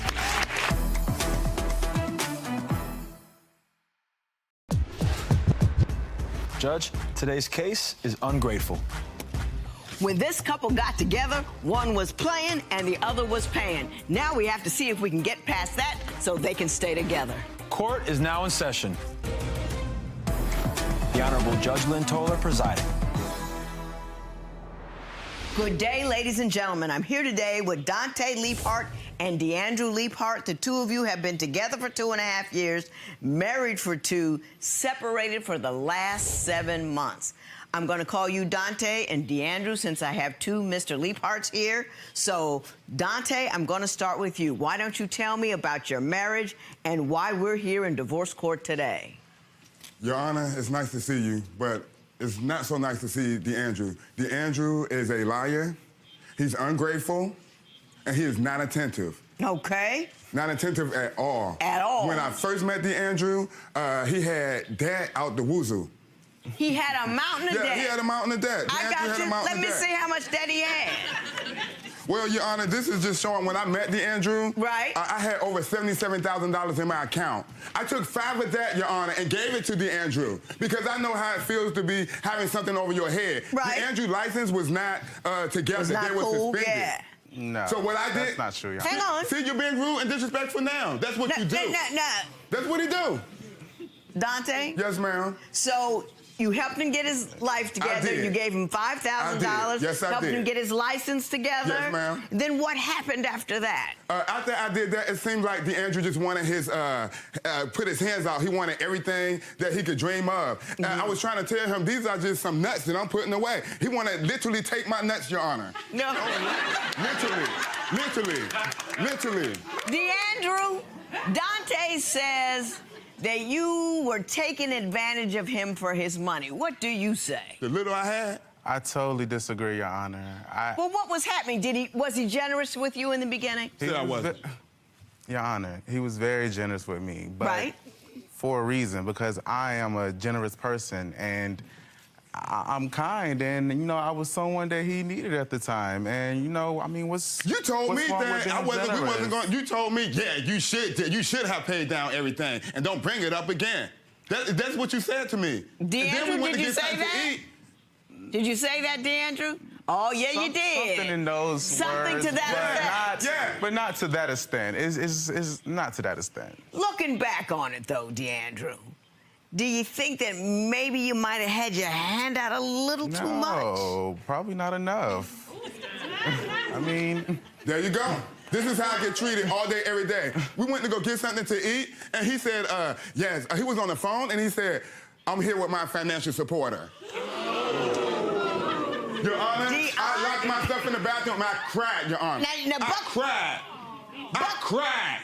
Dante, buckle yourself in sorry, there. Your Honor. Buckle yourself in. I'm afraid we're going to lose you. Oh.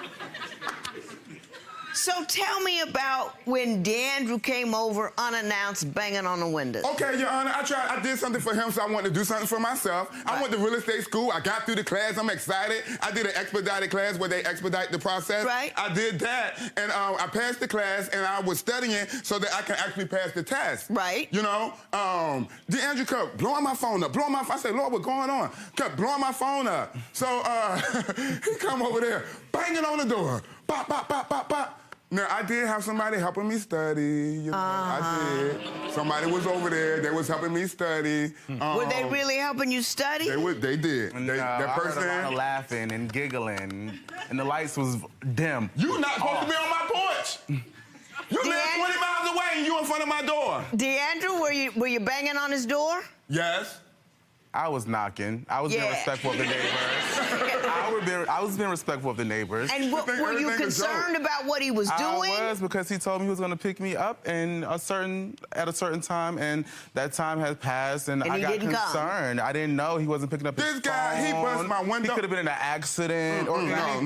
No. He didn't care about nothing like that. Did he break your window, you said? He didn't care about anything like that. Not only did he bust the windows out of my Prius, and then he busted the window out of my room window when he was banging on the window. He actually did that on purpose. So I come outside, all I see is DeAndrew, the back of him running. Your Honor, I come out there, my Prius windows all busted up. I spent probably like $9.58 to fix the windows in the Prius. We sitting in the car, he's singing Jasmine Sullivan. I busted windows out your car, laughing, having a ball. Having a ball, Your Honor. A ball. Having a ball. He's disrespectful and he's ungrateful. DeAndrew, did you break the windows? Hang on. Did you break the windows out of his car? Say it. Did you? You did. And did you break the windows at his house as well? I didn't. You didn't? I didn't. But maybe just the car, maybe, you know. Maybe you did the car. My emotions, because at the time, me and Mr. Leapart, you know, we were an item. We were together, and I felt like he was playing games. And Yana, it's just so petty. We wasn't even together when you did that. These arguments can be so petty. The last time we separated for those 7 months was because of two superstar rap artists, Nicki Minaj and Cardi B. Now what happened? They were beefing, so we were beefing in the house. No, you was disrespectful. Well, was one on one side and one on the other, and you were beefing on their behalf? Exactly. It got so bad I had to pack my things and leave. That is true, Your Honor. But it wasn't behind that, Your Honor. He is so disrespectful. He acts like a bar. Your Honor. Yeah, tell me about the VIP passes. I got us VIP passes to the Car and Bike Show. I tried to do something special for DeAndrew's birthday. Granted, it was the day before. So we had VIP passes, so he had all access to the building. Upstairs, downstairs, you with the DJs, you with the celebrities and things like that. And part of the VIP package is we take pictures. And we do, so I'm going to get there. I'm going to get there. Okay. I'm going to get there. She asked me. You see that? Dante, come on, keep going. Okay, so I got the VIP passes for us. I'm looking for my husband, Your Honor. I'm looking, it was me and I brought another friend with us because I wanted everybody to have a great time. I'm looking for DeAndrew about 45 minutes. I'm looking around. I'm upstairs, I'm downstairs, I'm all around. He is sitting there in the corner laughing with another radio DJ, a popular radio DJ at that, laughing and flirting. He got his shirt bust open, walking around just like this. Your Honor, it's ridiculous. Well, whose team were you on, Cardi or Cardi Nicki? all day. And you were Team Nicki? Team Barb, all day. Nicki Minaj.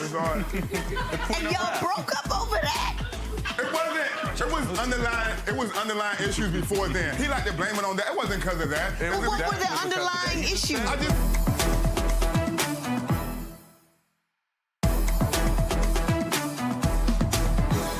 So what happened when you found him like this? I told him, I said, come on, let's go.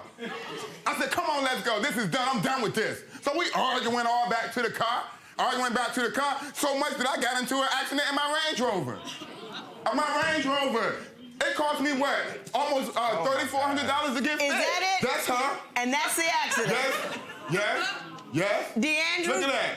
what happened at the car and bike show? That's not my fault. At the car and bike show, left me there. Hey, Dante? The VIP packages, they include, you know, you take pictures with celebrities, DJs, and all that good stuff. And that's what I was doing. I was taking advantage of the VIP pass. It was a group, Your Honor. I'm not a group, Your Honor. I was taking advantage of the VIP package. And that right there, he did that. He got into such a rage, he hit somebody, and I didn't want to be a part of that, so I got in the Uber and I left.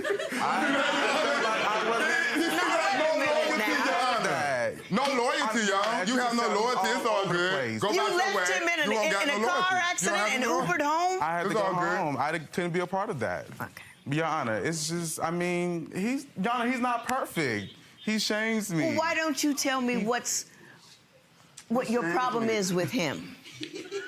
Your Honor, he fat shames me. Oh my God. Your Honor, I come home from work. And eat the donut. He orders his food, burgers, fries, and he orders me steamed broccoli, Your Honor. That's not what I want. Steamed broccoli.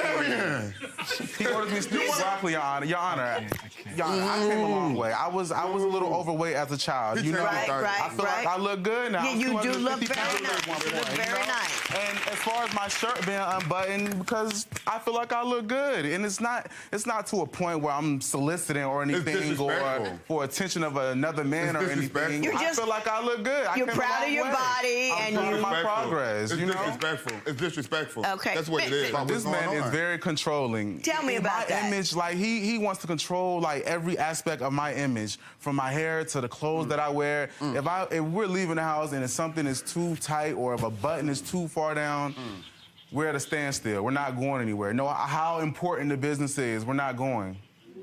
DeAndrew, is that you? I mean, this was my birthday, and this was just it was your birthday? This one on the right, this was my birthday. You tried to wear that shirt to church. I did not try to wear it at the church, Your Honor. So do you post those kinds of pictures online or what? I do. I do. You do? I do. Do you get a lot of positive feedback? I do. People tell me, good job, Drew. You came a long way. You look great. Nothing. You look good, Drew. They don't say that. They don't say that, Your Honor. What do they say? They don't say that. What do they say? I get a lot of rumbling and ramblings, and he need to button up his shirt. You also say you continue to have problems with DeAndrew's relationship with money. Can you tell me what's going on there? Your Honor, he really does think money grow on trees because I seen him in the back trying to plant a plant. He think money grows on trees. Every time I turn around, he needs money for this, he needs money for that. And then, like, I have to stick to a budget. Yeah. We go to the grocery store and he needs laundry detergent. You hate, okay, but you don't have to get a certain brand if it's not within our budget. Oh my God. As long as we're getting what we need to continue on. He thinks that everything gotta be, Your Honor, so glamorous. He thinks wait until but it's not. It's like, Your Honor, it's like I got $10 and I gotta get food, I gotta get dish detergent, and I gotta get transportation and gas. Right. Tell me what happened. What damages did he do? He have a hole in the wall. It's maybe about this big, maybe a little bigger. He threw, what was that lamp that you threw? I don't know. I threw it, you tell me. See, you got a nasty attitude.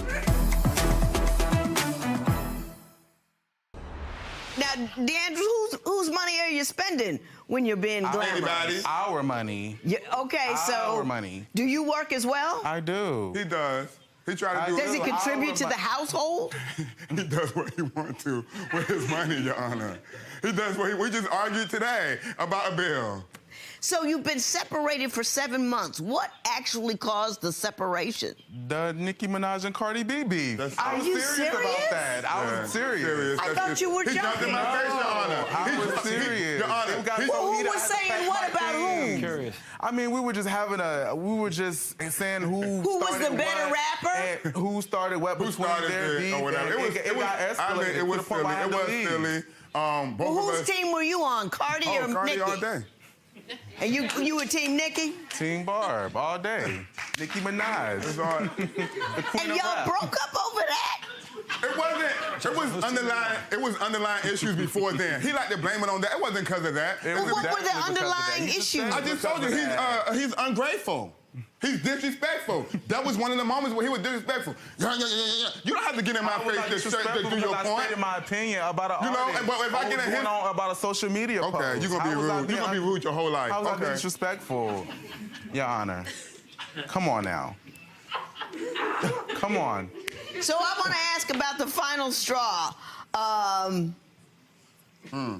After you paid off his debt, tell me about paying off his debt and what's going on. This was the final straw. We rented a house together because we wanted to make sure that we was planting seeds on good ground. And every time DeAndrew get mad, he want to throw something towards the window, bust a hole in the wall. That's not true, These are the damages. Totally not true. Okay, I'm telling Your Honor what's going on. I'm gonna let you respond. Go ahead. I said here. This is not true. Dante, DeAndre, I'm gonna get to you. I got Dante. you, Your Honor. So what damage did he? You're saying he damaged your apartment, correct? Tell me what happened. What damages did he do? He have a hole in the wall. It's maybe about this big, maybe a little bigger. He threw, what was that? That lamp that you threw? I don't know. I threw it. You tell me. See, you got a nasty attitude. So he put a hole in the wall. He threw a lamp. What else went on? So I had to repair the windows, so I got charged for that. And not only that, DeAndrew left me there in that house and moved out, and I had to pay all the bills again by myself. The little bit that he was trying to put towards something, you know, that helps out with toilet tissue and like soap and groceries and stuff like that, toiletries and soap and stuff like that, and toothpaste. He doesn't even, he had even stopped doing that. So he ended up moving out after the whole Cardi B situation. You know, he gets mad and packed his bag. And left. Got mad and packed his bag and moved out. Left me there with all the bills. Could you show this to DeAndrew for me? So we owe for that. Do you think you're responsible for any of the damage that you're being charged for? I'm not. See what I'm saying, Your Honor? Have you seen that? I have. Absolutely not. Well, look at it again. Make sure I could have you sign it that you killed somebody. You don't care. You don't care. Absolutely not. Why don't you think you're responsible for the damages that you caused in the apartment? Damages to this property he's talking about. So you didn't throw that lamp? Nothing. I haven't. You didn't put that hole in the wall? I didn't. Now, if I did, I would admit, like the car. You threw the iron while it was still plugged up. Yeah, you did. Look at you. It's all over your face.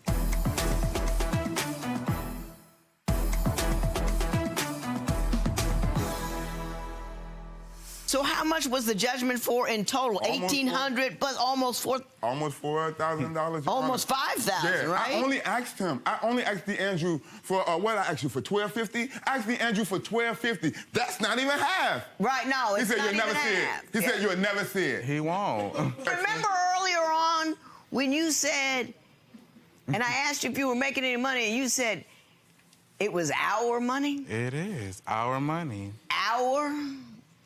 So if it's your money, is it not your debt? I guess to a certain extent.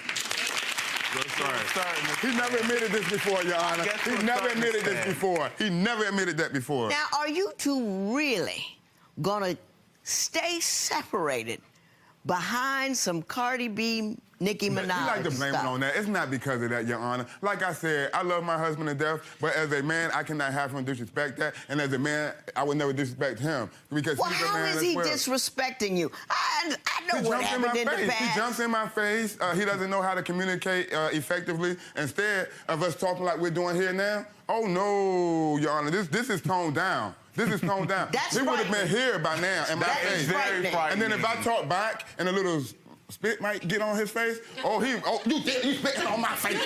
I'm like, oh my God, no, you're just really close in my face. And so it's a lot of back and forth. It's a bunch of pettiness. And I think that DeAndrew is refusing to grow up. It seems like that he wants me to take on this father role because we're 6 years apart. But the thing is, he got to start pulling his weight. I want a divorce. He wants you to take on the father role. Yeah, because he always wants to look at me to get us out of situations instead of us working together. Yeah. That's not cool. Are you a full-grown adult over there, DeAndrew? His mom spoils him. I'm a very full-grown adult, Your Honor. I mean, up here. Oh, I am, for sure. I'm a very full-grown adult. Are you a meaningful contributor to the relationship economically? All the way around the board. All the way around the board. I am. So you're an equal partner. I'm a very equal partner, if not more. All right. My back is starting to hurt. As an equal partner, you are equally required to satisfy this debt. This debt is over $4,000. He's only asking for $1,250, and that is exactly what you're going to pay him. $1,250 in favor of Mr. Dante Leaphart. This matter is adjourned. Thank you. It's about time. It's about time. You're going to pay me my money. Okay, what needs to happen here to make this work? I just think we need more communication and more time just to, you know, communicate, still continue to get to know each other and just take it from there. I think that we still need this extra space, and I think that he needs to learn to respect me and other people around. Once he does that, then maybe we can get back together and work on our marriage a little bit more. But right now, I feel like he's not ready.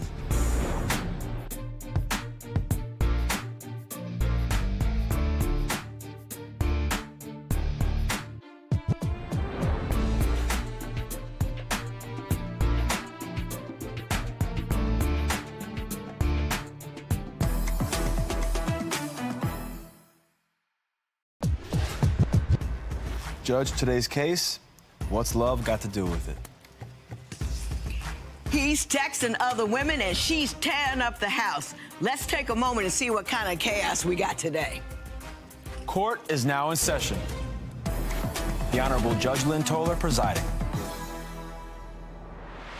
Good day, ladies and gentlemen. I'm here today with Crystal Toler and Corey Hammond. The two of you have been together for 10 years, engaged for 7 months, but you are not going to make it and do not want to be together anymore. As you leave, Ms. Toler, you want to have me award you $750 for money you say Mr. Hammond withdrew out of your account without permission, spent, and would not return. But before we get to that, Ms. Toler, I'm going to start with you. Why don't you tell me a little bit about your relationship and why we're here today? What brings me here today, Your Honor, Corey don't know how to talk to me. He makes me feel low about myself. What I mean by that, he just don't know how to talk to me. I know I'm thinking that this is a good man I could be with. When we first met, I'm thinking that he's single, but come to find out, I'm thinking I could build a future with Corey. Right. So come to find out when I end up getting pregnant, I was happy about that. I was excited about that, Your Honor. When I went to post it on Facebook, some woman got in contact with me and said, Corey, my husband. What? And I forgot to mention, you have 2 children together with him. Yeah, I had 2 children. And this is the first one. You got pregnant, you put it on Facebook, and his wife contacted you. Yeah, contacted me. Then when I asked him about it, he lied about it. Mr. Hammond, do you have a response to that? Yes, ma'am. She went digging. She went digging basically first. She went digging? Digging. I didn't explain everything to her when we first met because I didn't think like we was gonna last that long. So That's not true. I didn't think it. That's not true. That's not true. Last that long? You're not supposed to last at all if you married to somebody else. But we worked together for like 8 years. So you still give up that information? And let me ask you this: if you're still married, you didn't think you weren't gonna last that long, why didn't you wrap it up so she wouldn't get pregnant? Okay. You can ask her the same thing. I'm talking to you right now. I'm talking to her in a minute. I'm gonna talk to you. It go both ways. I understand. You know what? Answer my question. Why didn't you? I wasn't thinking. You wasn't thinking. I mean, I was thinking, but I wasn't. That's like a trick question. It's not a trick question. It's not a trick question. Miss Toler, I'm going to ask you the same thing. You didn't know him well enough to know that he was married. You were in a relationship that hadn't lasted that long. Why allow yourself to get pregnant? I didn't try to allow myself to get pregnant. It's just everything what he was saying. When the man tell you that he loves you, build you up, then come to find out all of this stuff broke me down when I found out this. And I didn't find out till after I had my baby that he was married in the hospital. That's why you get to know people for a long time before you get pregnant with them. Now you stuck with this. No matter, you're going to leave him, but you can't leave him because you always got kids with him. Keep telling me, after you found out about the wife, what happened? Oh, after I found out about the wife, I'm thinking to myself, Corey a liar, he a cheater. Reason why I said that, because a friend of mine, he tried to talk to my friend. She told me about it. Then when I asked him about it, he lied about it. So I'm not gonna lie, I tore up the house. I threw glass out on the floor. So therefore, when he walked in, he cut his foot, Your Honor. I'm not gonna lie. I threw his clothes in the trash. I threw shoes out. I wanted to hurt Corey. I wanted him to cut him up at the time. Mr. Hammond, did all that occur? It was glass all over the floor. We had like a glass table in the middle of the floor. She tore up the whole glass table. It's glass all in the couch. The couch was cut up. Everything, glass all over the kitchen floor. Now, Miss Toler, did you have to replace all that stuff? Oh, I wasn't gonna do it. He was gonna do it because I know what he did. Mm-hmm, yeah. You know that's the stupid tax, right? Yeah. That's money that could have gone to you, your baby, your household, and all this. You tore it up. But I was so angry. I was angry. When he lay down on the chair, I just wanted him to cut his whole body up at the time. Well, I'm glad you cut the couch and not him. That's good. But all I'm saying is there's no need to cut up anything. That's true. That's true. But he paid for it, though. Yeah. You paid for it, too, though, because he's supporting your kids and you. That's true. So, Mr. Hammond, you tell me what you say is your primary problem with her, why this relationship is ending. All right, I've had my own little moving company for about 8 years now. Mm-hmm. And, like, I go out and sometimes I do 10-hour jobs. When I come in, I be dead tired. Like, as soon as I walk through the door, mind you now, I got everything that everybody wants before I come through the door. As soon as I hit the door, oh, it's daddy time. I'm like, daddy time? Yeah, Mom, it's mama break, it's daddy time now. I'm like, I just worked 10 hours. Like, I don't mind getting them, but for you to just sit there and say you're gonna take a break and everything is on me, that sounds crazy. For the whole rest of the night or rest of the day? For the rest of the day. Ms. Tolliver, your response to that? That's not true. That's not how it go. I do everything in the morning. When he is there, he be up, or he act like he can't help me sometime with the kids. I be tired, so therefore when he come in, I'm just beat and tired. I say just daddy. I say it's mama time. That means chill out. I don't have the kids settled. I don't put them to bed. But sometimes they get out of bed because he got them spoiled. They're not gonna listen to me. I'm the strict parent. He the laid-back parent. So when he come in, it's like they do what they want to do. You say she blows everything out of proportion. Everything. What do you mean by that? Everything. All right. Let's say if I go do a job, I come home. She like, oh, what female number you got? Like, what? And why I'm like that? Because you're crazy. What? Oh, I'm crazy. I'm not the only one. Just a little bit, but... Hang on, Mr. Hammond. That sounds crazy. That sounds crazy. All right, like, let's say like early in the morning. It's time to get up. She'll get an attitude to get mad. Next thing you know, TV turned on loud. It's like 5 in the morning now. TV turned up loud. Blinds wide open. Banging pots and pans, and you ain't even cooking nothing. Then get up. Hey, they gotta go to school. Miss Tolliver, are you loud and at it all the time? That's right. That's right. That's right. Because Why is he that? want to sleep. He want to sleep. When I get up 5 o'clock every morning, watch the news, get the kids ready. If he's still down, I'ma bang pots. Get up. I'm open up windows. Get up. Ain't no sleep today. That sounds Ain't crazy. no sleep. Crazy. Ain't no sleep. Why can't he sleep in? Because he don't let me sleep in. He don't let me sleep in at all. So I show him how that feels. Mm-hmm. But doesn't he work all the time? Yeah, well, he have days off. This is the days he be talking about when he's off. She got more lives than the Menendez brothers. But it's certain things you don't say to a man because the wrong thing actually set him off. Okay. Like, okay. But what kind of things does she say that you ought not? She ought not. For example, me and her sitting in there arguing. She was like, oh, you a bum. So...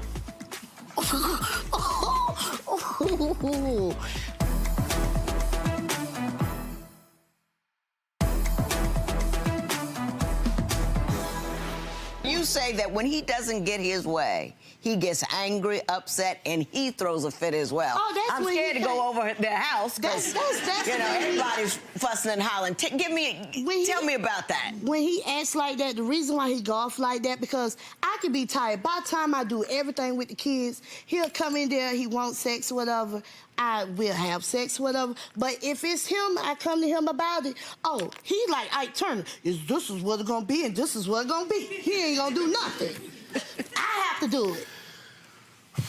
Your response, Mr. Hammond. Yes, let's push that out there. I work like 12-hour shifts sometimes. You get what I'm saying? So after moving all day long, like, you got to actually think about it. Like, So kids not a job. Mr. Hammond, let Mr. Hammond finish. not like my job, but it is a job. I mean, I understand what you're saying, but it's not that stressful or strenuous. Like, you're not lifting the kids up all day long. You're not throwing them over your shoulders. You're not taking them upstairs. You have a job where you lift a lot, it's very physical. Every single day. So it's like, if I come ask for it, oh, my neck hurt, my back hurt, my leg hurt, my arm, my stomach hurt, I'm tired, my shoulder don't feel good. That's right. My back aching. That's right. My throat hurt, I got a cold. That's right. True. So both of you just saying no just to say no. That's right. Because the way how he talks to me. The way how he makes me feel. Give me some examples of how he makes you feel. You said in the beginning he makes you feel low. What kind of things does he say to you that make you feel low? He can cuss me out. It could be something I can come to him about and talk. Let's say it could be about the kids. I can say, well, Corey, how, you know, like, can you help me? He's just like a big giant around the house. Like, you can't get no words out with Corey. So then when I flip out, he get mad. Mr. Hammond, are you hard to talk to? Yes. No, it's certain things like with me, it's not what you say, it's how you say it. So if you say it in that tone, I'm gonna give you that tone back. But it's certain things you don't say to a man because the wrong thing actually set him off. Okay. Like, okay. Well, what kind of things did she say that you ought not? She ought not. For example, me and her sitting in there arguing. She was like, "Oh, you a bum." So.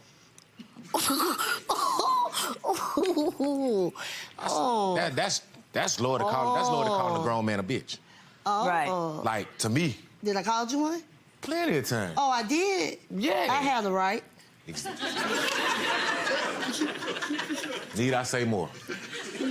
He already called me a private investigator. Yes, I am. That sounds crazy. Like, why am I gonna sit and say, that my name? I know that's my name. Oh, so do you try to chit-chat, talk up her friends, and slide in their DMs and get a little sexy? Do you do that? You say he tries to talk to all your friends. Yes, he do. Give me a couple of examples when you've caught him talking to your friends. When I caught him, trying to anyway. When he tried to talk to my friend contacted me. He hit her up on social media in her inbox saying, hey, I want to get to know you, where you from? So I'm like, what? He said this for real, so she forwarded it to me. Then when I showed him, I said, what's this? What's this? Didn't I? I put it to his face. What is this? He tried to play, what you talking about? I don't know what you talking about. Oh, you know what I'm talking about. What is this? This your name. Oh, that's Corey Hammond. Yeah, that's you. Why? That's you. That's you. Mr. Hammond, are your comebacks that week? Yes. Yes. He already called me a private investigator. Yes, I am.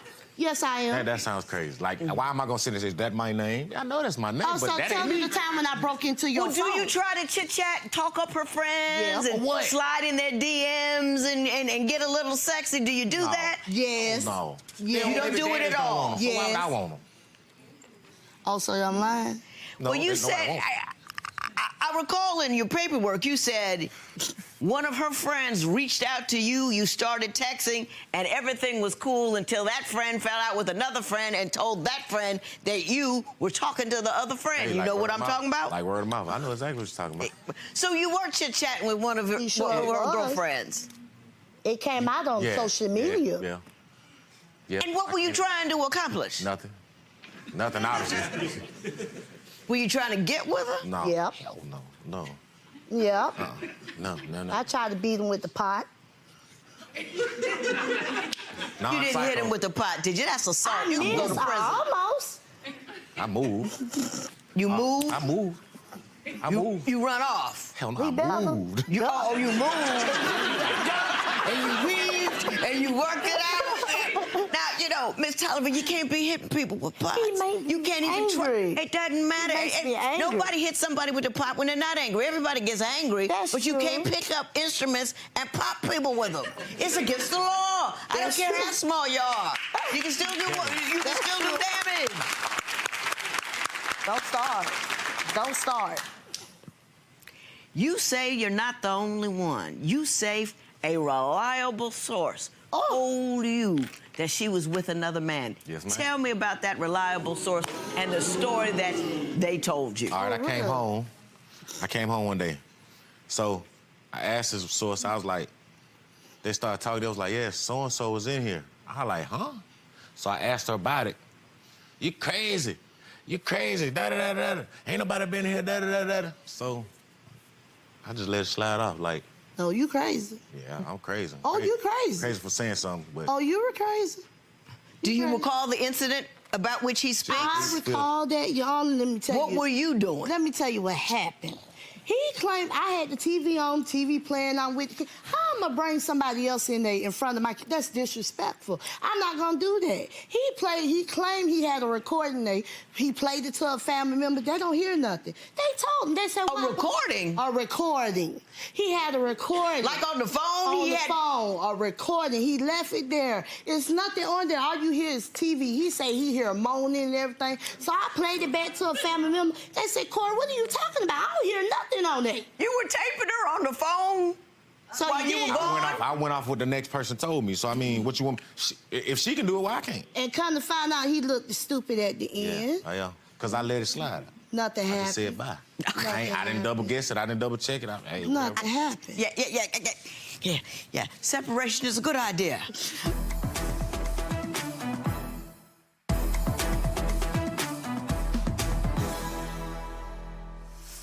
Tell me about the situation with him taking the money out of the account, the $750. Oh, let's get to that. Please explain this. Please. Yeah. Oh, I'm not explaining. You hush. Go ahead, Mrs. Toler. This is what happened. I was sick, y'all, and I was sick on the chair. I sent Corey out to get me some ginger ale. Corey didn't come back with no ginger ale. Corey didn't come back at all. Something tell me to call my card in. When I call my card in, the money gone. So where is Corey? I tried to call Corey. Corey must be out with some helpful or somebody, homeboys or somebody. Then when I asked him where he been, I was with my homeboy. But I'm so sick. you gave him your card to get the ginger ale. Instead of getting ginger ale, he took $750 out. I sure did. I asked him where he went, so he had amnesia. I wanted to hear him, but I was too sick. So he tried to say he was out with his homeboy. Please keep your hands to yourself, Ms. Toler. I'm afraid to let you leave the room. You're going to assault someone. You can't do it. Mr. Hammond, tell me your version of that event. Did that occur? First of all, how can I steal money out of a joint account? So it was a joint account? It was, but you got to let me know. It's my account. I added you on it. So how can I steal money from myself? You may add me on it, but you ain't the only one bringing money. Do you work as well? Do you work as well? I work at the time I was working. I'm a medical assistant. So he knows that we both put money in. So if he take money out, he normally tell me. If I take money out, I tell him. But he didn't tell me. He took $750. Where was you? You ain't come back in till about 6 in the morning. Where were you? What'd you do with the $750? Nothing. That's the whole thing. I went and paid bills the next morning. I went out to the little bar at my homeboy. I don't go out to bars like that, so I went out with him. Me and him went out there, played pool, chill out. You ain't paid the bills. I got you. All right.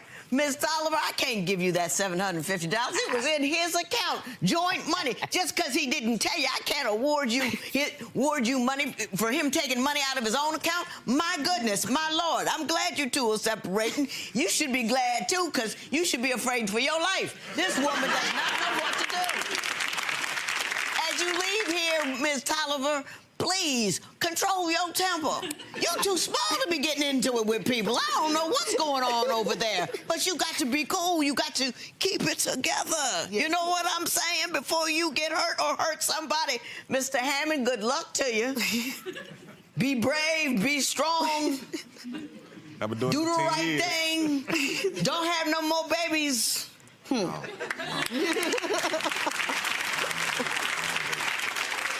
There will be no recovery in this matter. It is so ordered. What's next for you? What's next for me is just taking step by step and raising my kids. Okay. Do you think he'll be all right without you? He might. Yeah. We'll see. We'll see. As far as co-parenting goes, you think you guys will be able to stay on the same page here and do what's right for the family? Yeah, as long as she put down the pots and pans. Right. I spoke to her about that too. I made sure I wasn't in danger here, but that's good to see you still standing. Yes, sir. All right. Well, good luck to you. All right. All right. Appreciate it.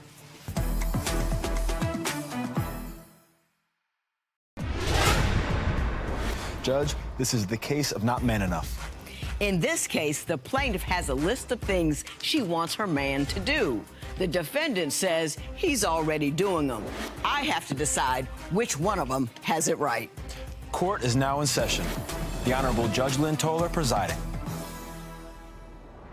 Good day, ladies and gentlemen. I'm here today with Rashia Douglas and Demont Kirksey. The two of you have been together for 3 years, engaged for 1, but you're here because you're not quite sure if you're going to make it through. Ms. Douglas, you would like to receive $1,200 for the down payment on a vehicle, and we will talk about that momentarily. But before we do, Ms. Douglas, I'm going to start with you. Why don't you tell me a little bit about your relationship and why we're here in divorce court today? Okay, Your Honor, we're here today because I love Demont. Yes, I do. But here it is. I'm a strong woman, and I need an even stronger man to handle all of this. All of that. All of this. And, you know, I need a real alpha man. You know, if I'm stronger, I need somebody 10 times stronger, and I'm not ashamed to admit that.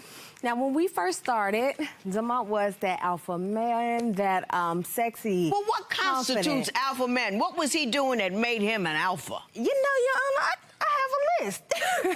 Okay. So, I need someone strong, confident, assertive, and what I mean, just know when to take the lead and how to do it. So yeah, I don't think it's too much to ask. Strong, confident, assertive, selfless, a man who knows how to balance home and work life. Absolutely. Where does he fail?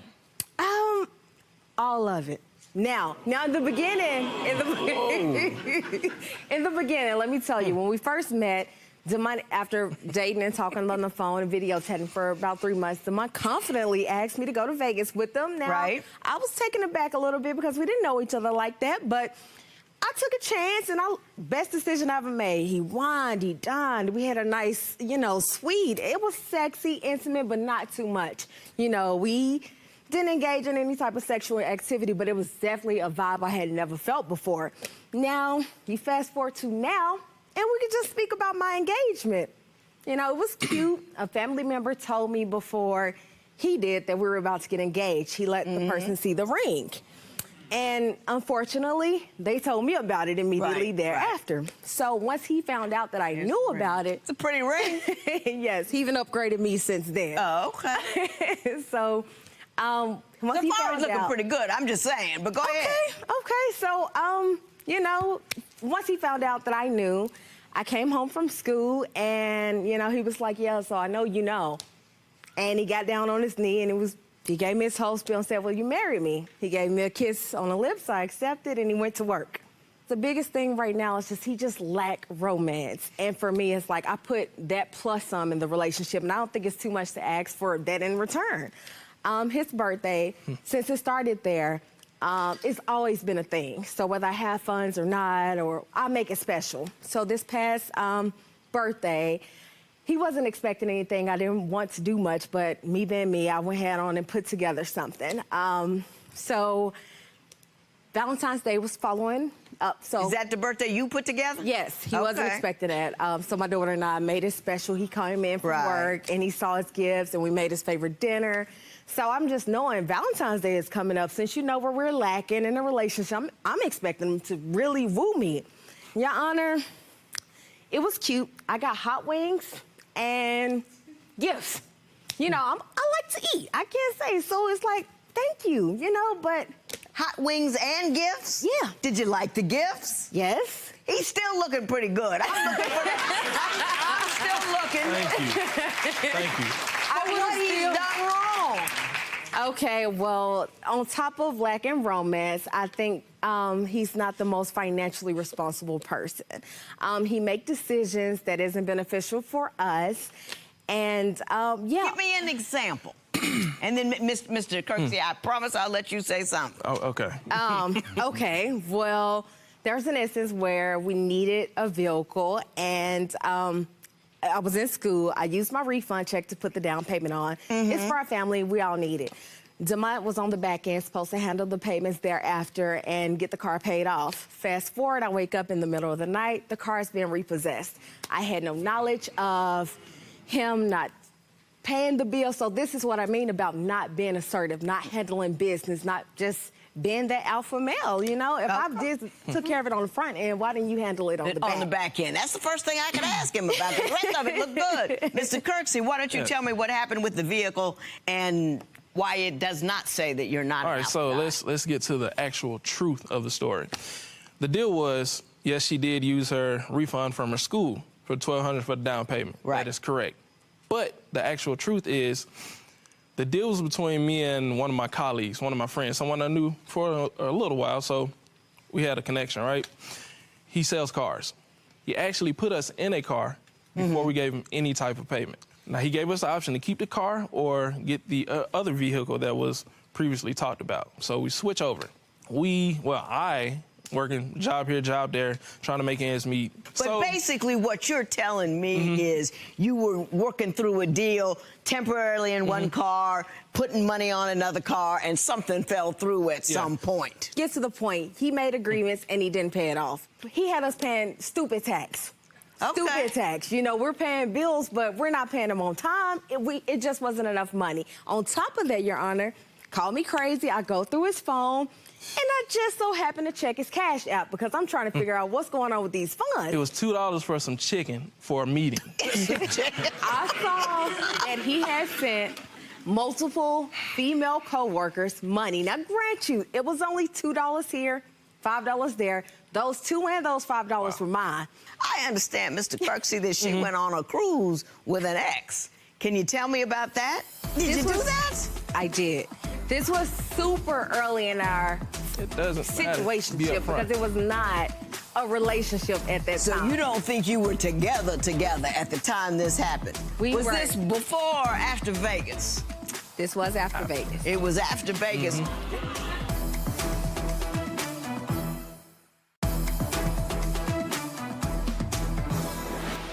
She said she was going on a family vacation. She was going back to go pick up her mom, dad, sister, because she was a flight attendant at the time, so she had the benefits. Right. Later it come out on the social media site, pictures of her and one of her exes. And the family Your Honor, if I may. Did you do that? I did. This was super early in our situationship because it was not a relationship at that time. So you don't think you were together at the time this happened? Was this before or after Vegas? This was after Vegas. It was after Vegas. Was it before or after him moving to Memphis? Definitely before. Before the move We're to talking Memphis. about 2 years before. We were not, it was a gray area at that time, and it's solely because of the same reasons we're here. I was waiting to see more from DeMont. Keep in mind, this is the person said there's no gray area. It's either black or white. Now, since he got here, it's been no gray area. It's been the way but since the beginning. Mainly because of the same reasons we're here today. He wasn't really, I guess to say it, he wasn't hitting my checklist. So, you know, I'm not about to. And I hear you about that checklist.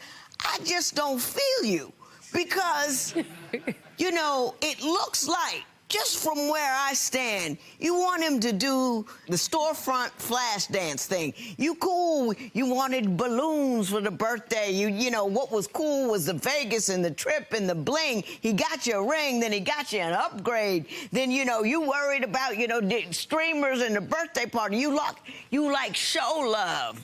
And maybe the show love that you're looking for is not what's economically available right now. Tell me where I'm wrong.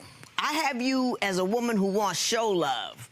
I can't call it show love. I want 100% plus on because that's what I'm putting into my relationship. I'm taking care of home. I'm going above and beyond. And I just want that to be reciprocated. I'm not asking for more than I'm giving. And I don't. Well, what are you asking for? What I'm asking for, just to be a man of your word, you know, like I said, if you say you're going to do this, do that. Give me examples of things he said he wasn't going to do. That is not that common. Okay, so we're still speaking about romance. We're here, Your Honor. Yes. That's a big thing for me. I like dates. I like to get up, get sexy, you know.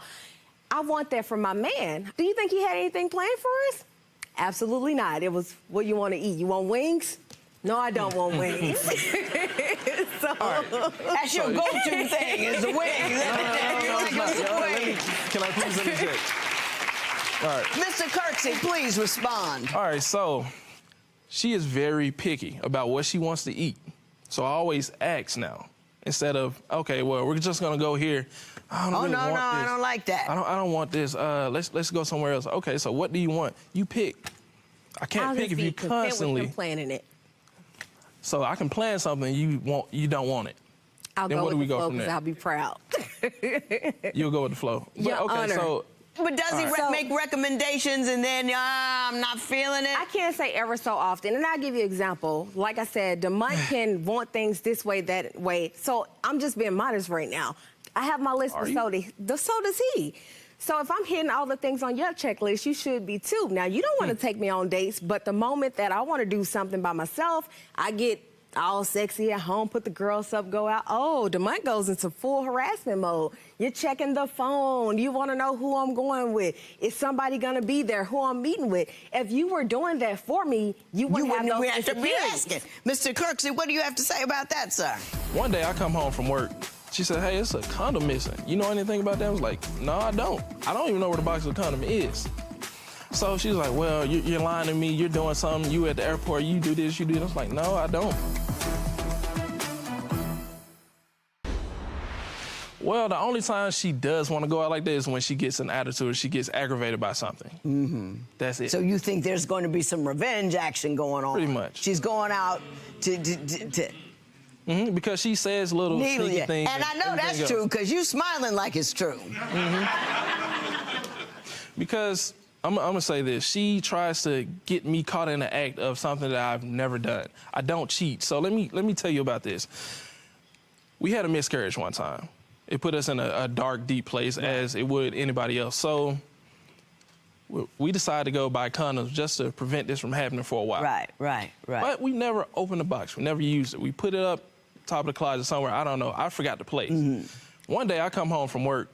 She said, hey, it's a condom missing. You know anything about that? I was like, no, I don't. I don't even know where the box of the condom is.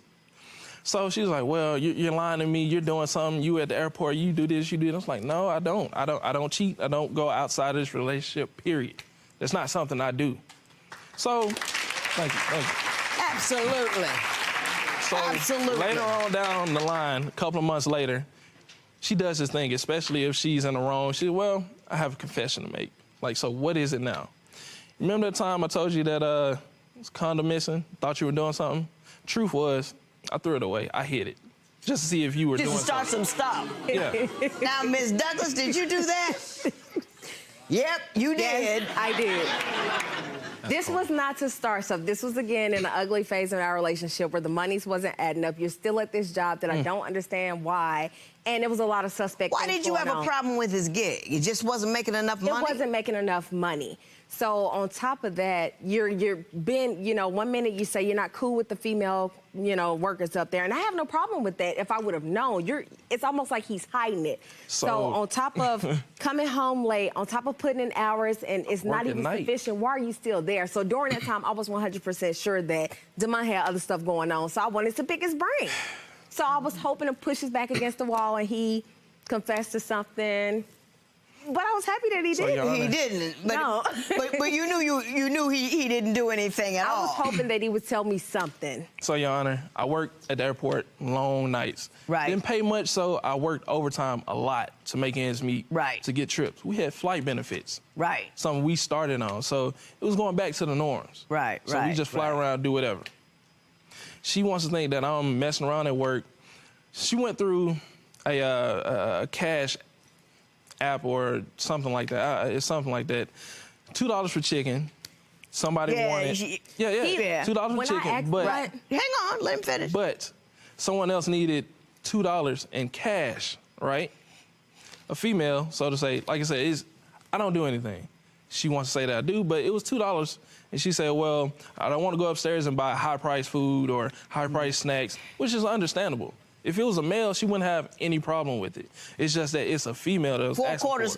8/4 to a woman, and he it was talked too about much. it. Got coworkers. Why you never bring up the conversations you have with women? Why is it something that you just have to hide? So that I have to tell you every day, okay, well, I gave somebody change for $1. No, that's not what I'm saying. But if I can be transparent about my work life and what's going on, I kind of expect it in return.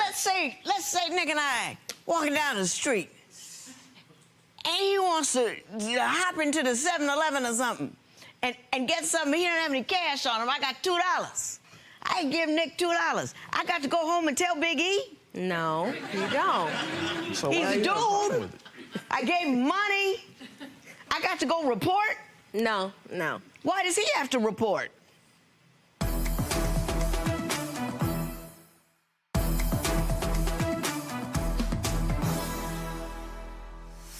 Oh, but I see. You don't want that $1,200, do you?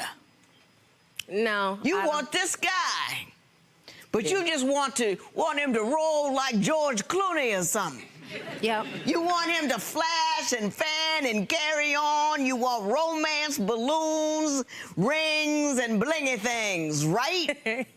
Something like that. You got that, you confused. You said to me that what you wanted was, and I underlined it, I want to have real counseling session to figure things out and see things from eye to eye before moving forward with the wedding. Mm-hmm.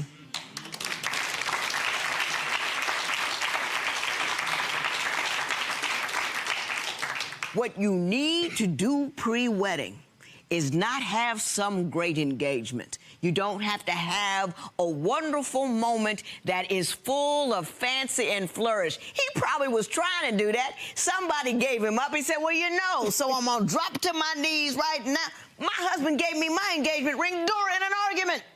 He said, and I bought this for you and everything. That's how it happened. This is 32 years ago. The thing is, you got to do the right thing. It's about talking, communication, what you want out of life, what you want, what makes you happy. She's a flashy chick. Mm-hmm. I think what she would take is a lot of little love and kindness, little cards, texts, things like that. I think that would be enough for her. Okay. And I think that sometimes men overlook the simple things, thinking that only the blingy things count. Mm-hmm. And I don't want you to be in that position, because I think you personally are fabulous. Thank you. Yes, fabulous. Thank you. I want you to know that you got fabulous over here. You need to take whatever list you got over there that you gave to the people and just tear it up. Just tear it up. A little more soft, light love, and a little more room for a man who's doing the best that he can. He's working hard. He's coming home. He's not cheating. He loves you. He buys you wings. That's her favorite food, by the way. Learn to enjoy what you got before you figure out it'll fly away. There will be no recovery in this matter. It is so ordered. Thank you.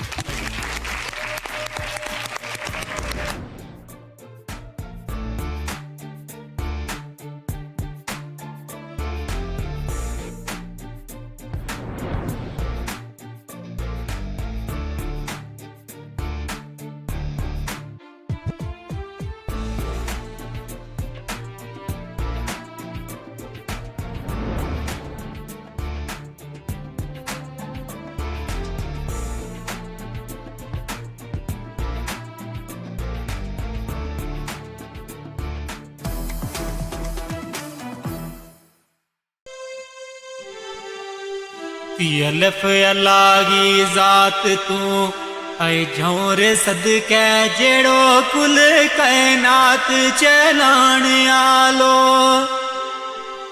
अल्लाह अल्लाही ज़ात तू झोरे सदके जेड़ो कुल कायनात चलाण आलो हुक्म उस गे बाजना पतर अल्लाह ओ तेरो मेरो वजूद बनाण आलो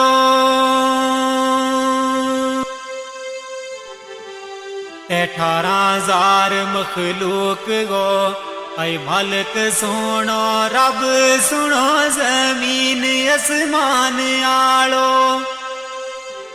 अर्श फर्श लो कलम महफूज कुर्सी जिया जून ना रिज़्क खिलाने आलो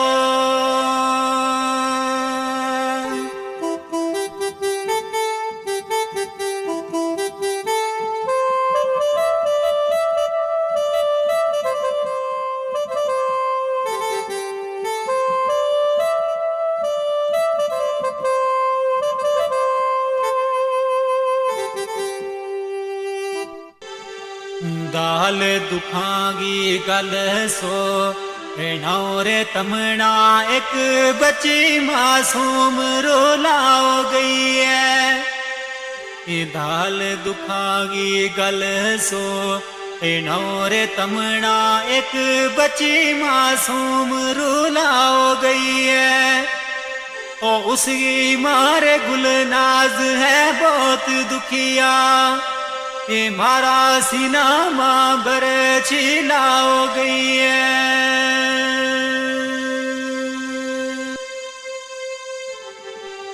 नाओ बच्ची गो अफसा में मूद सोनो रोग उमरा गो सुनी लाओ गई है ओ जिला पुणछ गिरा शिंदरा सोनो ऐ दुखिया दिलाना अफजारो लाओ गई है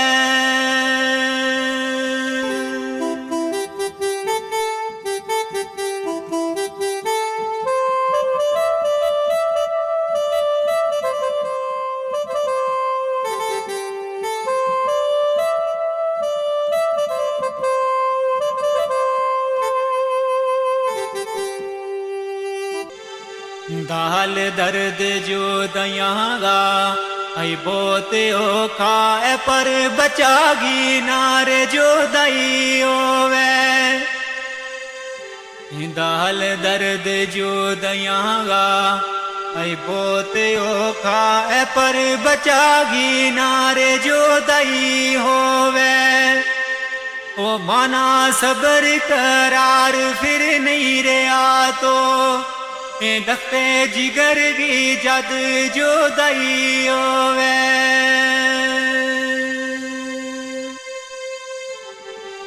बाप उसको मैं मुँह दियो सेन दुखिया अफसा जही बची सिने लाई होवे ओ दुख मुझ जावेद माँ बाप नावे ओ बचा किसे गी नारे जो दई होवे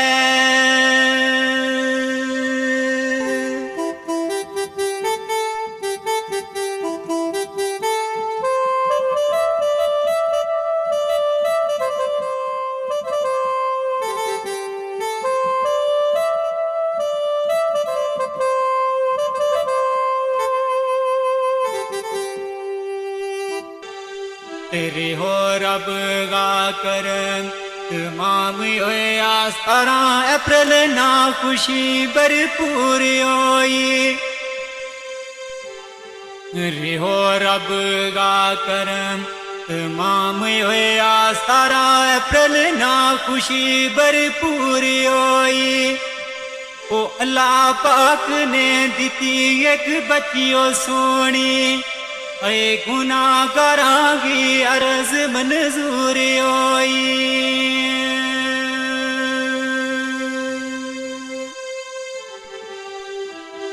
दिन माँ दाखिल रही महारात 10 बजे ऑपरेशन होयो ते टेंशन दूर होई ओ दीती खबर फिर आनी उन डॉक्टरां ने होगी बची पर बड़ी कमजोरी होई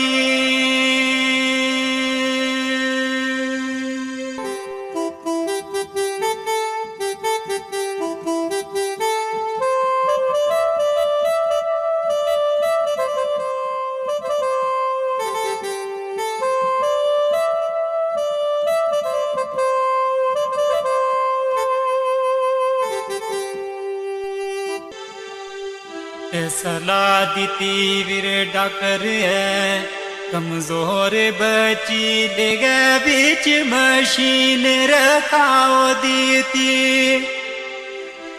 सलाह दीती डॉक्टर है कमजोर बची ले गए बीच मशीन रखाओ दीती 18-19 तक रखी पुणछ अंदर और पर इकी नर जोरी कराओ दीती आई रात 9 बजे मामू आई नानी दोए गड्डी तरफ जोरी चलाओ दीती ओ मासा देरी ना लाई ले चल गया ओ 12 बजे जोरी पहुंचाओ दीती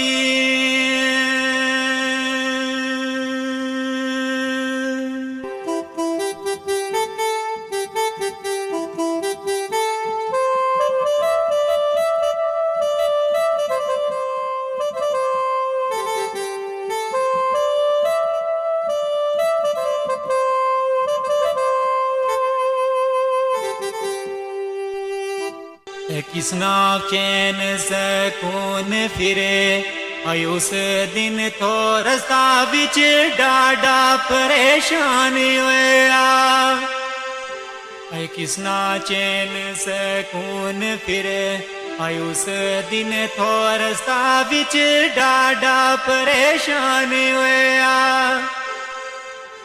रात 12 बजे जोरी पुजया कि जल्दी डॉक्टरा कोल रवाने होया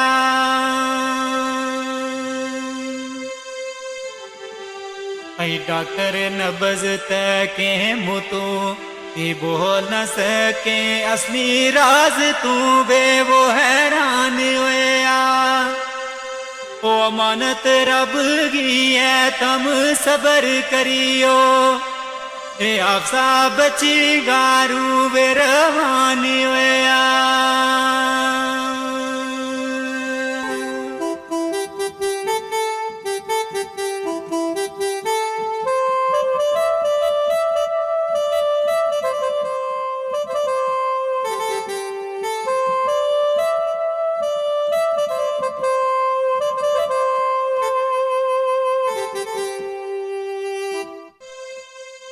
किसना होश रे ओ सुनी ये खबर जिस दम आया है आप जायम ना छोड़ गई है ऐ किसना होश रे ओ सुनी ये खबर जिस दम आया है आप जायम ना छोड़ गई है ये एम्बुलेंस करी वापस पुणछ चलना मारी किस्मत आज मुखरे मोड़ गई है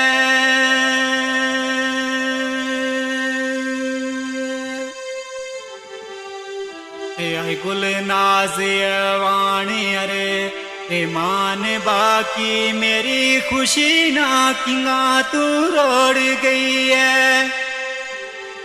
दाखिल बीच अस्पताल थी पुणछ अंदर हे मांगुल नाज गो दिल क्यों तोड़ गई है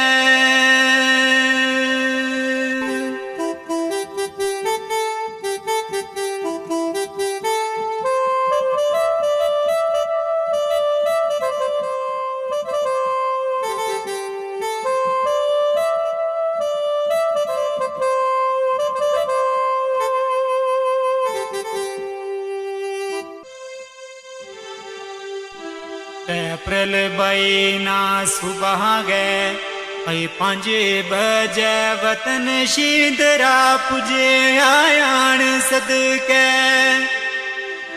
अप्रैल 22 ना सुबह गए 5 बजे वतन शींदरा पुजे आयान सदके माना 10 बजे एम्बुलेंस आने तेरा तकन गाया अफजायर मान सदके ते कितना दुख था महंगा ऐ काल जामा जाने वाया रब रहमान सदके और वे बाप महमूद परवेज नानी नाले रोवे सजाद यमान सदके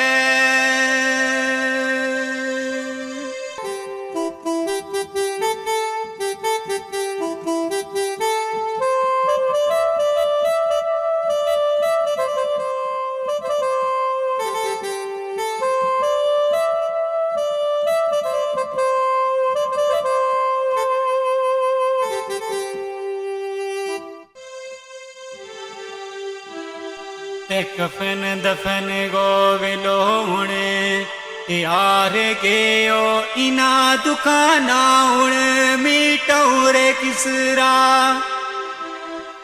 कफन दफन गो विलोणे हार गयो इना दुकाना उण मीटौरे किसरा ओ जीता मांगे बचा गो टूर जानो इस शेर बर कलम चनो किसरा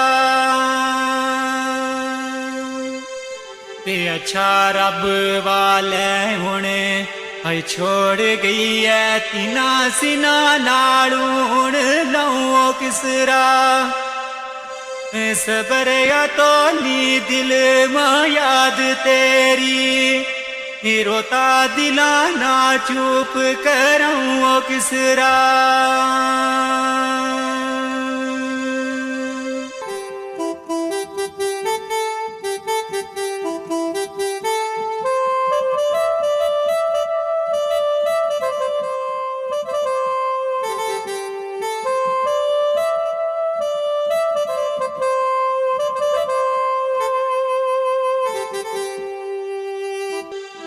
फिया मान इना दुखाने है मुकनो नी 4 बजे रे आपका दफनाओ छोड़ी है फिया मान इना दुखाने है मुकनो नी 4 बजे रे आपका दफनाओ छोड़ी वतन पुणच गिरा शिंदराय अंदर ओ सोनी निकी जी कबर बनाओ छोड़ी